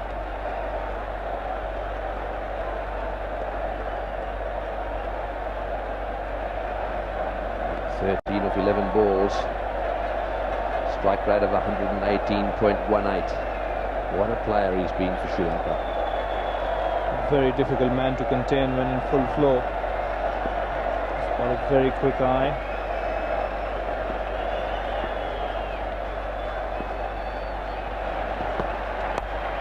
Again, on leg stump. Again, that's whacked away, and that'll go for 4. Yes, desperation down in the boundary there from McGrath. He'd gone a little square to try and cut off those lovely clip shots he's been playing.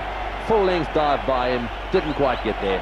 Well, this is poor bowling by Damien Fleming. He's got the field on the offside. Here again, straying onto leg stump. The man at square leg is really square. And once Aravinda got this fine, it was 4 runs all the way. Mark Taylor certainly won't be happy with Damien Fleming. And so I think he might have a rope burn when diving right over the top of that rope, just skidded over the top of it. Oh, and well, I thought there was a nick there. There certainly was a noise of some sort.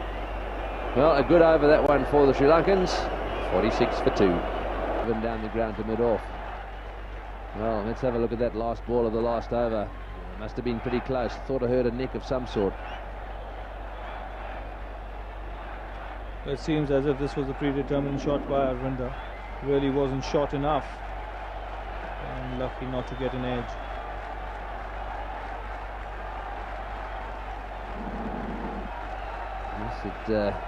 Watch Healy in the background there. All of a sudden he was about to go up and stifled that appeal. Gurusingha hasn't had much strike just lately. Quite happy to watch, I'm sure.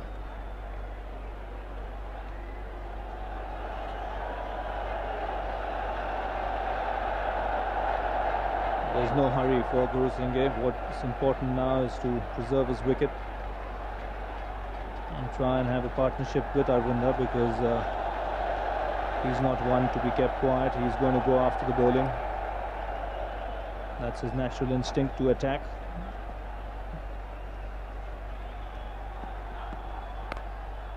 Perhaps Shane Warne has been given the word by his captain. Coming in, bowl a few overs. He's certainly loosening up furiously. He does a lot of that sort of loosening up these days. You can see they're stretching everything. Well, that's good thinking by Mark Taylor, because the leg spinner has had success against Aravinda De Silva.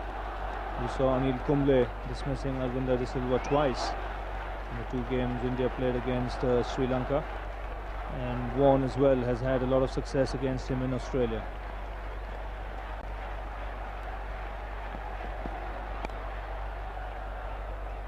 So very watchful Gurusingha at the moment. He's actually played 10 deliveries without scoring. 31 balls for 11 at the moment.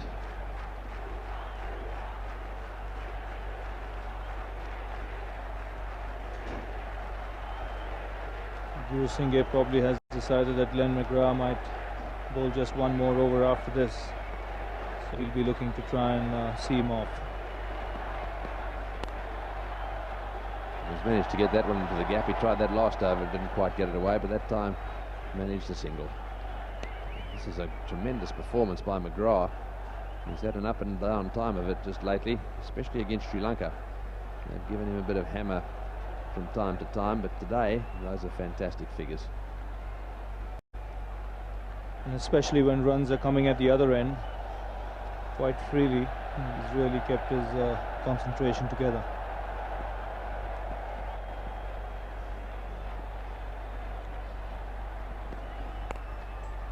That one's into the gap too. Will they come back for the second here? No, they've decided not to take the chance.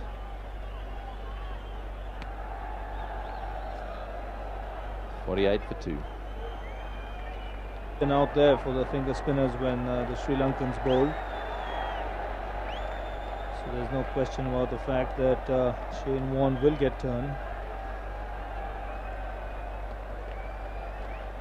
Just have a look at those figures, fantastic figures.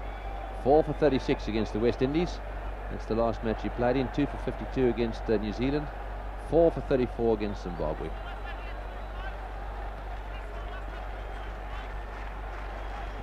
First time against the West Indies, didn't concede many runs, but no wickets. And here we are today, at the start of his spell. Could this be the changing point in this match? Warren getting himself nice and loose, not in any hurry whatsoever. Aravinda De Silva on strike. Very strong offside field.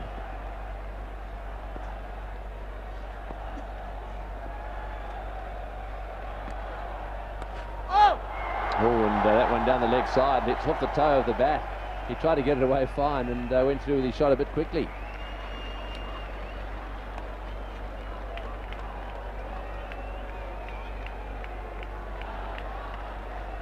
Well, this is a short ball from Warren first up, and look how quickly Aravinda goes to play the shot. He looks to paddle it away on the onside, but then the ball hitting the toe of the bat.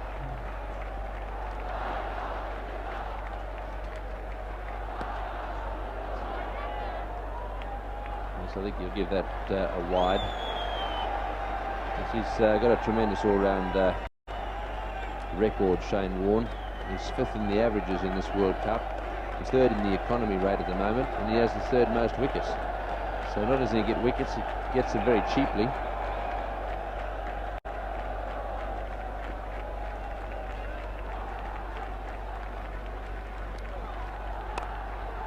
That's well fielded. One hand stop there by Mark Waugh.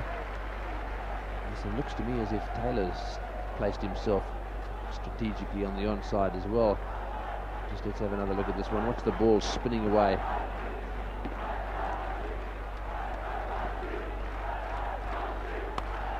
He's blasted that through the offside field. That's a beautiful shot. Very little room to move in. Onto the back foot, and he's hit it straight into the gap for 4. That'll do his confidence no end of good. Well, this is a lovely shot from Aravinda De Silva. He's picked up the length quickly, waited on it, and then got the placement through the offside. How late he plays it, gets on top of it, and 4 runs moment it left the bat.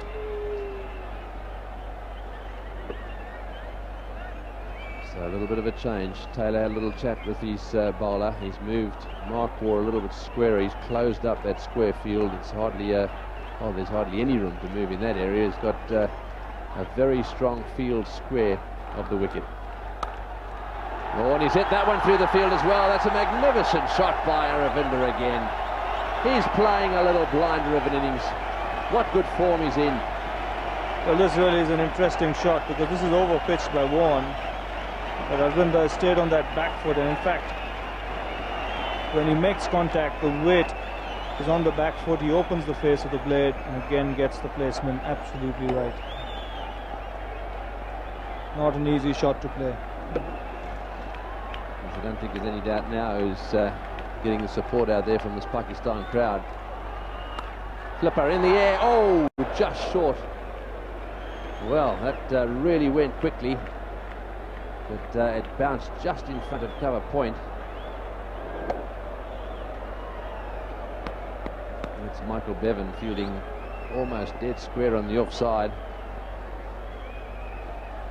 11 runs of this first over from Shane Warne so far. This is the last ball. Oh, and I think he might have nicked that. Yes, I think it was a googly. I think he nicked it, and I think it's gone down. So that's the end of it over, and it's 59 for 2. Gurusingha down the leg side. He's flicked that one away towards the boundary. I don't think he'll get this one, Curry. Yes, he will. That's good fielding. Shane Warne down there, and in goes his throw right over the bails. That's well done. Very good fielding by Shane Warne. In the commentary box now, it's going to be Richie Beno, and with him, Sunny Gavaskar. Some more heart-stopping cricket at the moment, but most of it being played in this little period by Sri Lanka. 2 setbacks, but their 2 openers gone.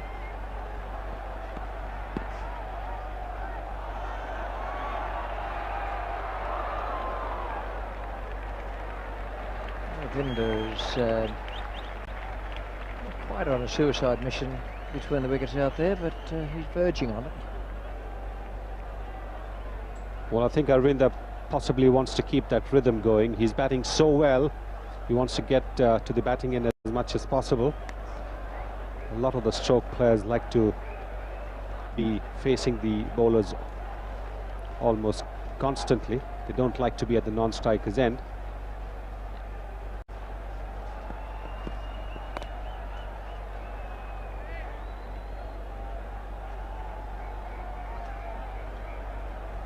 Last ball of the previous over, there was a flipper, found the inside edge, came back a little bit and certainly got a touch. Difficult chance, but Healy actually picked it and had his gloves in just about the right position.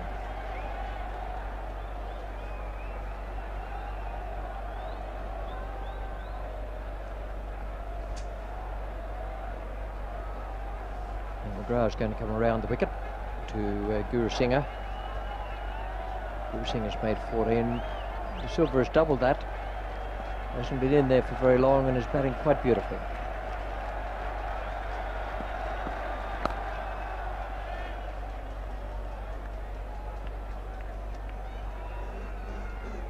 Asanka Gurusingha has definitely thought to himself that he's going to play the anchor role for Sri Lanka. He's going to hang in there while the batsmen at the other end will play their shots. And that's pretty sound thinking, because you need one batsman when you're chasing a score of 241 and you've lost 2 wickets, one batsman to be there at the wicket to keep some sort of sanity when the others are throwing their bats around. Fielded will stop. They'll still get a single, and they might get another one for an overthrow if Gurusingha wakes up in time. The crowd noise there would have stopped him hearing the call from Aravinda De Silva. Well, once again, we've seen so often that batsmen presume that the ball will be collected by the fielder or the wicketkeeper, or it'll not result in overthrows. But it's very important to keep your eyes on the ball till the ball is dead.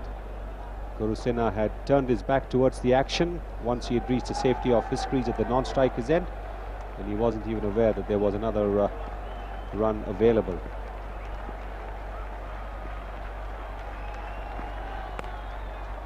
It's 62 for 2 and only 13 overs have gone. Boundary for the left-hander.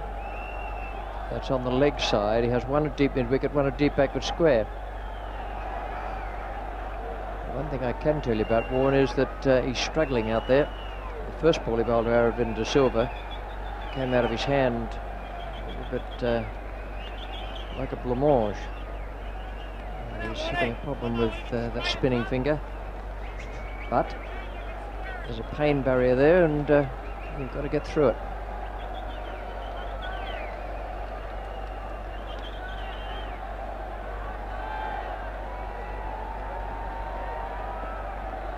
Off his first over.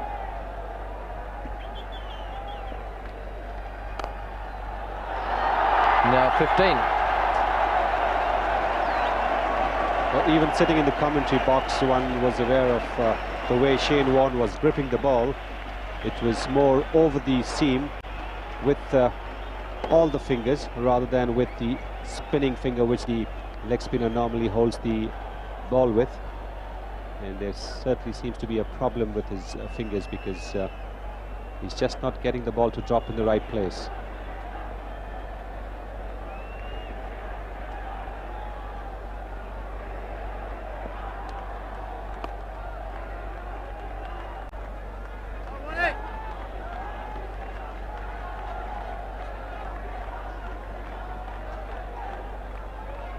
The accustomed cry of Bowl Shane is becoming come on Warney. Second over. In the match against West Indies, Dale had him on just for a short spell, then brought him back again later on.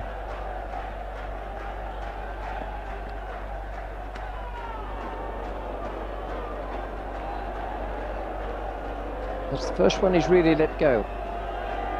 Yes, you can see the fingers going over the seam. There you see the little tweak, but it was the quicker one.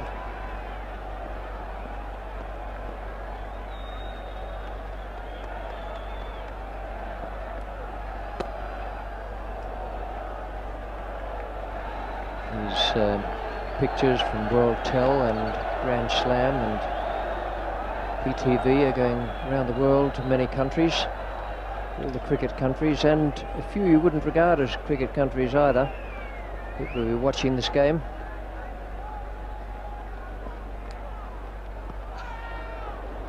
A little bit high.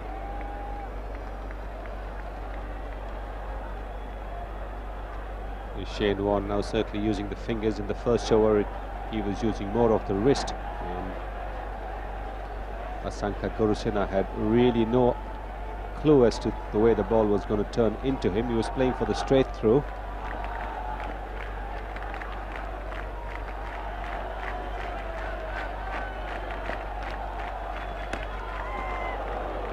He held it to 4 off the over, and it's 66 for 2, 14 gone. And he had 8 from his first over, so that's an excellent spell of 6 overs for 9 from McGrath, who's come right back into top form. Will Rifle be in top form?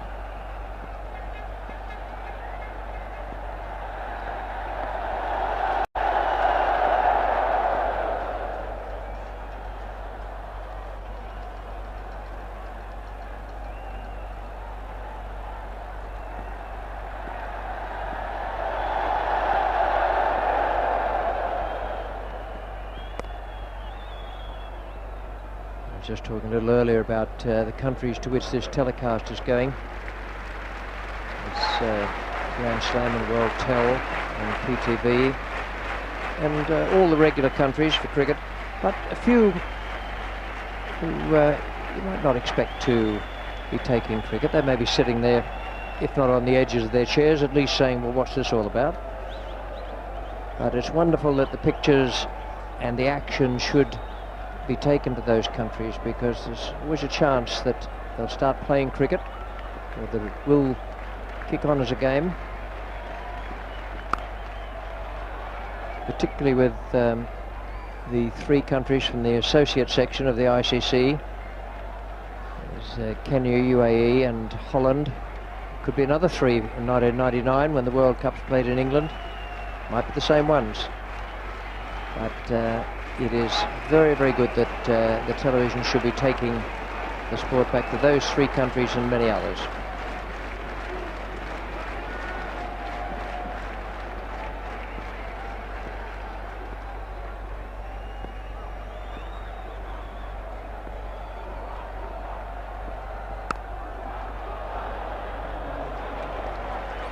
Get a single. That's actually good running between the wickets, because for a moment he wouldn't have been absolutely certain how far the ball was going because of the man in a short cover.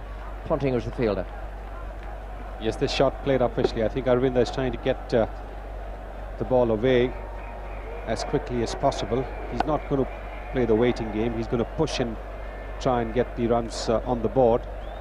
He's going to leave the pushing and the prodding to Asanka Gurusingha. But that was a risky run he took, because the ball could well have gone to Steve Waugh at mid-off.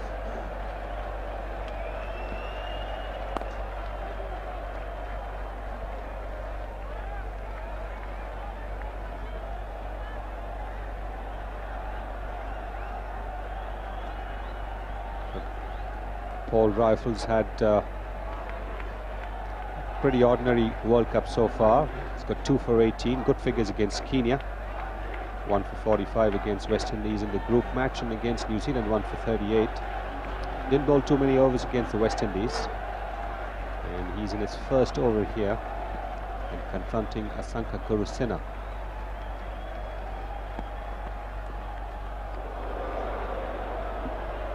No, he won't get that for a wide.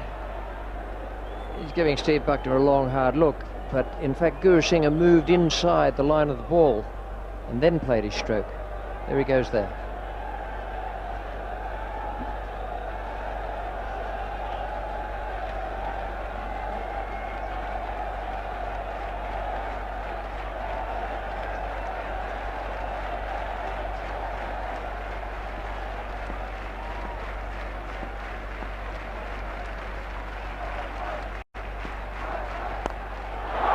Good shot for 4. He waited for that to be up. He smashed it away down the ground. Good stroke, and drinks are coming onto the field with Sri Lanka 71 for 2, doing it well after 15.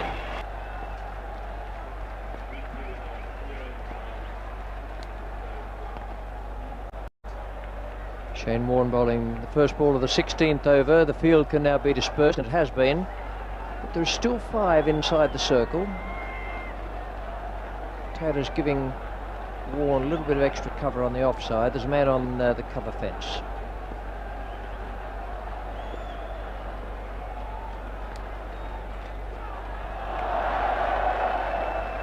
Now that's the spot where Warne bowled at De Silva in Australia.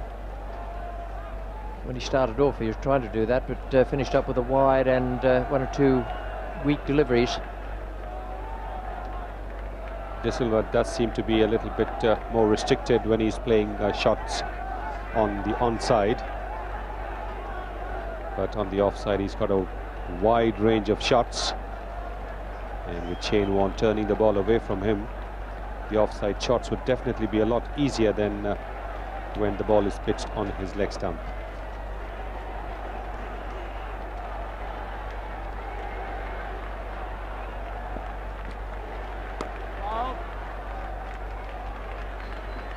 That's good play, sensible play, just to push the single on the offside and give the strike to Aravinda De Silva.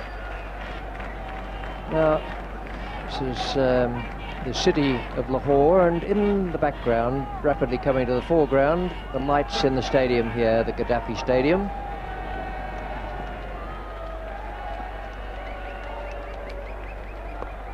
And those lights are blazing away now, making it just like daylight. Whereas during the tea break, they were not blazing away. They'll make it like nightlight. Fortunately, they came back on.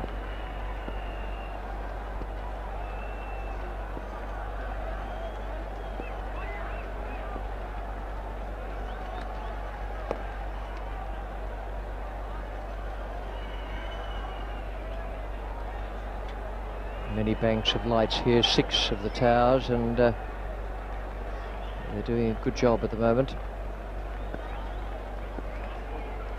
Very, very good sight for this final.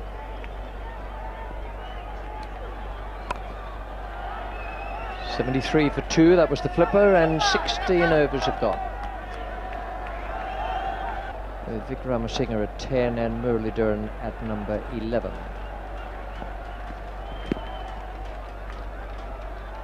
Once again, the strike goes to Aravinda De Silva, and that's good planning. Immediately after the drinks break, the Sri Lankans seem to be playing a little bit more controlled cricket.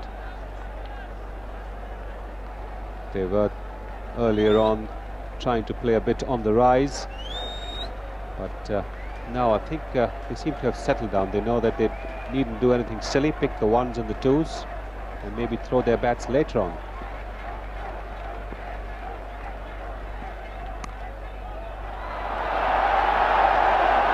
Very close to the shot of the day or night, whichever way you like to look at it. And one can understand that look from Paul Rifle, because that ball was really not a bad ball at all. It was short of a good length on the off stump, and most batsmen would have been quite happy to have played at it defensively. But Aravinda De Silva is in such fine form that he saw it early, moved into position early, opened the face of the bat, and had it screaming away for a boundary.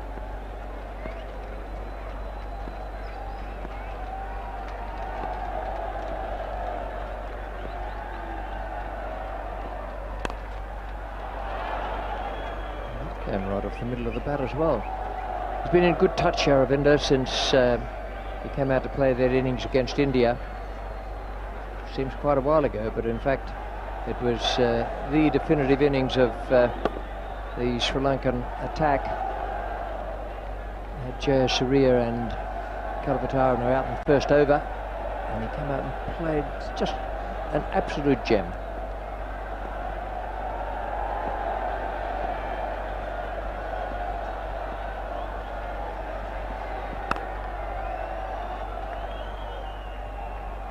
What the Sri Lankans in the dressing room would be hoping for is for Aravinda to keep going. In the past, he has been referred to in Sri Lankan cricket as the Mad Max.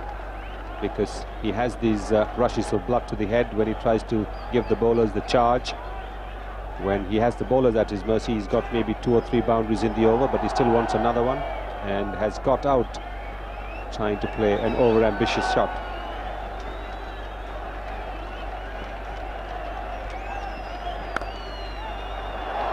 Just placed that little bit wide of the man at short cover, and it's 4. Might have gone close to the fielder, but it went at a great pace. Timing is quite magnificent. Well, this one was a half volley, but even half volleys need to be put away between the fielders, wide of the fielders. If there's a fielder on the boundary patrolling, and put there for just that eventuality. But Aravinda De Silva leaning onto that shot very nicely.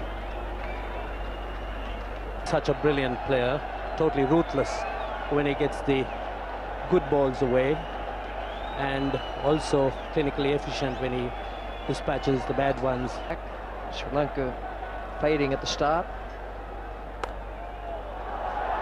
and now with this partnership getting themselves into very good shape. It's a nice little partnership developing between these 2 seasoned campaigners, De Silva and Gurusingha. They've got into the act and playing with a lot of sense, picking the right ones, not taking too many chances, and seeing that Sri Lanka gets back on the road.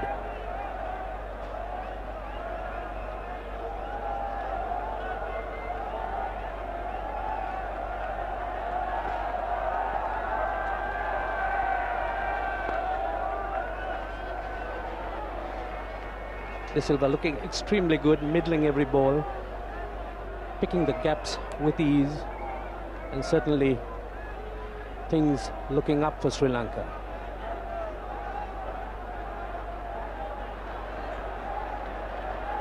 Wonderful crowd out here.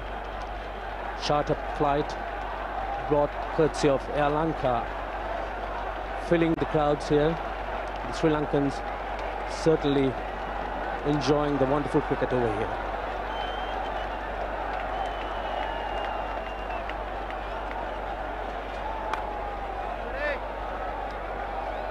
Introduction of Mark Waugh. Mark Taylor looking to Waugh to break this partnership.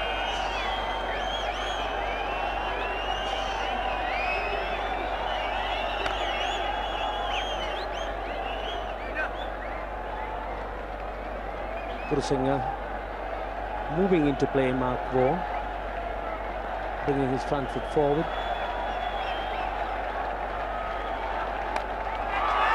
It's in the air. Well, it was catchable. And it got through him. He's a good fielder and he's taken some splendid catches so far. But he reckons that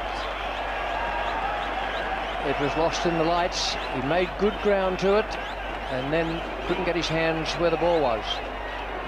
Gurusingha coming down to loft Mark Waugh, and the fielder losing it in the lights, and a bit of a bad miss. Damien Fleming, the fielder. That's the sort of chance that has to be taken when you're looking at problems such as the Australians are. It's 88 for 2, 18 gone. De Silva on 39, he'll have to convert this into a very big innings. Sri Lanka need his experience, as runs are not easy to come by. The Australians extremely professional and tight on the field.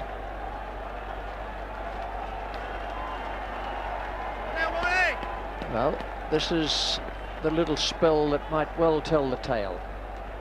One needs to rip into it. Whether we can do that is another matter.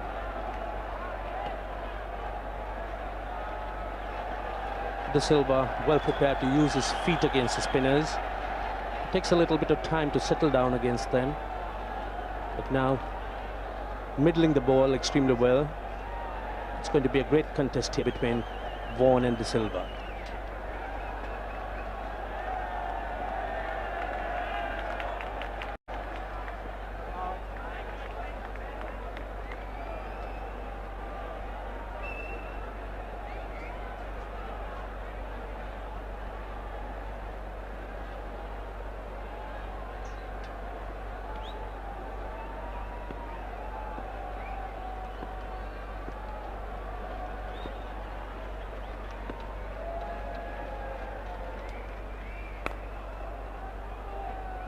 He's bowled 3 leg breaks so far, which is an indication that Warren himself may know that this is the crucial moment.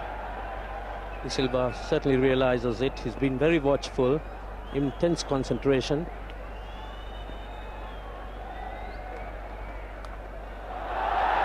There's a man down deep at backward square, Fleming.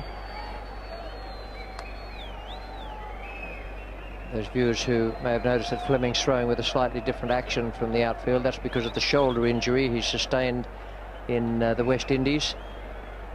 Had to have a complete remodelling of his throwing, not to mention his bowling to be able to get back into the Test side.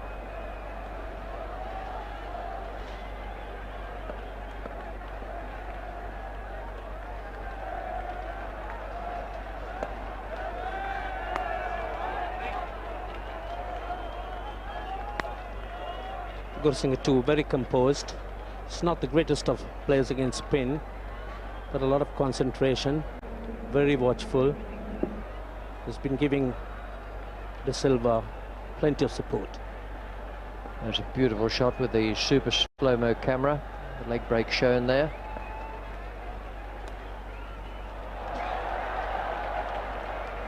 Just the single, and Gurusingha and Aravinda De Silva are still going well. Now, Mark Taylor has got his 2 spinners bowling at the moment.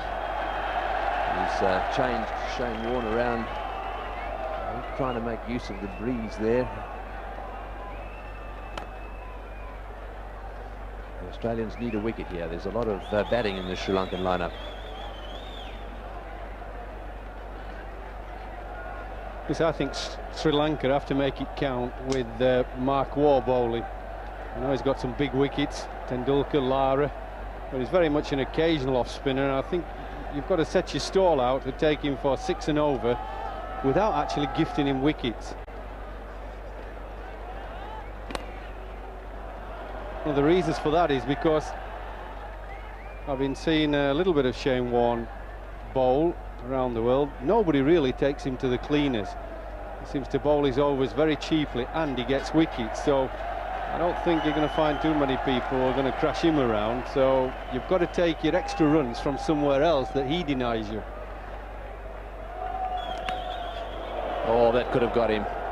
Just getting a little bit carried away, trying to flick it away on the onside. Gurusingha has played 1 or 2 pretty loose shots. Yes, I think all you've got to do is wait for Mark Waugh. He bowls a few shortish deliveries. You can get hold of him. Have a look at this one. He's down the wicket a bit and gets himself into a bit of a tangle there, trying to close the face on it and whack it away to mid-on. All he had to do was hit it straight down the ground. The last thing on earth they need here is to lose a wicket. That's a good shot. And you shouldn't lose wickets, Tony, to people, occasional bowlers like Mark Waugh. You lose wickets to good bowlers, but at this situation you just want to knock it about 5 or 6 and over off him and take what you can off Waugh and get him out of the attack. Don't let him take 2 wickets for next to nothing and put the skids under your batting.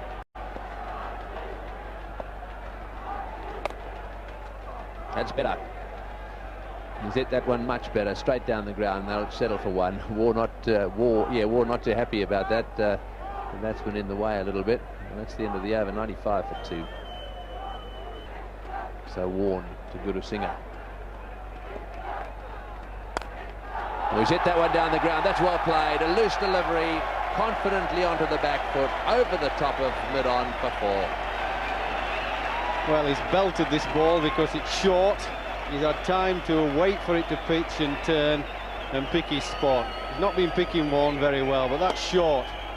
And he's onto it like a flash. Whenever it's pitched up, he's had difficulty, but not when it's down there. Yes, that was confidently played. Warne again, you can see he wasn't very happy with that delivery. He's slipping the flipper in a minute. Oh, he's hit that one down the ground as well. Another short delivery from Warne. This is unlike him at 6. That's a huge hit. I thought that was going to bounce 2 or 3 times. It just kept going and going. The Gurusingha's at his porridge. Well, I thought he'd slightly mishit it. It was just going up in the air, but it went up in the air all right and kept on going. He certainly likes it short. Not too good when it's pitched up, but he's belted that again. Gone a long way.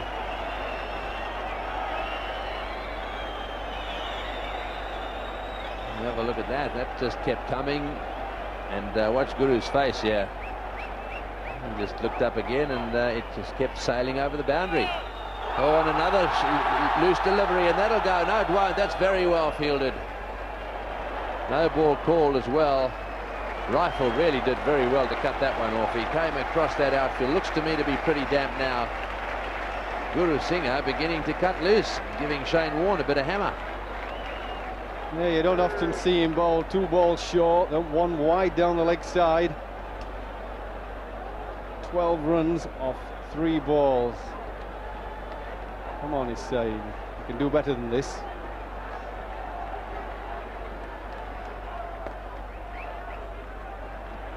It's very interesting to see Rifle going across the surface. This will tell you the story about the surface. He really was struggling to get up. Just watch him here, skid and just kept going. He struggled to get up. He just kept going and going, and then all of a sudden he came to a standstill. So just a little bit damp on the surface. Oh, that's well bowled. That's a better delivery. He's pitched up. That's what I talk about. He doesn't know which way it's going, this Gurusingha. But the pitch is so slow that if you bowl it short, it sits up and says whack me, and that's how he's hit the 4 and 6.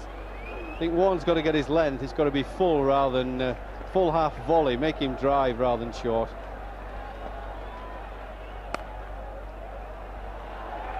Again, very short, and again, comfortably played by Gurusingha. So this over really has taken a bit of pressure off the Sri Lankans.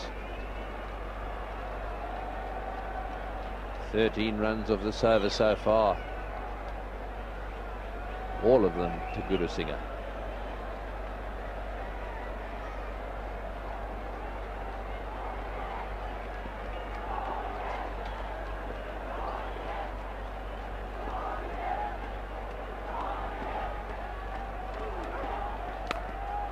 Tossed that one up a little bit more, and Aravinda having no trouble with it. So good over for the Sri Lankans. 108 for 2. It's 108 for 2. Mark Waugh continuing with his off spinners.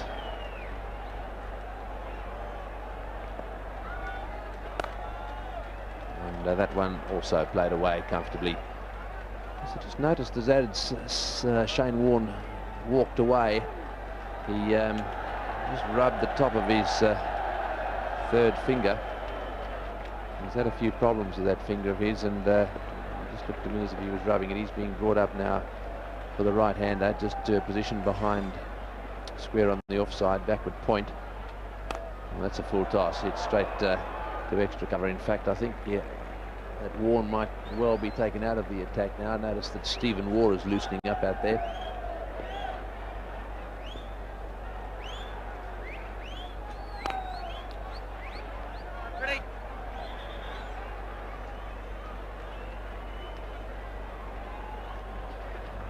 There he is.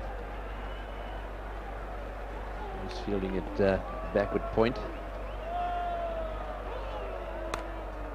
Nicely played again into the gap on the offside. 1 more to the total.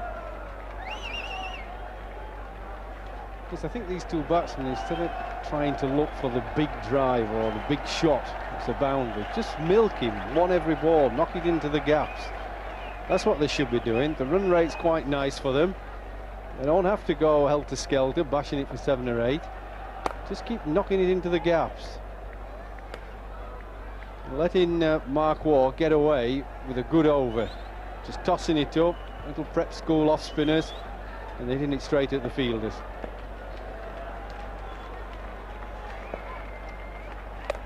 That one's a little quicker, a little short too. 3 runs from the over, 111 for 2. Think about it, what he did wrong, and he's got quite a few options. People like Steve Waugh, an excellent bowler. You tend to sort of relax a little bit when somebody just right arm medium just lollops up to the wicket. He doesn't rush up there, and then he'll bowl you a magnificent delivery that cuts away. and he just surprises you. I think what happens is you keep your thinking so high and concentrated against the top order bowlers. Someone like he comes on and you think, oh well, is he just up and down medium pace, and you just don't concentrate as hard. Yes, well, Stephen Waugh has got plenty of wickets in his first or second over back in. He does a few things very well. He tends to bowl the outswinger. Don't think he's going to get much swing here, but he bowls a good variation of slower balls. Bowls the off cutter, leg cutter. Yes, he gets his wickets actually with good balls as well, Tony. Not like Mark Waugh, or somebody will play a silly shot.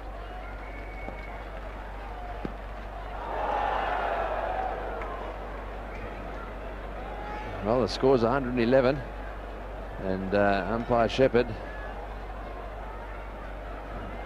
is in the habit of making sure that when the score's on 111, he gives it the little hop.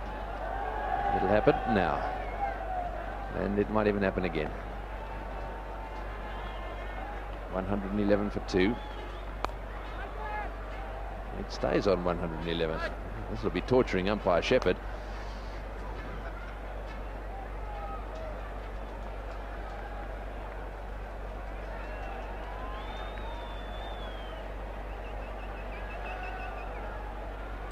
In our dressing room at Sussex, we had to get both feet off the ground.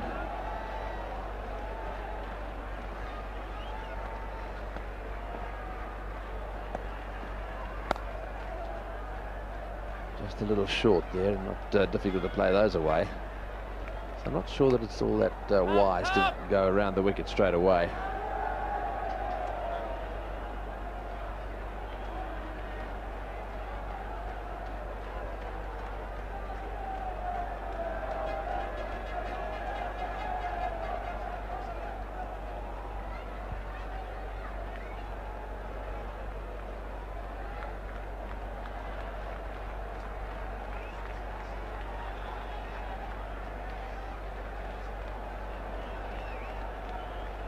So we're getting near to the halfway mark here. 112 for 2. Isn't he playing well? 43 or 45. Oh, that's very well played. He's got that away fine. That'll go for 4. That was a bad delivery, but it had to be played well, and he played a beautiful little leg glide. The fieldsman down there wide, so 4 all the way. Yes, it wasn't such a great ball down leg side, but it's a batsman who knew exactly where the field was placed. And he just played a touch shot, just nicely glancing it fine, and letting the ball run away with pace. He knew exactly where the fielder was placed, wide on the leg side.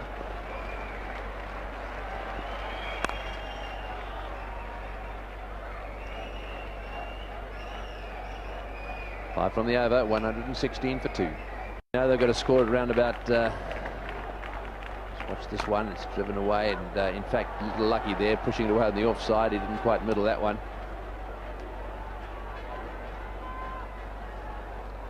Yes, they need about 4.8 now per over, and that really isn't all that tough when you've got wickets in hand.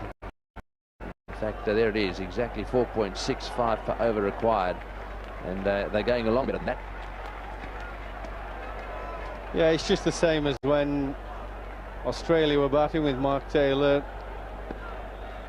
They were just in a comfort zone, and these two are, but once a wicket or two goes down, then that changes the whole scenario. Ricky Ponting and Mark Taylor were just comfortably knocking it around at 5 and over, but as soon as they both got out, the new batsman didn't find it quite so easy, and I dare say that anybody coming in new won't find it quite so easy against Shane Warne.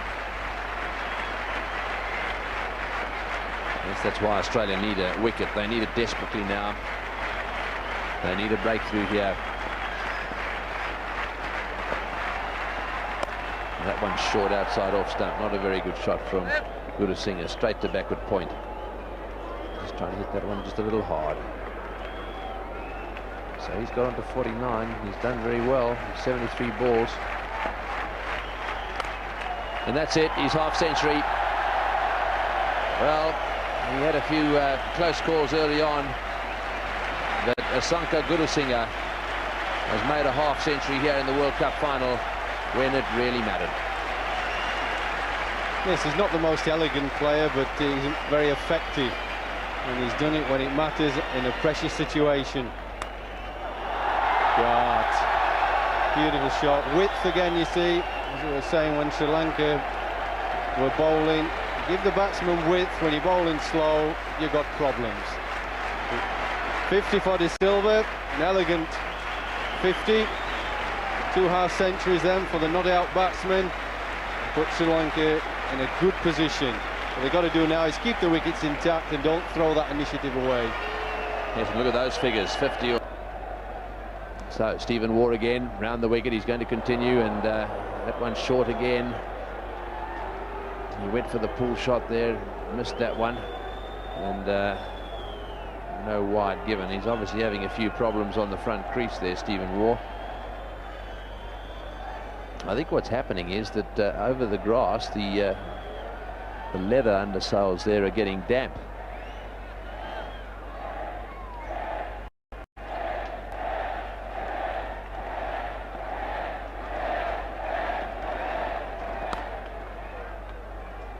Well, what a victory this will be for Sri Lanka if they get there. They won't be counting their chickens just yet, but they had a tough time down in Australia.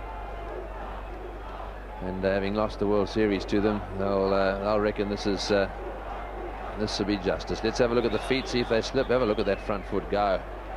Yeah, I think a little bit of dampness there. Those are lovely pictures. He slipped a couple of inches there. That's pretty difficult. Off the edge, and that's a 100 partnership. Well, it could end up being the match-winning partnership. Aravinda De Silva is playing magnificently in this match, followed by that great knock of his in the semi-final. What a hero he'll be down in Sri Lanka. In fact, I know that he's not going to be spending too much time there on the way back, because he's coming down to Australia to play in a World 11 down there against this Australian team. I'll be tired of the sight of him, I tell you.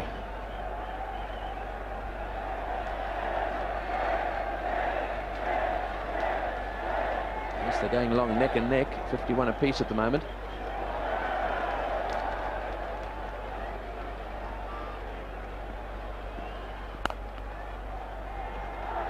Another single. They really are doing it quite easily at the moment. Well, I think this is the danger time. My nose is in the 26th over that Australia lost their second wicket, 137 for 2. And they were coasting very nicely, 5 or 6 and over, looking for a score of 280 or maybe more. And then it all happens, the wickets collapsed. And this is the danger. Nicked it, not out. This is the danger for Sri Lanka. They've got to keep the concentration. 124 for 2.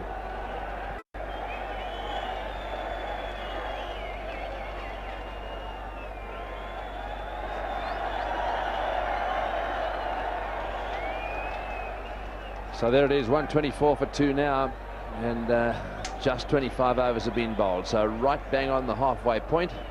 They've got to get 241. They've got 124. And they've got 8 wickets in hand, and that's the important factor at the moment.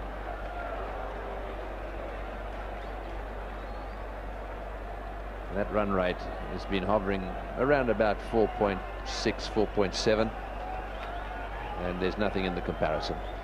Well, this will be interesting. They've used Michael Bevan a lot, and it'll be interesting to see whether Gurusingha can pick him. He's likely to bowl a few little jaffers, this Michael Bevan, but he also bowls a few loose deliveries as well. Short delivery, that's well fielded. Well, he didn't make many runs with the bat, but he can certainly give himself a couple for this. Brilliant stop.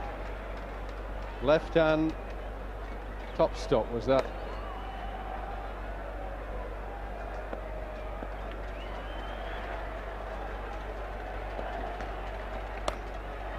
Got that one away on the offside. It beats the fieldsman too. This will go down to the boundary.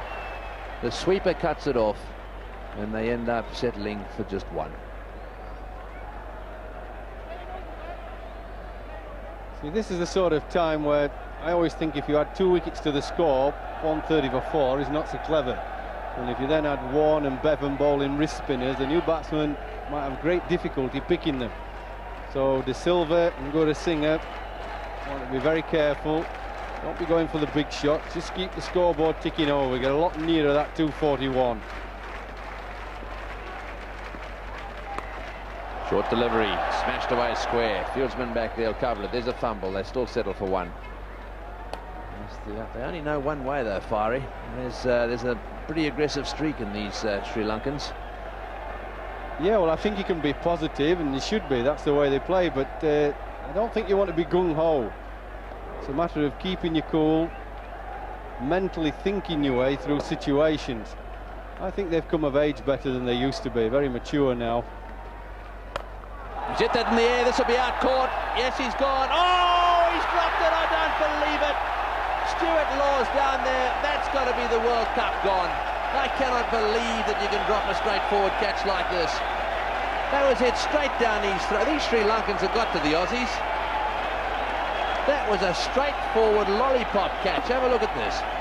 Well, for good fielders, which most of the Australians are, that is as straightforward as you'll get in the deep. Didn't have to move too far. The ball came fairly straight at him. Comfortable height. Long time to see it. Well, what a giveaway that was. In the air for a long, long time.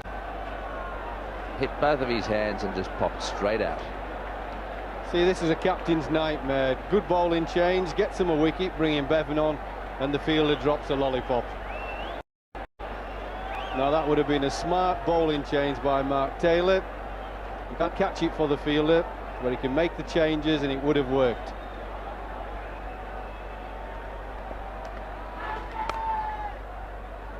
Gurusingha pushing that one down the ground to mid-off for one. And so Sri Lanka 129 for 2.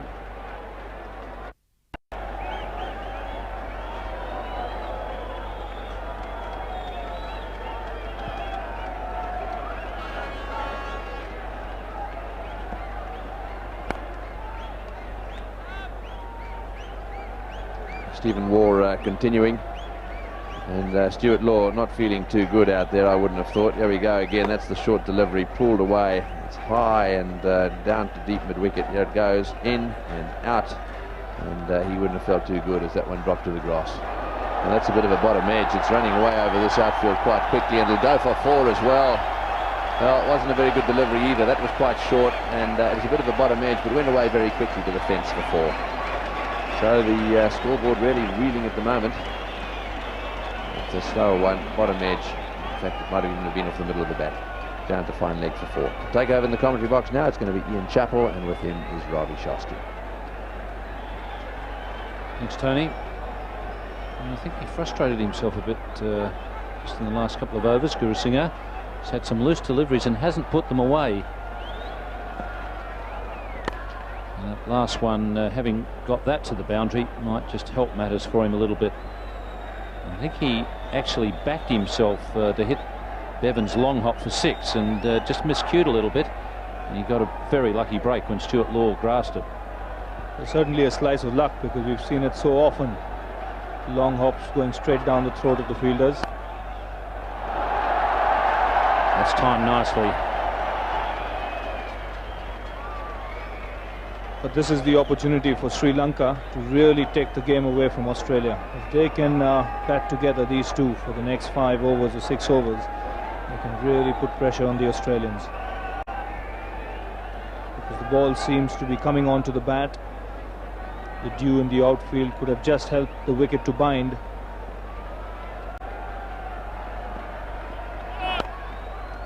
No ball called by umpire Buckner. And one just gets the feeling that the spinners have found it hard to grip the ball out there in the middle.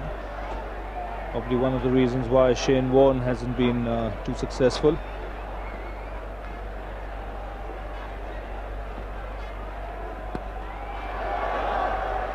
It was interesting, Gurusingha turned to umpire Shepherd and just asked him how many balls to go. I think he's having a little bit of trouble with his concentration and just thinking that there's only a couple of balls to go. I'll just play them out and have a bit of a breather. Bit of a sign that the concentration might be wavering. It's right, and it's not a bad idea at this stage to give Aravinda as much of strike as possible. Take a break and think over and then come back again.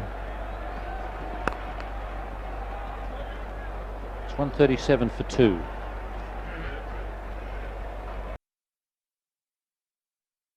Here in Lahore, lights are magnificent, and Bevan must have got a touch. He asked the umpire, but Aravinda was back quickly. That's one way Sri Lanka won't want to lose a wicket. Hit back straight by Gurusingha, just clipping the fingers of Bevan. But luckily for Sri Lanka, Aravinda's bat well in.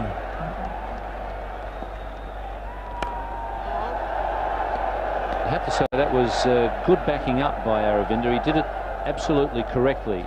He hadn't got into top gear, and as soon as the ball was hit straight, bang, the bat was back in the crease quickly.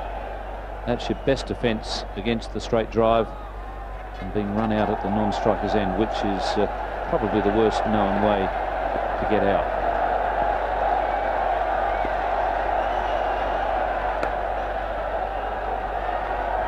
Well, these two batsmen playing it very sensibly out there.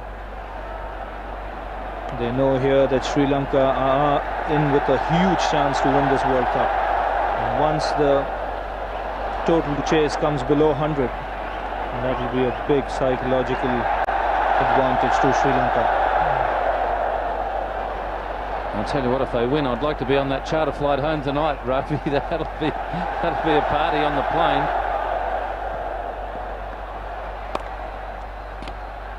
Not to mention the streets of Colombo. It's their first World Cup final, and if they can walk away as winners, it really will be a great achievement. But still, a lot of cricket to be played, still over 100 runs to get. But at the moment, Sri Lanka definitely on top.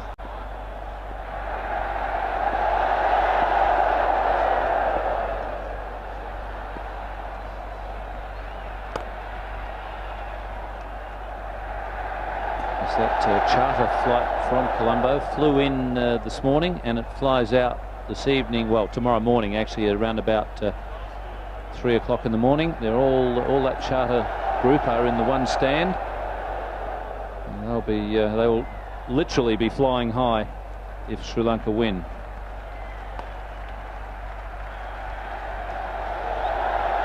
.101 needed for Sri Lanka. Keeping up a very good run rate to Sri Lanka, despite losing a couple of early wickets.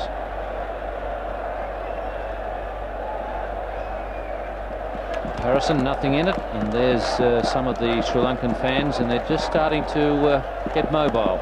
Mind you, I don't think they're ever still at a cricket match. The music is, even if they haven't got a band there, I'm sure the music is playing in their head. They have great rhythm, and they really do come to the cricket to have a good time.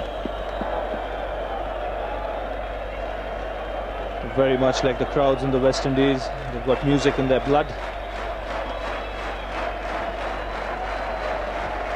And really, they're having a ball out there.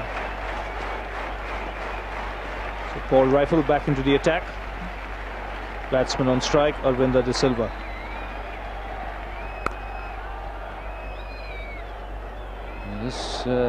We're sort of getting into that same area that we're in the semi-final now, where the West Indies were cruising with Lara, their best player, and Chanderpaul giving him great support. Similar situation here with Aravinda, if not their best player, he's certainly their most talented. He should be their best player. And the Guru is playing very solidly. They've got the target down to about 100. And this is where the Australians are tough. Other teams fold in this situation. Suddenly it just becomes a little easier. A few runs come along and the other side realise they're on top, but that doesn't happen too often with Australia because they don't fold, although Stuart Law has put that catch down. But this is crunch time in the final. Certainly is, Ian, and very important. That's why that these two batsmen keep talking to themselves, keep their concentration going, because this next 6 or 7 overs could well decide the game. Yes, there's a confidence in the stand amongst the Sri Lankans that wouldn't be quite shared by the two men in the middle. And good save there. Mark Waugh getting a hand on it. This is what Australia do in this situation. Just save the odd run here, the odd run there. We saw them do it to the West Indies and provoked a bit of panic. I think the West Indies just panicked off their own bat as well, but they were provoked a bit by Australia. So what it does is it puts further pressure on the batsman. So that's what the Sri Lankans must realise. They mustn't panic, because at the moment they're really going well. The left-handed, right-handed combination doing a fine job.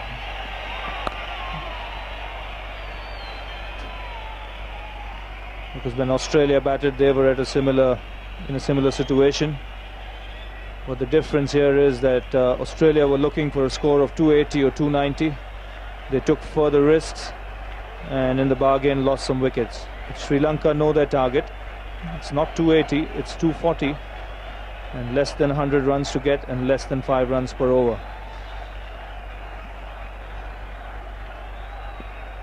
Aravinda with that very individual grip of his, hands wide apart.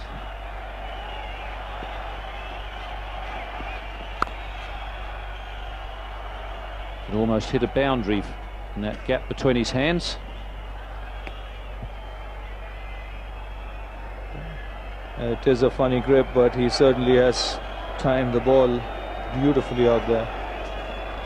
Ever since he came into bat, where he hit that straight drive down the ground, he's looked an impeccable touch.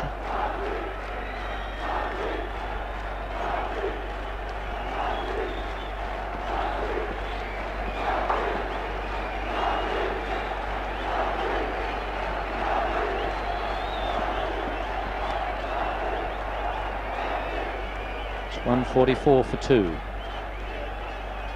74 to the skipper.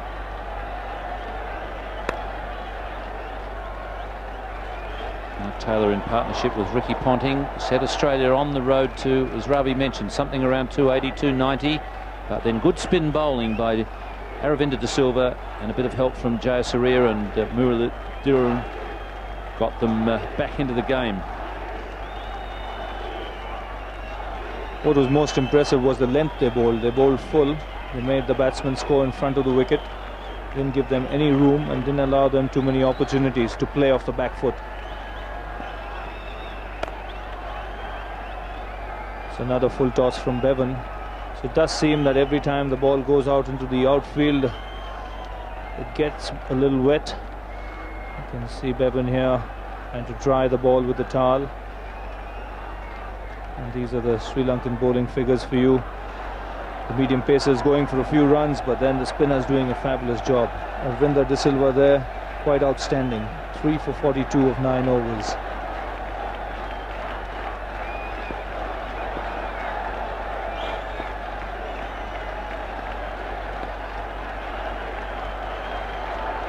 Runs coming easily. It's just a matter of whether Sri Lanka can keep their head or whether Mark Taylor can pull a move here that can create a little bit of panic. Australia have had 2 tough finals, a chase against New Zealand, and then they defended magnificently against the West Indies. Talking to Ian Healy at the airport the other day, and he said he didn't think there'd be 3 close ones in a row. He said he thought that one side or the other would probably win easily. I don't know if that was wishful thinking, if the nerves were starting to get a bit taut after 2 close ones. Well, the West Indies certainly won't forget that game. They had it in their pockets. Some potty batting at that stage led to their downfall.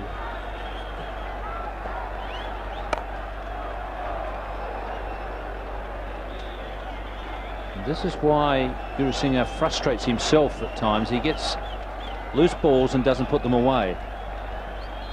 Suddenly the pressure of the scoreboard not ticking over quickly enough builds up.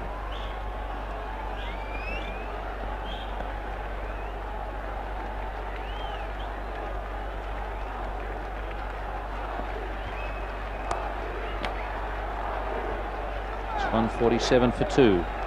Put away a couple of the loose deliveries. Now just rushing, says that he doesn't hold the bowler up for too long.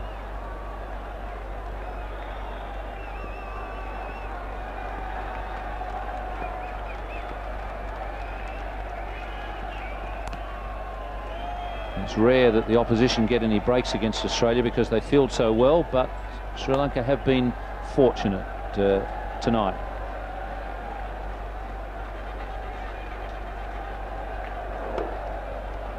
Damien Fleming was the offender on the first occasion. Gurusingha lofting that one away, and as he slid into it, the ball just going straight through his hands.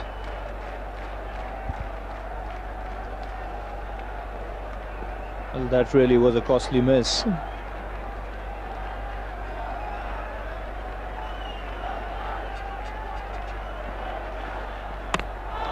And he's bowled him. So a real loss of concentration there from Gurusingha, and that'll revive the Australians. Just what Sri Lanka didn't want. Well, just what the doctor ordered as far as the Australians are concerned. Gurusingha had asked for a fresh pair of gloves.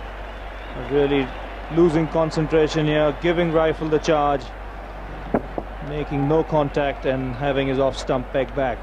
Big blow for Sri Lanka, 148 for 3.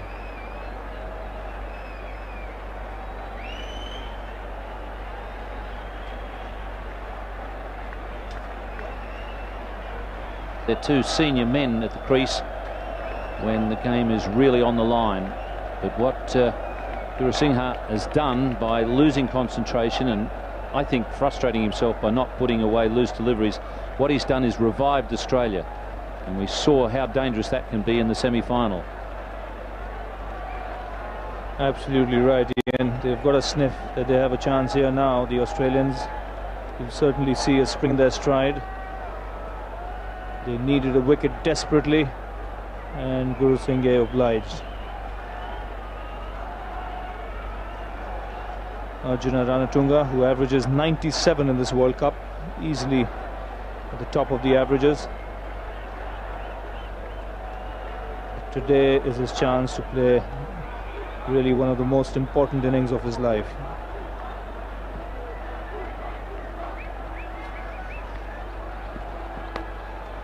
And he's off the mark with a boundary. He's got a very cool head, the captain. And let's see if he can keep it that way under World Cup final pressure. Well, he got a lot of runs in the semi-final against India there. Again, opening the face of the blade at the very last minute. The man at third man is square, and he had absolutely no chance of stopping that. So that boundary would certainly ease the pressure on Ranatunga. Well, I'd said before, we've got the two best captains as well as the two best sides in this final, and it's been attack and counter-attack from these two captains. Mark Taylor has moved straight into first slip after seeing that shot.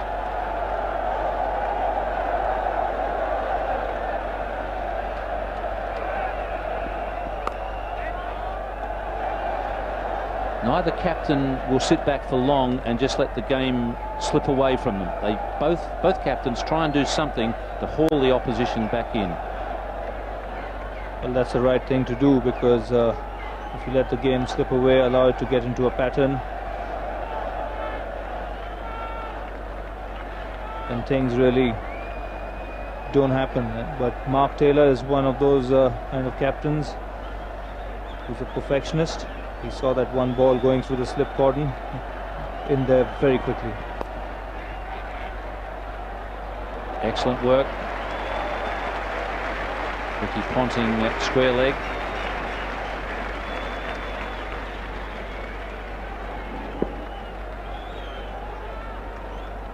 Good quick call there from Arjuna Ranatunga. Running between wickets isn't his strong point. He was very quick to put the hand up there and let his partner know that he wasn't coming.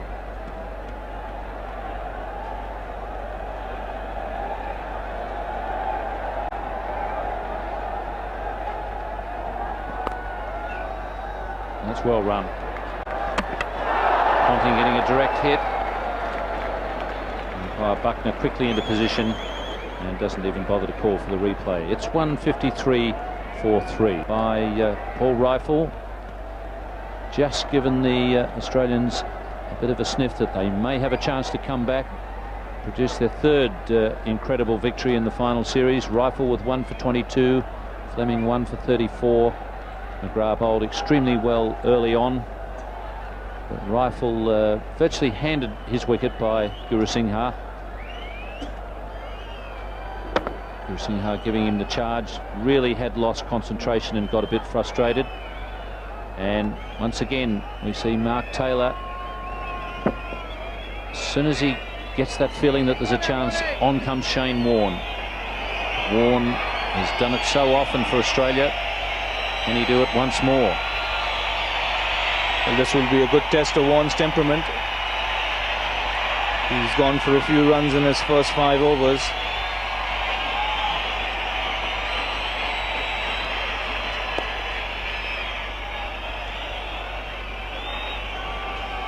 But we saw him in that game against the West Indies,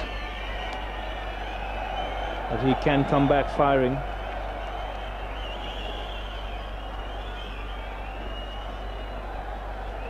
Well, there was quite a significant moment there. Shane Warne, this is before he bowled his first delivery. He's bowling to Arjuna Ranatunga, and here is the psych job.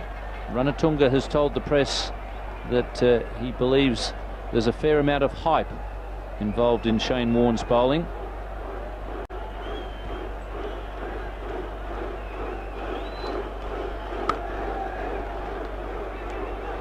In fact, I should put it correctly.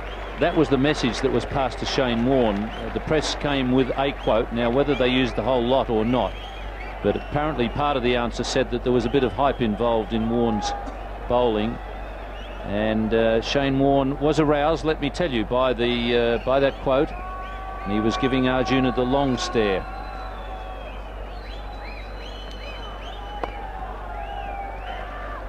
And they should be looking for 2.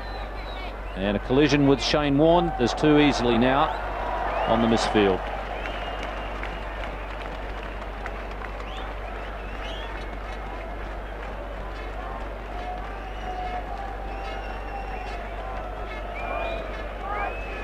Well, De Silva here actually sending Ranatunga back, slipping there and going straight into Shane Warne.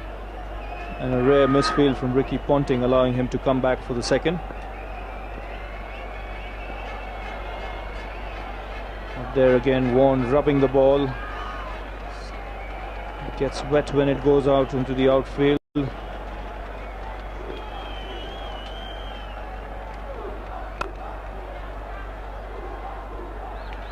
Yes, I think you got an idea of what the ball is really like when you saw Shane Warne's face when the ball came back to him last time, and he's shaking the head now. Doesn't like it. Well, it's never easy because he's one bowler who likes to give it a rip. And when it's wet and slippery, you can't do that. That's the leg break. You'll be very lucky to get that one.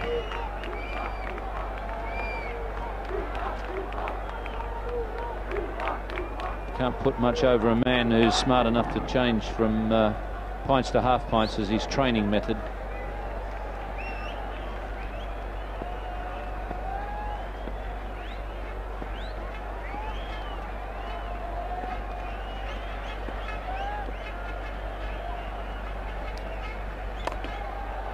Oh, Mark Waugh again. It's 156 for 3. And vice captain in together. The run rate and the run rate required is around about the same figure. Arjuna Ranatunga. Sri Lanka needed to keep the Gurusingha De Silva partnership intact, but a sudden rush of blood and Gurusingha is gone. This has given Australia a new lease of hope, and there's Ranatunga and De Silva now at the wicket.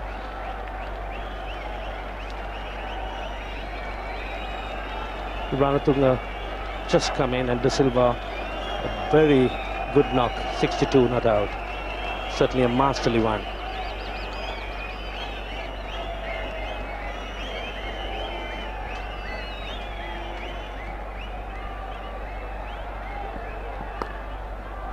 Once again, that deft stroke away through the gully area, deliberately angled bat. Ranatunga endeavouring to take his side along to the moment where they can receive that World Cup trophy.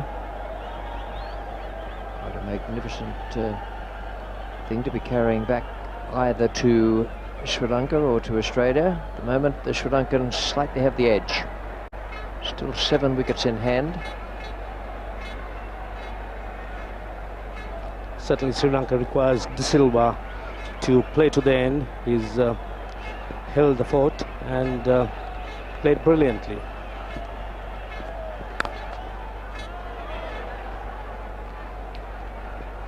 Such a great timer of the ball, Aravinda De Silva. When he came out in that match against India after Jayasuriya and Kalavitarana had been dismissed in the first over by Javagal Srinath, the timing was quite extraordinary. No thought of playing himself in, getting the pace of the pitch. He just stroked the ball with very little effort, and before the fielders had time to turn round, it was smashing into the hoardings.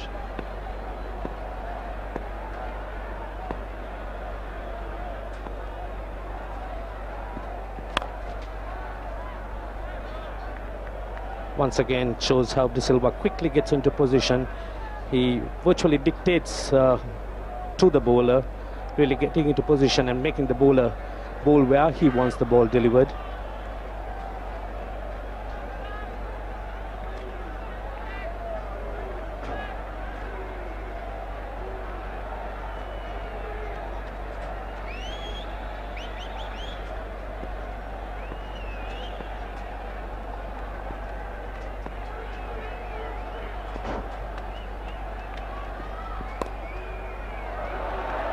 Nicely placed.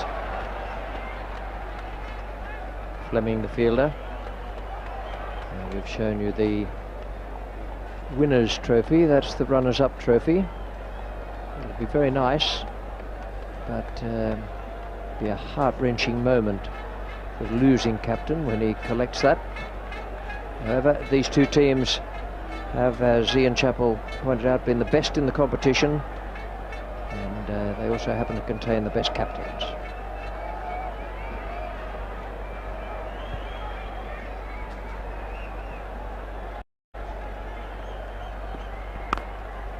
.158 for 3.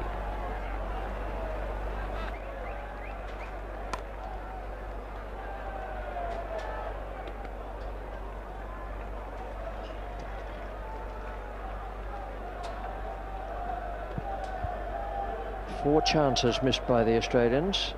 Healy, a catch and a stumping. Difficult catch, inside edge from a flipper.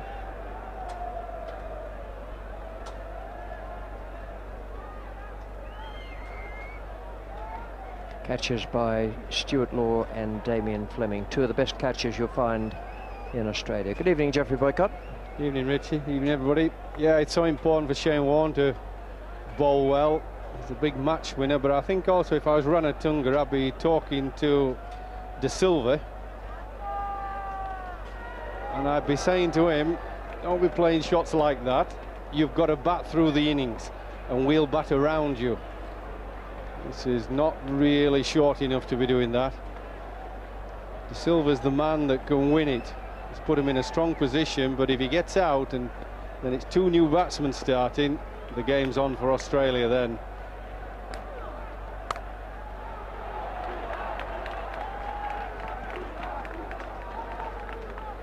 So important in tight one-day matches that people who do get in go on and play big innings as they're not satisfied with a 40, 50 or 60.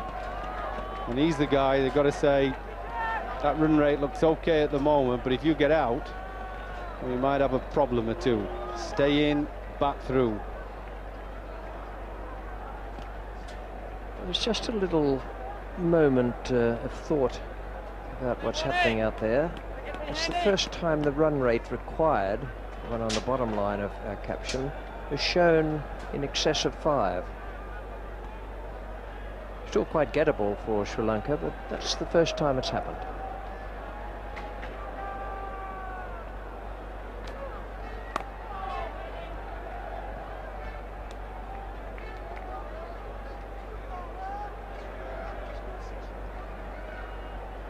Six runs from the last 3 overs, and Taylor now has 6 men inside the circle. He's giving Ranatunga the chance to hit straight down the ground if he wants.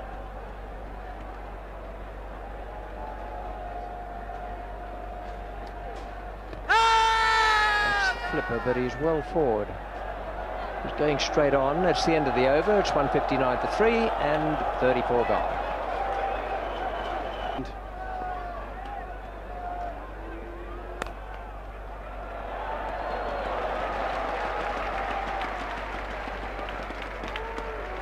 Great piece of fielding at mid-on.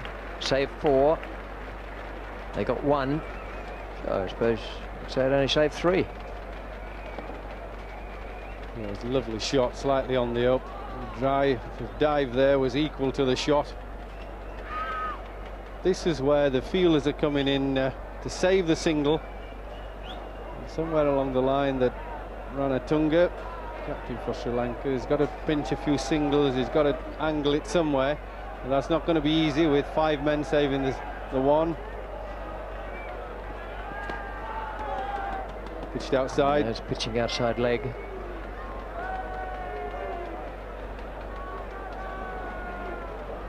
There'll be just a little touch of nerves there. They're going along very well.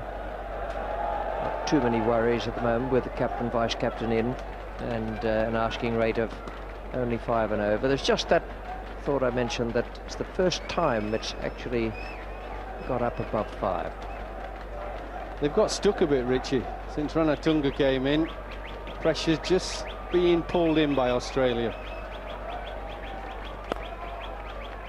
It seems to me the captain, Ranatunga, is playing across the pad. Instead of playing at the ball, he's sticking his pad on the line, a little bit circumspect, and then playing around his pad. Didn't seem quite so confident. The foot's there and he's having to come around it, and he's then trying to get the leg out of the way. He's been playing Shane Warne like this as well. Foot's going too far over.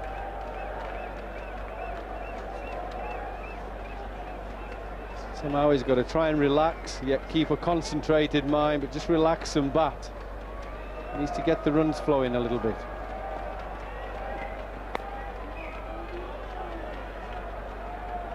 Well, if he's been at some pains to say that he doesn't think Shane Warne's much of a bowler, maybe Warne he attacks next over. Would that be logical, Geoffrey? It'll be very interesting and very difficult, I think. I think it will help him that he's a left-hander. Warne will be coming into him. I think you've got to go mainly after the seamer, not Warne. He's the guy who's liable to pick up 2 quick wickets. People don't read him very well. I think I'd want to play his 3 overs very sensibly, get him out of the attack, get his 10 overs over with.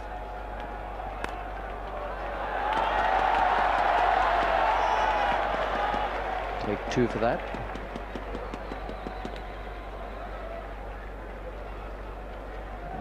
It's extraordinary what an effect 2 runs can have where none have been coming. Suddenly the batsman will feel a surge of relief.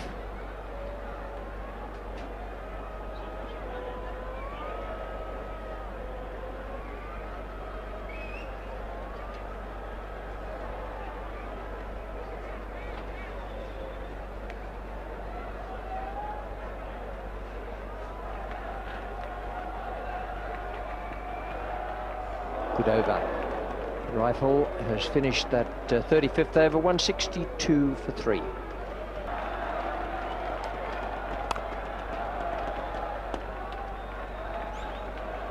There's just a little bit of tension creeping in out there. Another 80 needed from 45. So that asking rate is not quite up to 5.5 at the moment.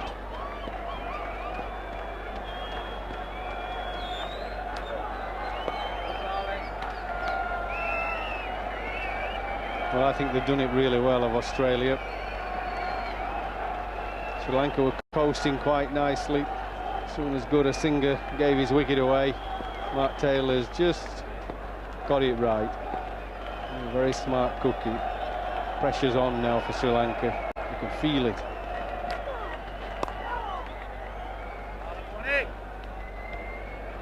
The overs at the moment are quite different from that semi-final at Chandigarh, where McGrath was left around about this point with 7 to bowl. In fact, he's bowled 7 now. So it's going to be Fleming who'll have 5 to go.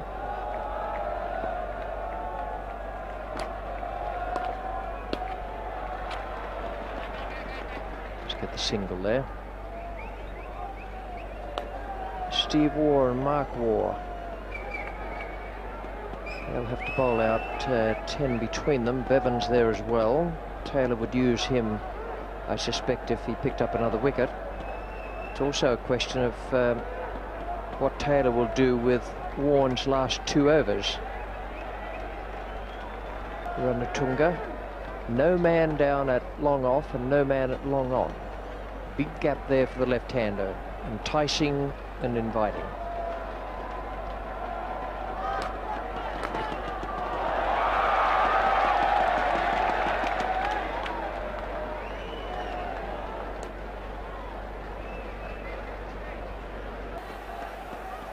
Ranatunga knows there's just one to come, so does De Silva.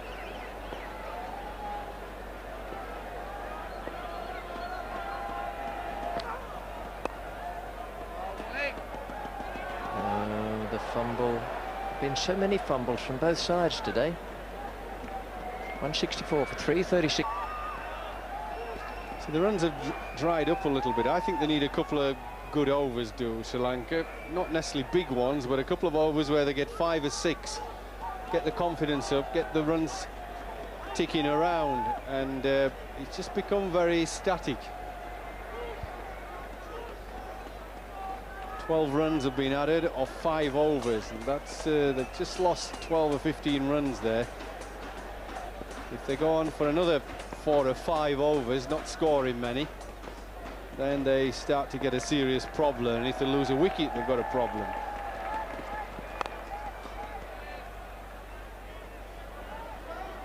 Even De Silva's found it difficult to pierce the gaps, and he's been playing quite beautifully. He's the man that's got to bat through it. Somebody should have told him, bat through to the end, make 100, and let us do what we have to do at the other end. If we lose a wicket or 2 at one end, it's okay, but if you start losing wickets at both ends, then you're in serious difficulty.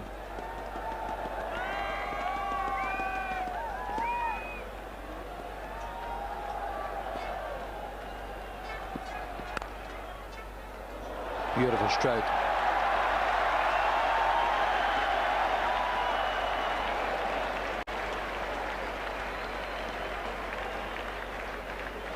Thought it was going for 4, and they didn't run quickly on the first one. Only finished up getting 2.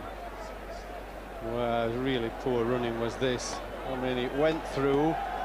The guys had to turn around and chase it almost a few yards from the boundary rope. They're just running very sloppily. Should have been easy 3. Every run is vital at this stage.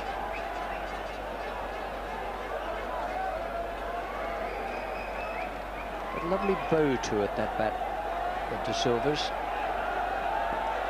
All the youngsters who get their bats and beat it with the ball on a stick will know the feeling.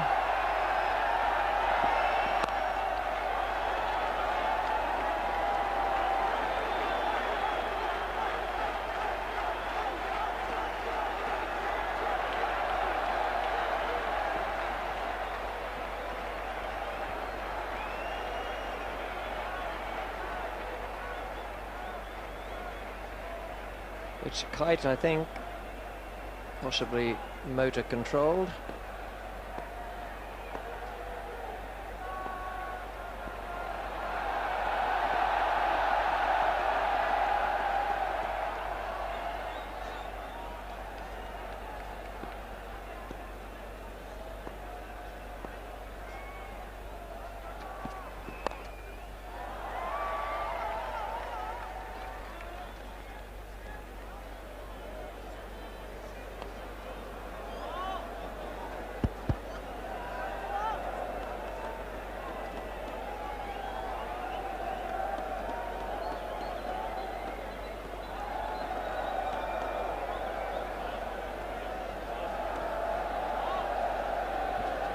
Few Australian fans over here, not all that many, some on tour, some will come on special tours from Australia.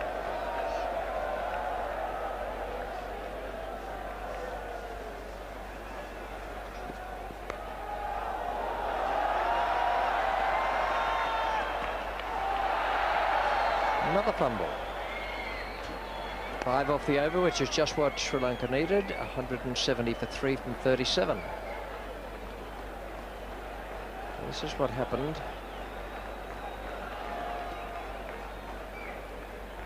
He just recovered it from a boundary. Great stroke.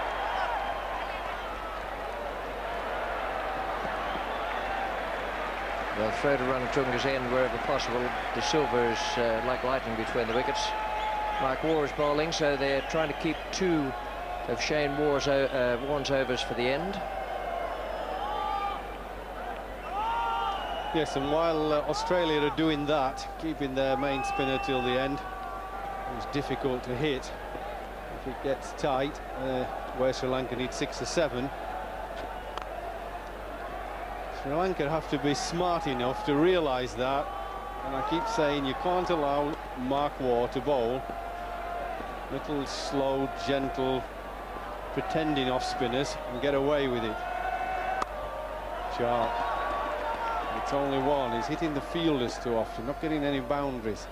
And before they were going and piercing the fielders. The run rate's just slowing down because he's not able to get the 4s.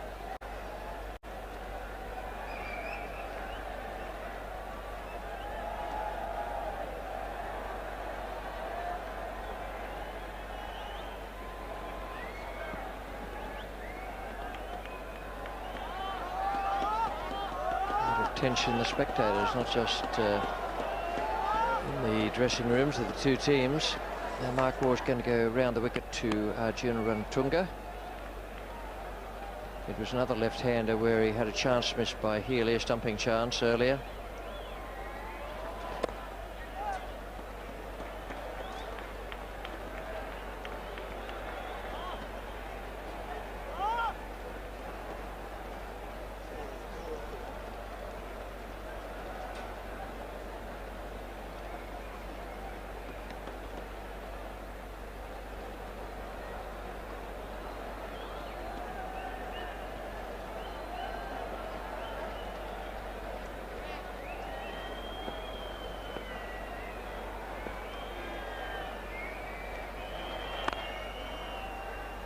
In the air but safe. Ranatunga's looking for 2, but McGrath's the man down at deep mid-on.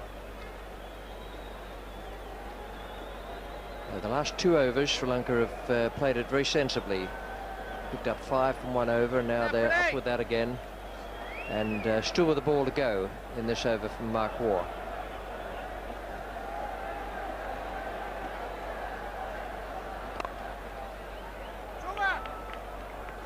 175 for 3, 38 gone. Against the others. Fairly equal Stevens at the moment. Wicket's the key for Australia. Keeping the scoreboard ticking is a key for Sri Lanka.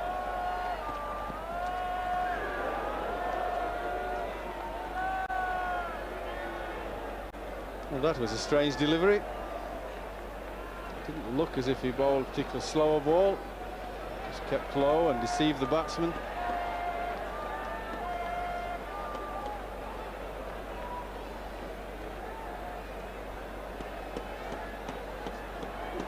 Attention has got to the batsman. There we are. It's not often you see him none for 39 off 8. Not been the best of days for him. People have not read him too well, yet he hasn't got any wickets yet.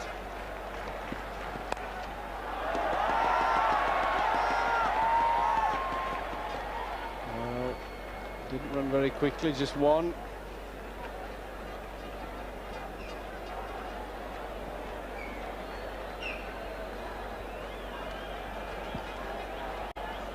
Packed house here at Gaddafi Stadium in Lahore.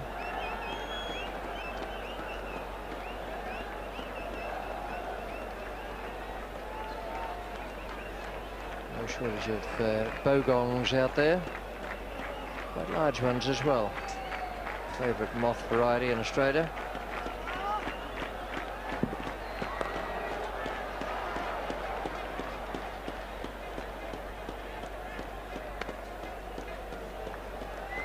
Just looking at the Australian bowling figures at the moment, looks as though Rifle will bowl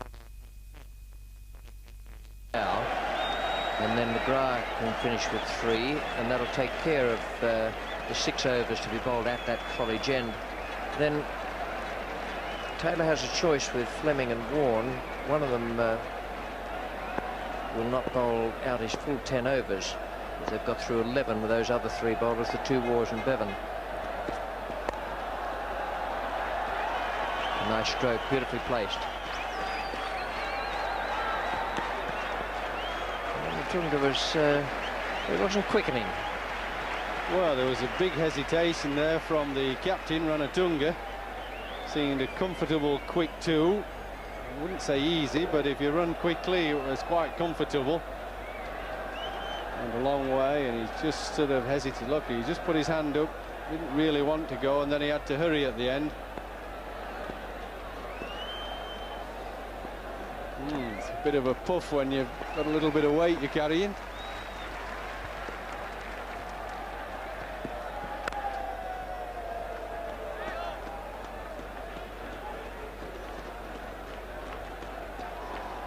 Ranatunga will also be calling. He'd like some gloves, and I suspect there'll probably be some water brought out as well.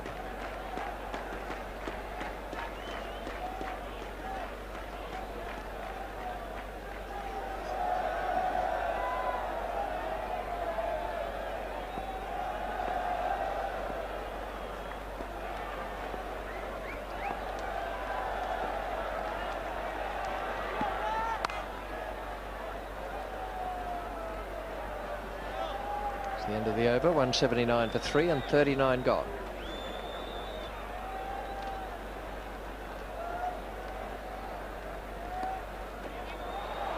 Beautifully placed.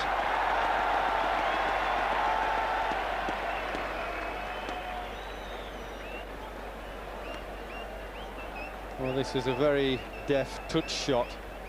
Didn't try to whack it out of the ground, just waited for it and played it very fine. Beautifully played.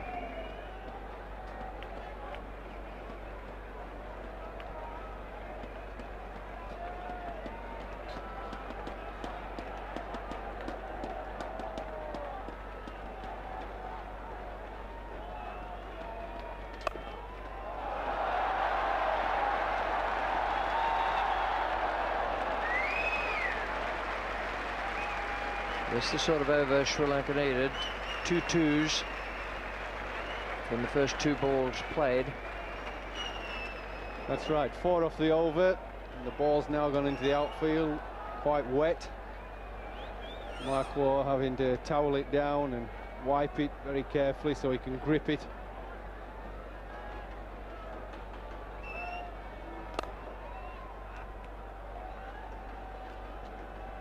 Five from the first 3 balls, so Sri Lanka are well on target for what they need there.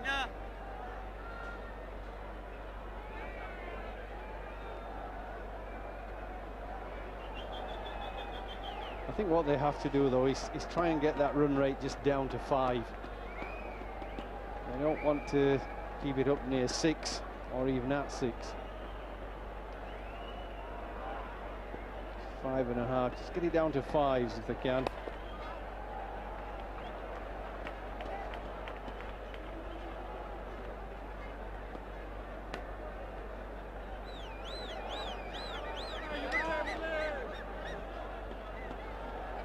Most people will be aware how difficult it was for the West Indies to hit Shane Warne in the last overs. I don't think it'll be any easier for Sri Lanka, so they don't want to leave themselves too many to get when he's got a bowl at the death.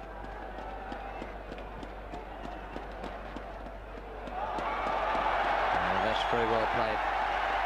They'll need to play that short third man quite a bit finer. It wasn't a nick, it was a very, very good shot. A really cute shot. Bit of class here. Wonderfully played. Lovely wrists. Let the ball come on. Waited and waited. Very smart work. First boundary for 8 overs. 10 off this over so far. Wonderfully played. Get after the weak bowler, get after Mark Waugh, but don't give him your wicket. And they've done it to perfection this over so far.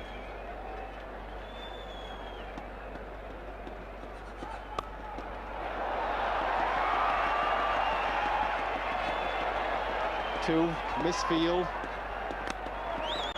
Ooh, that's a big over for Sri Lanka. Really big over, takes them 191 for 3.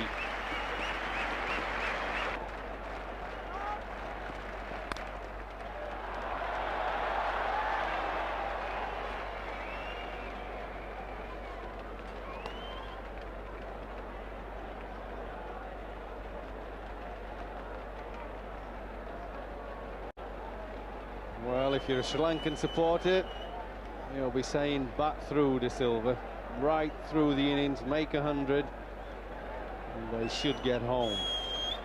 He is very much a key player. His captain's played a nice little innings, but De Silva is the key to bat right through.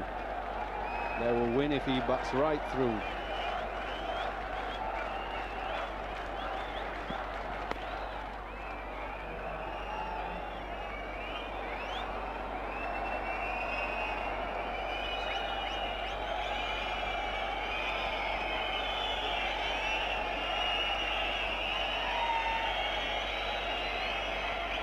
Taylor's keeping himself in at slip alongside Healy. There is a chance there with that little stroke. Ranatunga played so well off Mark Waugh in the last over. He tried against Rifle the previous over and played and missed.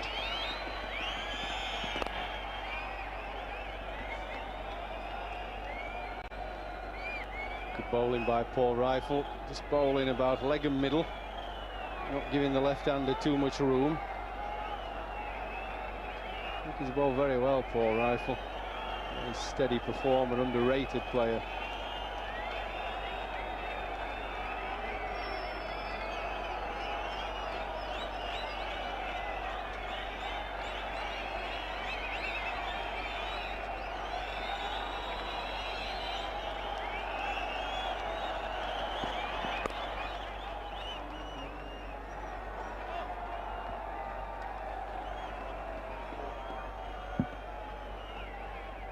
Well, this is the over I was talking about so far anyway.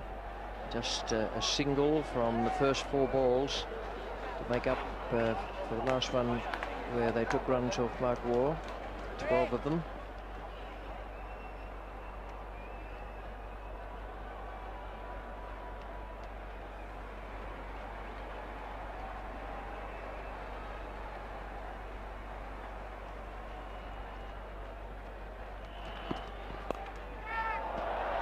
Just out of reach, and they'll get runs for it. They might even get 3 if they move quickly enough.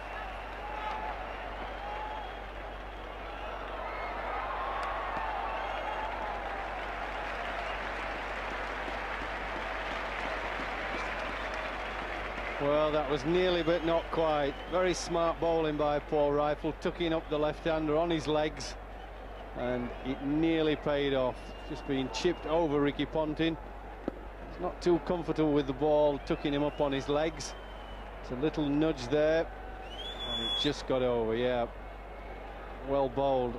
Nothing for a smart piece of bowling, that over at the left-hander.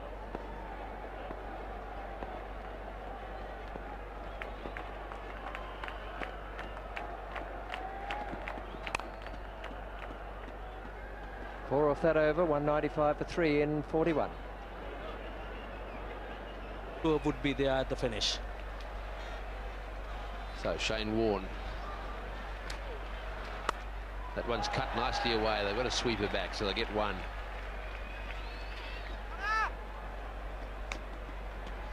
Yes, and I suppose it's a sweet revenge too. The Australians gave them a pretty tough tour down in Australia. They pretty well enjoy this. Yes, certainly. I'm sure if they could defeat the Australians, Sri Lankans certainly are going to enjoy this. But looking at it from the positive point of view, I think that Australian tour did so much for the Sri Lankans to get to where they are. Certainly gave a bit of strength of character. Battlers. They did very, very well down there. They did. This is Warne again. Well played again. It's played just back at a square to be cut off. This crowd beginning to get involved now as they get closer and closer. Aravinda De Silva, he's been playing so well. So Lionel, the lone Sri Lankan supporter, being shouldered, and the Sri Lankans are just going raptures here. It's a tremendous atmosphere, this World Cup final. Well, we've seen him run all around Australia supporting these guys.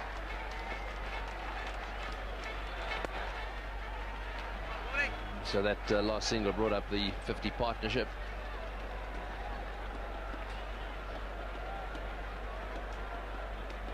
Aravinda De Silva and Ranatunga have been together on many Sri Lankan partnerships which really have brought them success. They're here together in this one too. It certainly is a good omen.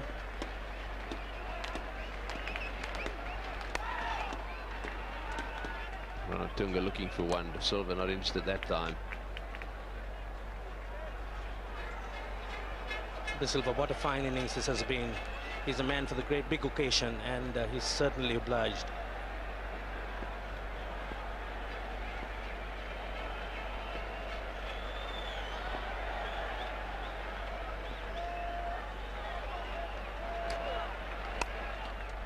He's got that one through the field, although the sweeper will pick it up again. And get two. So what will they be doing down in Colombo at the moment? All huddled around TV sets, no doubt. The parties will be starting. I'm certain everyone must be behind or watching a TV set at some point, Tony. I don't think any work is being done there, or anyone would be in bed. That's 200 for 3 Sri Lanka in 253 balls.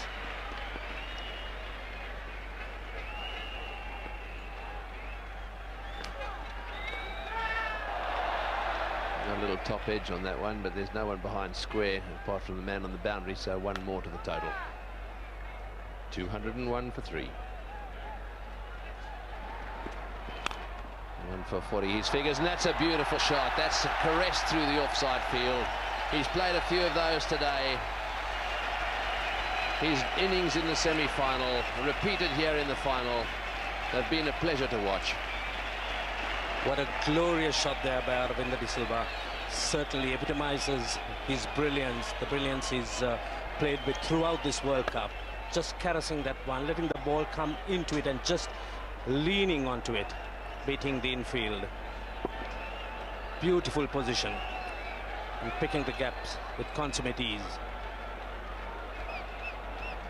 37 or 47.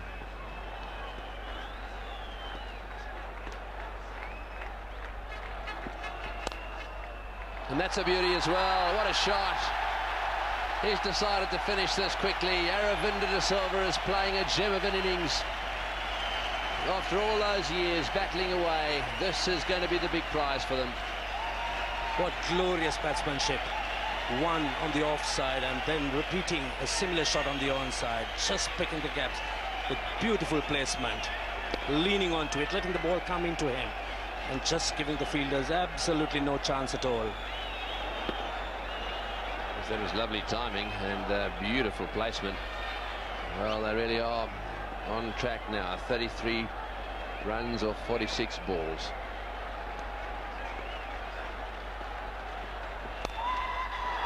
Whacked away square on the leg side, all the way along the ground. There's a sweeper back there, so just one. That's De Silva in all his glory. Absolutely brilliant batsmanship. So just a single there off the third ball. And so 3 more to go. 2 lovely drives. 32 runs of 45 balls for the World Cup.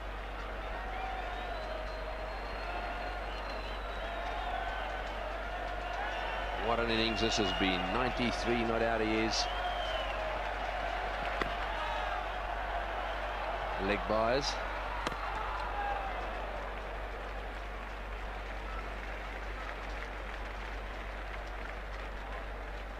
What a fine cup final this has been for Aravinda De Silva, following up his extremely good bowling performance with absolutely brilliant innings.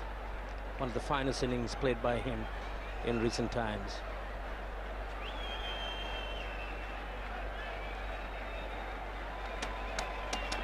Well, they've got the feeling now, haven't they? They really are getting ready to celebrate this victory. Australia are going to have to pull something out of the bag, something extraordinary out of the bag. They're going to reverse this trend now. 31 runs of 44 balls. He's hardly played a faulty stroke.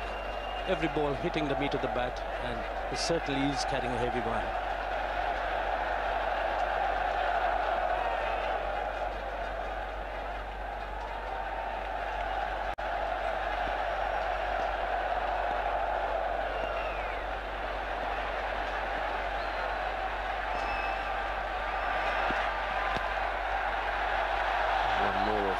So that makes it a good one for Sri Lanka. 11 runs off that over, 212 for 3.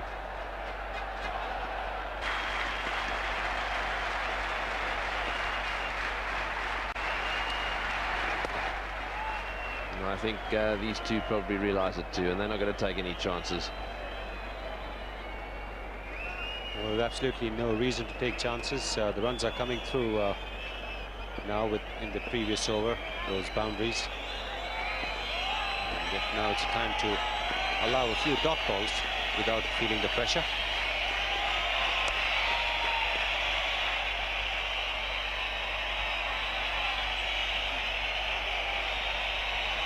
Well, they've had their lows in the World Cup, Sri Lanka. Have a look at those matches from 75 to 92. 26 matches, lost 20.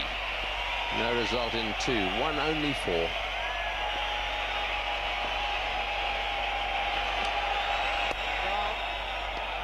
That's good running, and then all of a sudden they come to the 1996 World Cup.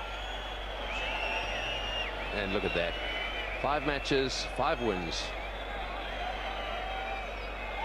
And of course 2 forfeits as well.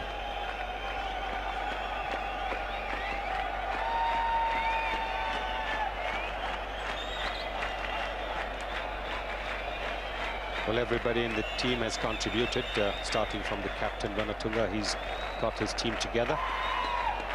And there's been Arjuna Jayasuriya who've given them those explosive starts.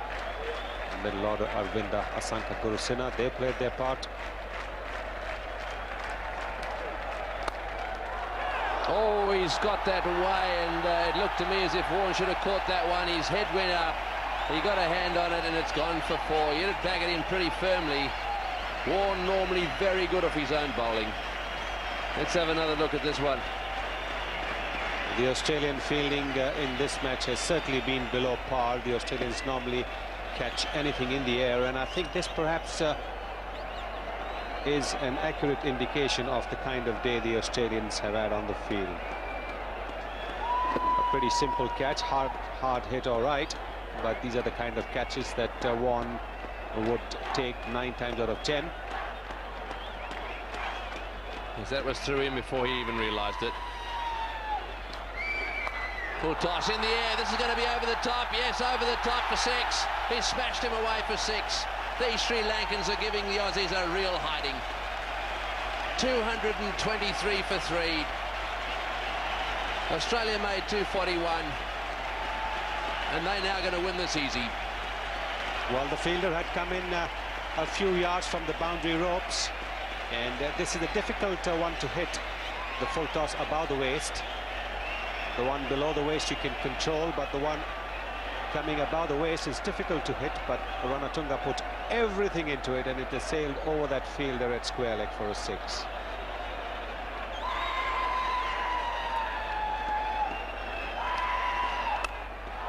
Down the ground, it's in the air, over the top. It won't quite get down to the fence. McGraw hovering underneath it. They go back for 2. 13 runs off the over, and that's the end of Shane Warne. 225 for 3.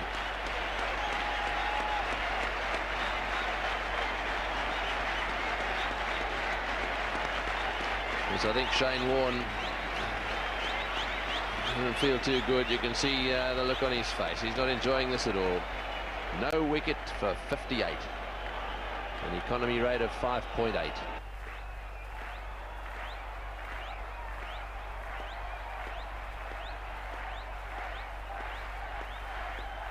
Glenn McGraw, who's got very tidy figures, is back into the attack now.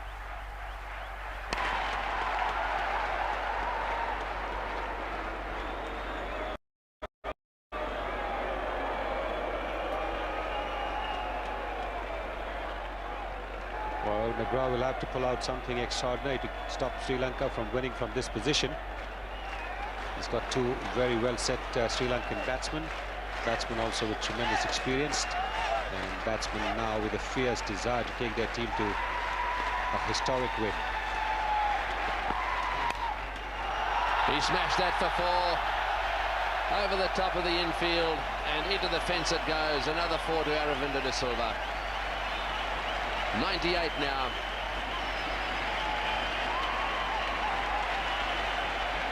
Well, the Sri Lankans have known Aravinda can bat. They've also known that he's capable of chucking it all away. But this time he's played a calm, composed, a very purposeful innings. And having seen that the fielders were brought into the circle, nobody to cover the square leg boundary, he's hit that uppishly but safely. Watchfully played this time. That one just pushed back down the pitch at McGraw. Yes, this World Cup started in pretty ordinary fashion for the Sri Lankans. All the news that the Australians weren't going to go down there. They forfeited that match. Then the West Indies followed suit. They decided not to go down there as well. And then slowly but surely their campaign got underway, and it's ended up right here.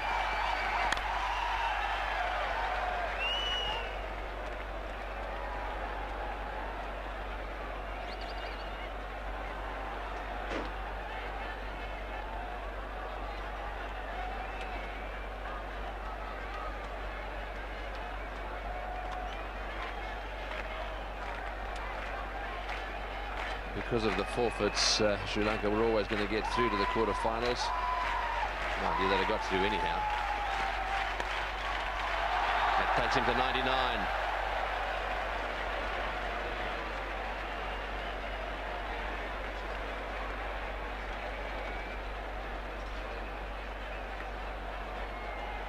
What an innings this has been. He's played two crucial innings for Sri Lanka. The one in the semi-finals against India, when 2 wickets had gone in the first over. And now over here, he's one short of what would be a tremendous 100.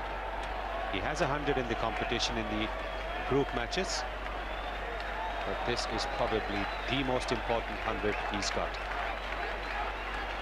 Yes, Clive Lloyd scored 100 in a World Cup final. Over the top and just through the fingertips again. Well, they haven't quite managed to get those catches to hand. They've dropped a couple of dollies, and there have been a few that have gone through fingertips. The luck not running with... Lloyd has made 100 in a World Cup final. So has Viv Richards. And that's it. This is going to be the 3rd. Oh, beautifully played.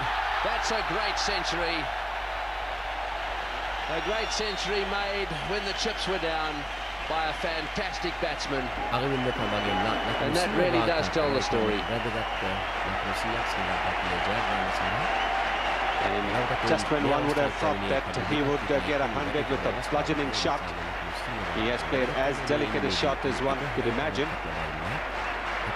Aravinda De Silva getting to that century with as fine a leg glance as one could hope to see. And what an innings this has been. Brilliant. And that didn't bounce very much. Low outside off stump and wide given. So they're almost there. What a fairy tale this is turning out to be. 45.1 overs and they only need 5 runs. They've dished out the Aussies, the biggest hiding they've had for a while. The Australians will be feeling very ordinary. Mark Taylor, who's captain of this side so well, just cannot stop these Sri Lankans. And that's well fielded.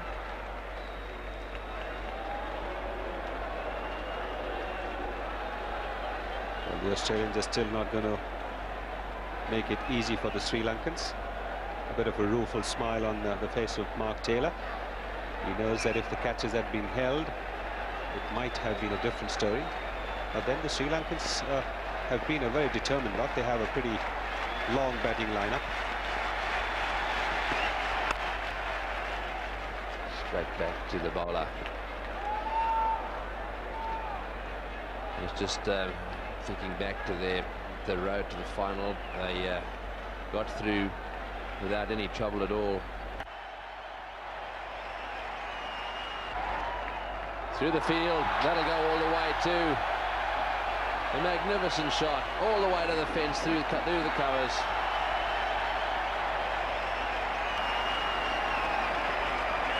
Well, they've taken that to 241 now for 3, so the scores are level. They need one more run to win this World Cup.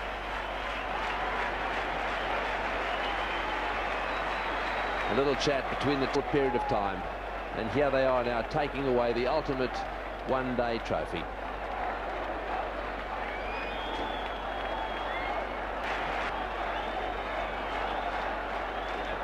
Done it with plenty of time to spare. So the captain just checking his guard. One ball could do this. The scores are level.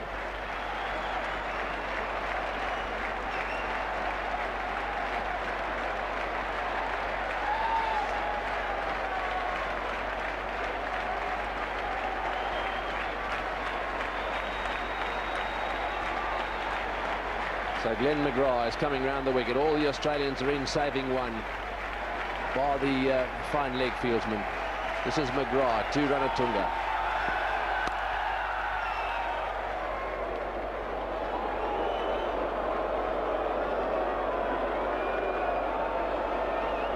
Arjuna Ranatunga a few years ago was in some strife with the Sri Lankan Cricket Board authorities, but he's come back very well after that. And the celebrations already beginning. All the other Sri Lankan players out onto the boundary area. That's it, all the way to the boundary for 4. What a victory for the Sri Lankans.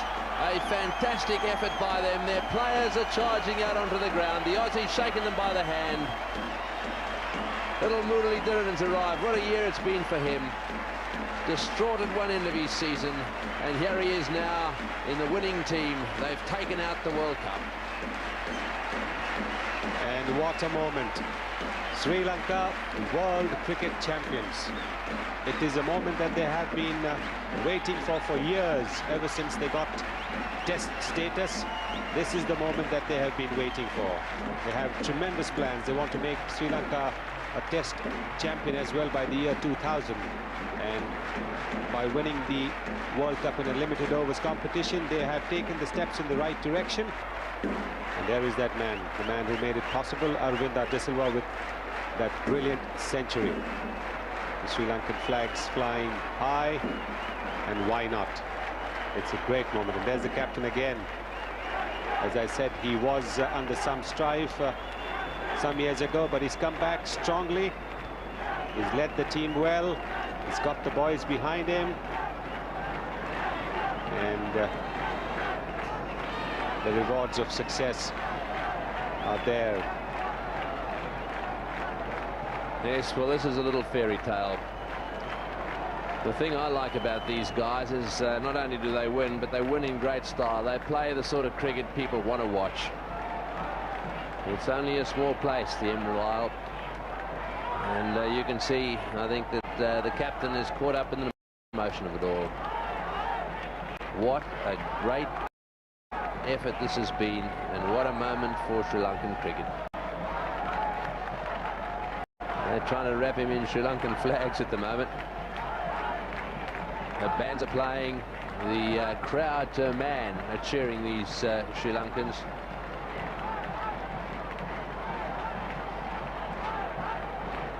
And Aravinda, who's played 2 brilliant knocks, and that's Mahanama with him there. And spare a thought for the other side.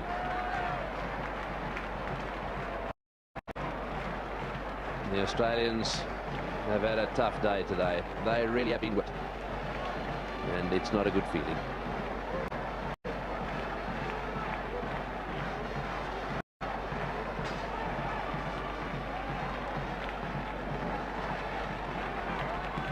Around the ground, I think that's exactly what they wanted to do. They wanted to thank this Pakistan public for their support here today, and they have been very good indeed. The crowd here have been wonderful today.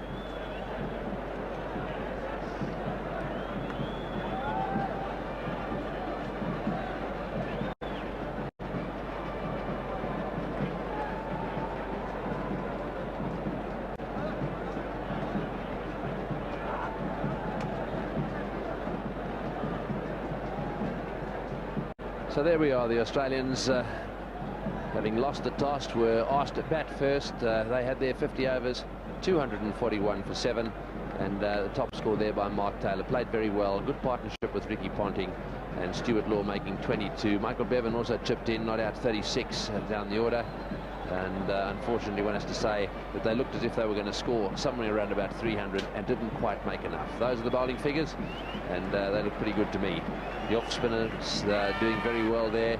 Aravinda Jayasuriya and De Silva all bowling very well, and Murali Dhiran as well, 1 for 31. So they could be very proud of their performance in the field. I think that's really what set this victory up, and really when it came to batting, it really was a coast for them.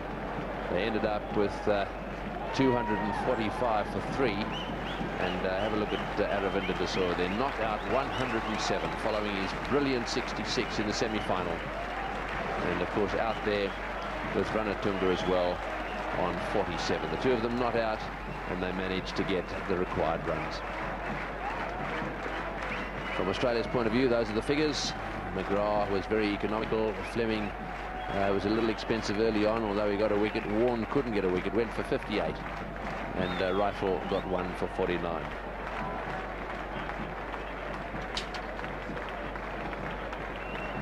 So a great performance this by the Sri Lankans. They've got a lot of supporters up here, most of whom are on the ground now. They've got flags. There's dancing out on the centre at the moment by all and sundry, and this is no doubt taking place down in Colombo as well, where there's no doubt been a huge television audience.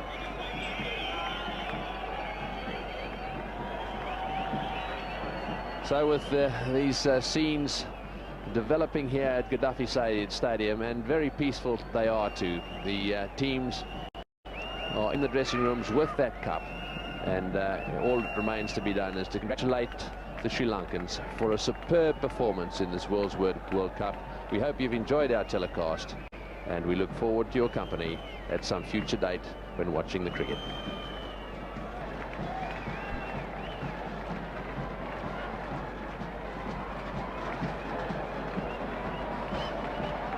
A bit difficult for anyone to get through all the crowds there to get onto the stage.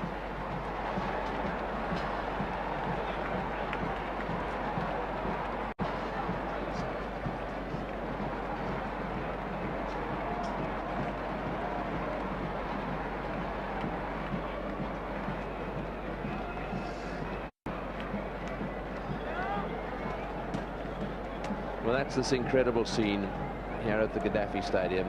The lights are blazing. Everyone in the stadium are on their feet, watching and waiting for the moment that the captain of Sri Lanka gets his flag and raises it sky high, and that's their #1 supporter. He's been all around the world with them this year, went to every single match that they played in Australia, and never stopped running around the ground. Every time there was a 4 or a 6 hit. I don't think there's anyone in Sri Lanka who doesn't know him.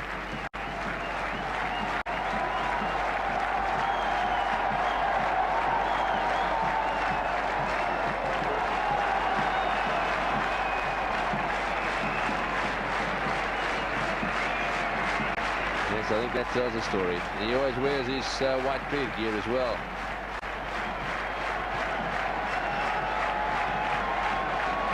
Well, the bands are playing. And have a look at them. They've remained for a man, to a man.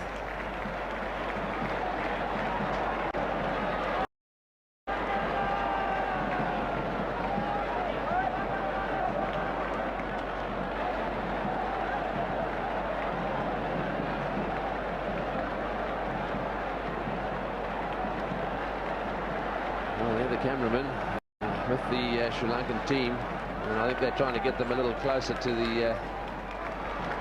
to the stage. And what's more, they've only just got this game in time. It's now beginning to pour with rain.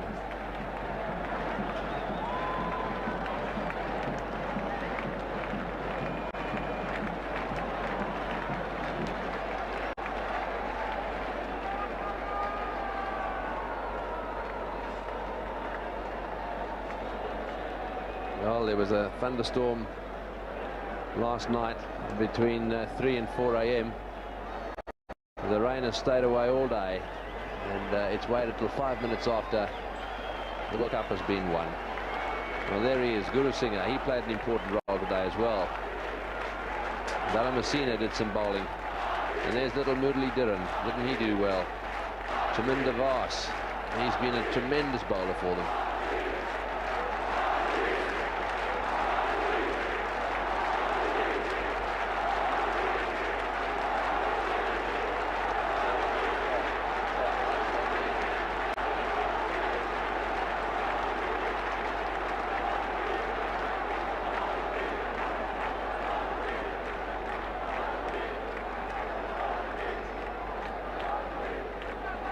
That's Dav Watmore. His family will be watching this in Australia. He's been a great help to this Sri Lankan side. He's their coach.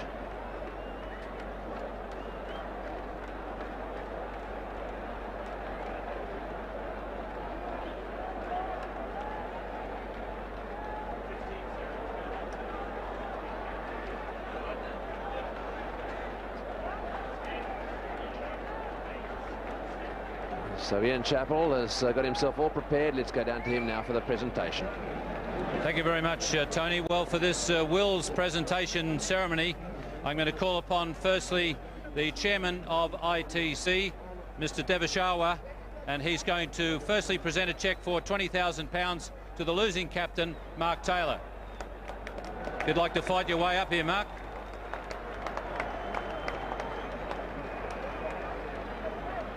Can I just... Should I just...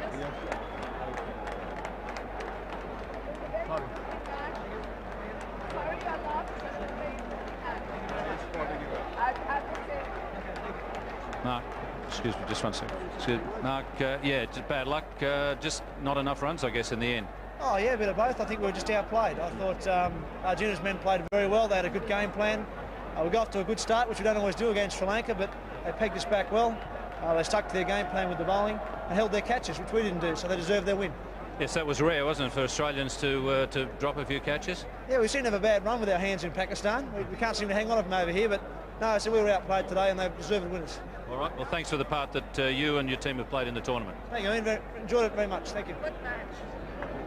Well, there's the losing captain of Australia, Mark Taylor.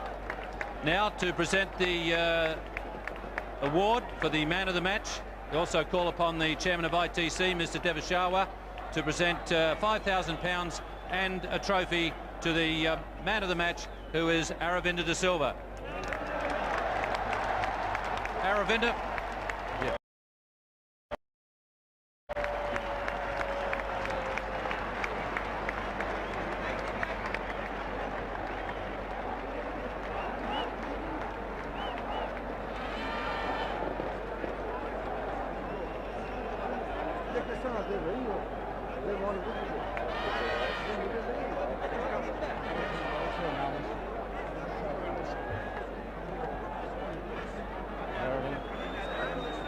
Coming through here.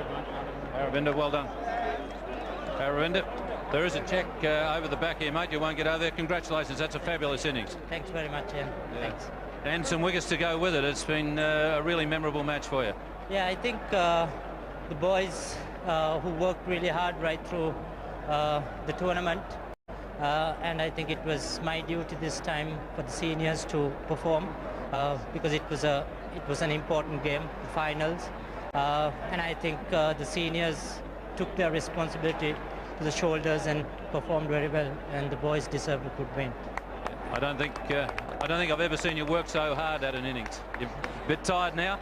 I know. I think it was a very, very special occasion, and I think I needed to concentrate a lot and I preserved everything for this occasion. Okay, congratulations, a magnificent effort. There's a trophy over the back here somewhere if you'd like to come through.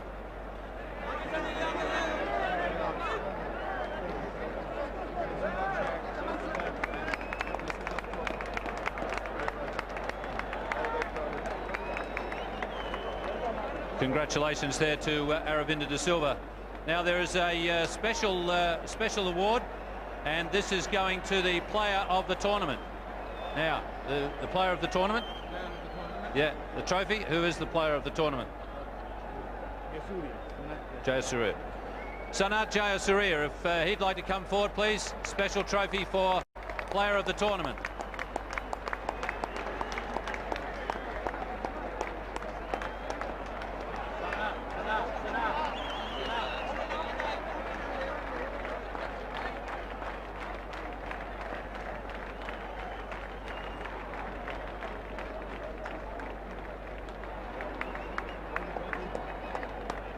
Come through, Sanath. Congratulations. You must have really enjoyed the whole tournament. Yeah, I have been batting and bowling well. I thought myself and I must thank the boys for giving 100% support. Okay. Thank you for them. Okay, congratulations. There's a trophy there for you.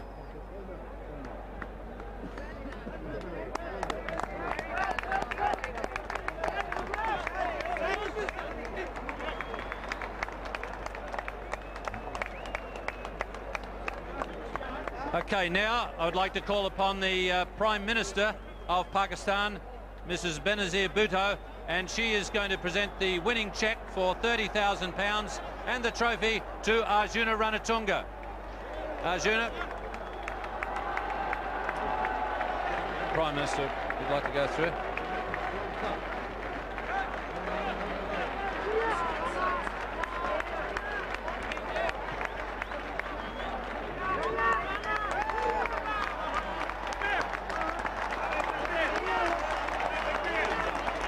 Arjuna, congratulations on a magnificent victory. Thanks a lot, Ian. I think the boys played really well right throughout the tournament. You had it in mind right from the start. You said all along that you wanted to have another crack at Australia. You've got your way, and you guys fought very hard. I thought the boys played really well. I think I should thank the Pakistan public. I think they were really behind us right throughout the game. And I should thank Asa and Wasim. They are the ones who brought the side to Colombo when we were in trouble. And thanks a lot, Wasim and Asa. And we are very grateful to you. And thanks a lot. Back in Sri Lanka, I think everyone contributed a lot. Thanks a lot.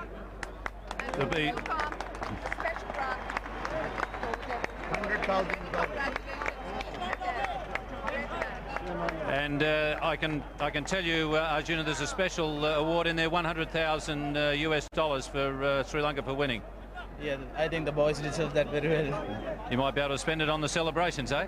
You never know. Okay, well, that's all from the Wills presentation ceremony. A very, very happy Sri Lankan crowd. Back to you, Tony. Well, thank you, Ian. Have a look at that trophy. The World Cup in the hands of a very proud captain.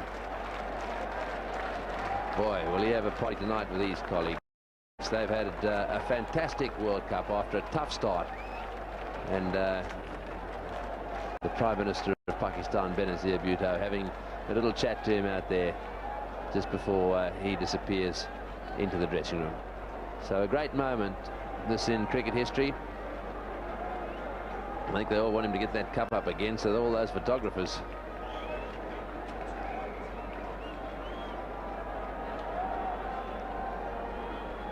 So with the rain falling down in the centre, the captain has got the trophy, and I think he'll go and join his team in a moment, and they'll do a lap of honour, and they'll get a huge cheer from these people here at the Gaddafi Stadium. They've supported this Pakistan side, this Sri Lankan side this evening, and you heard Arjuna thanking them very much for their support. Well, that's the rest of the team there with the Sri Lankan flag.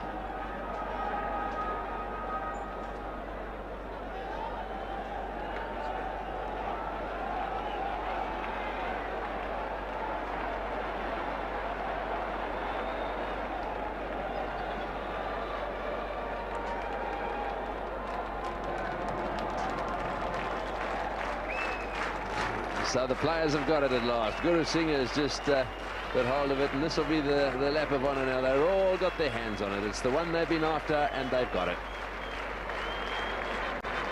That certainly is happiness.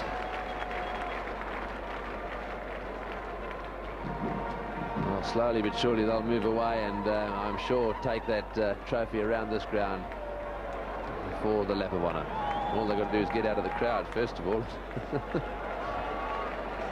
Have a look at him. That's their #1 fan there. He can't wait to get his hands on that. In fact, he's taken over. He's got it all to himself. There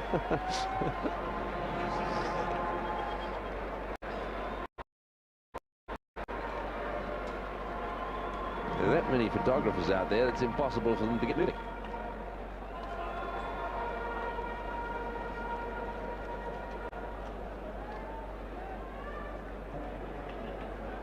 So they'd love to do their lap of honour, but unfortunately they're absolutely engulfed with people. And what a great performance by the Sri Lankans. And they're starting to move now. The cloud beginning to give them a hand. In fact, more of them coming onto the ground. Because I don't like their chances of getting right around unless they keep going while they're moving.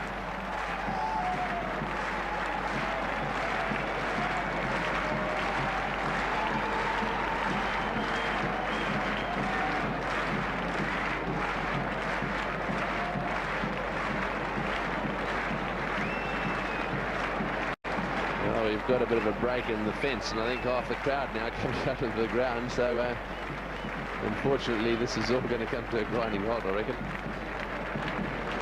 So what incredible scenes. The Sri Lankan team, I think they've decided that there's no way they can get around, so they're going to have to make their way back to the dressing room.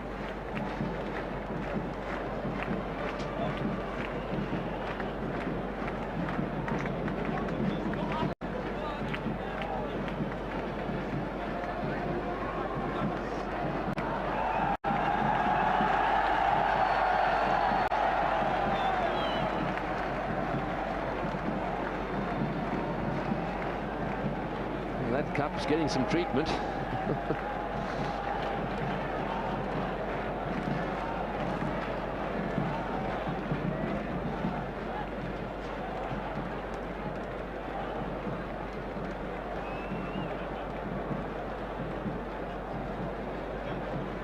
Well, the cameras, the captain's got the cup. That's the important thing, and he's, it seems to me, heading to the dressing room.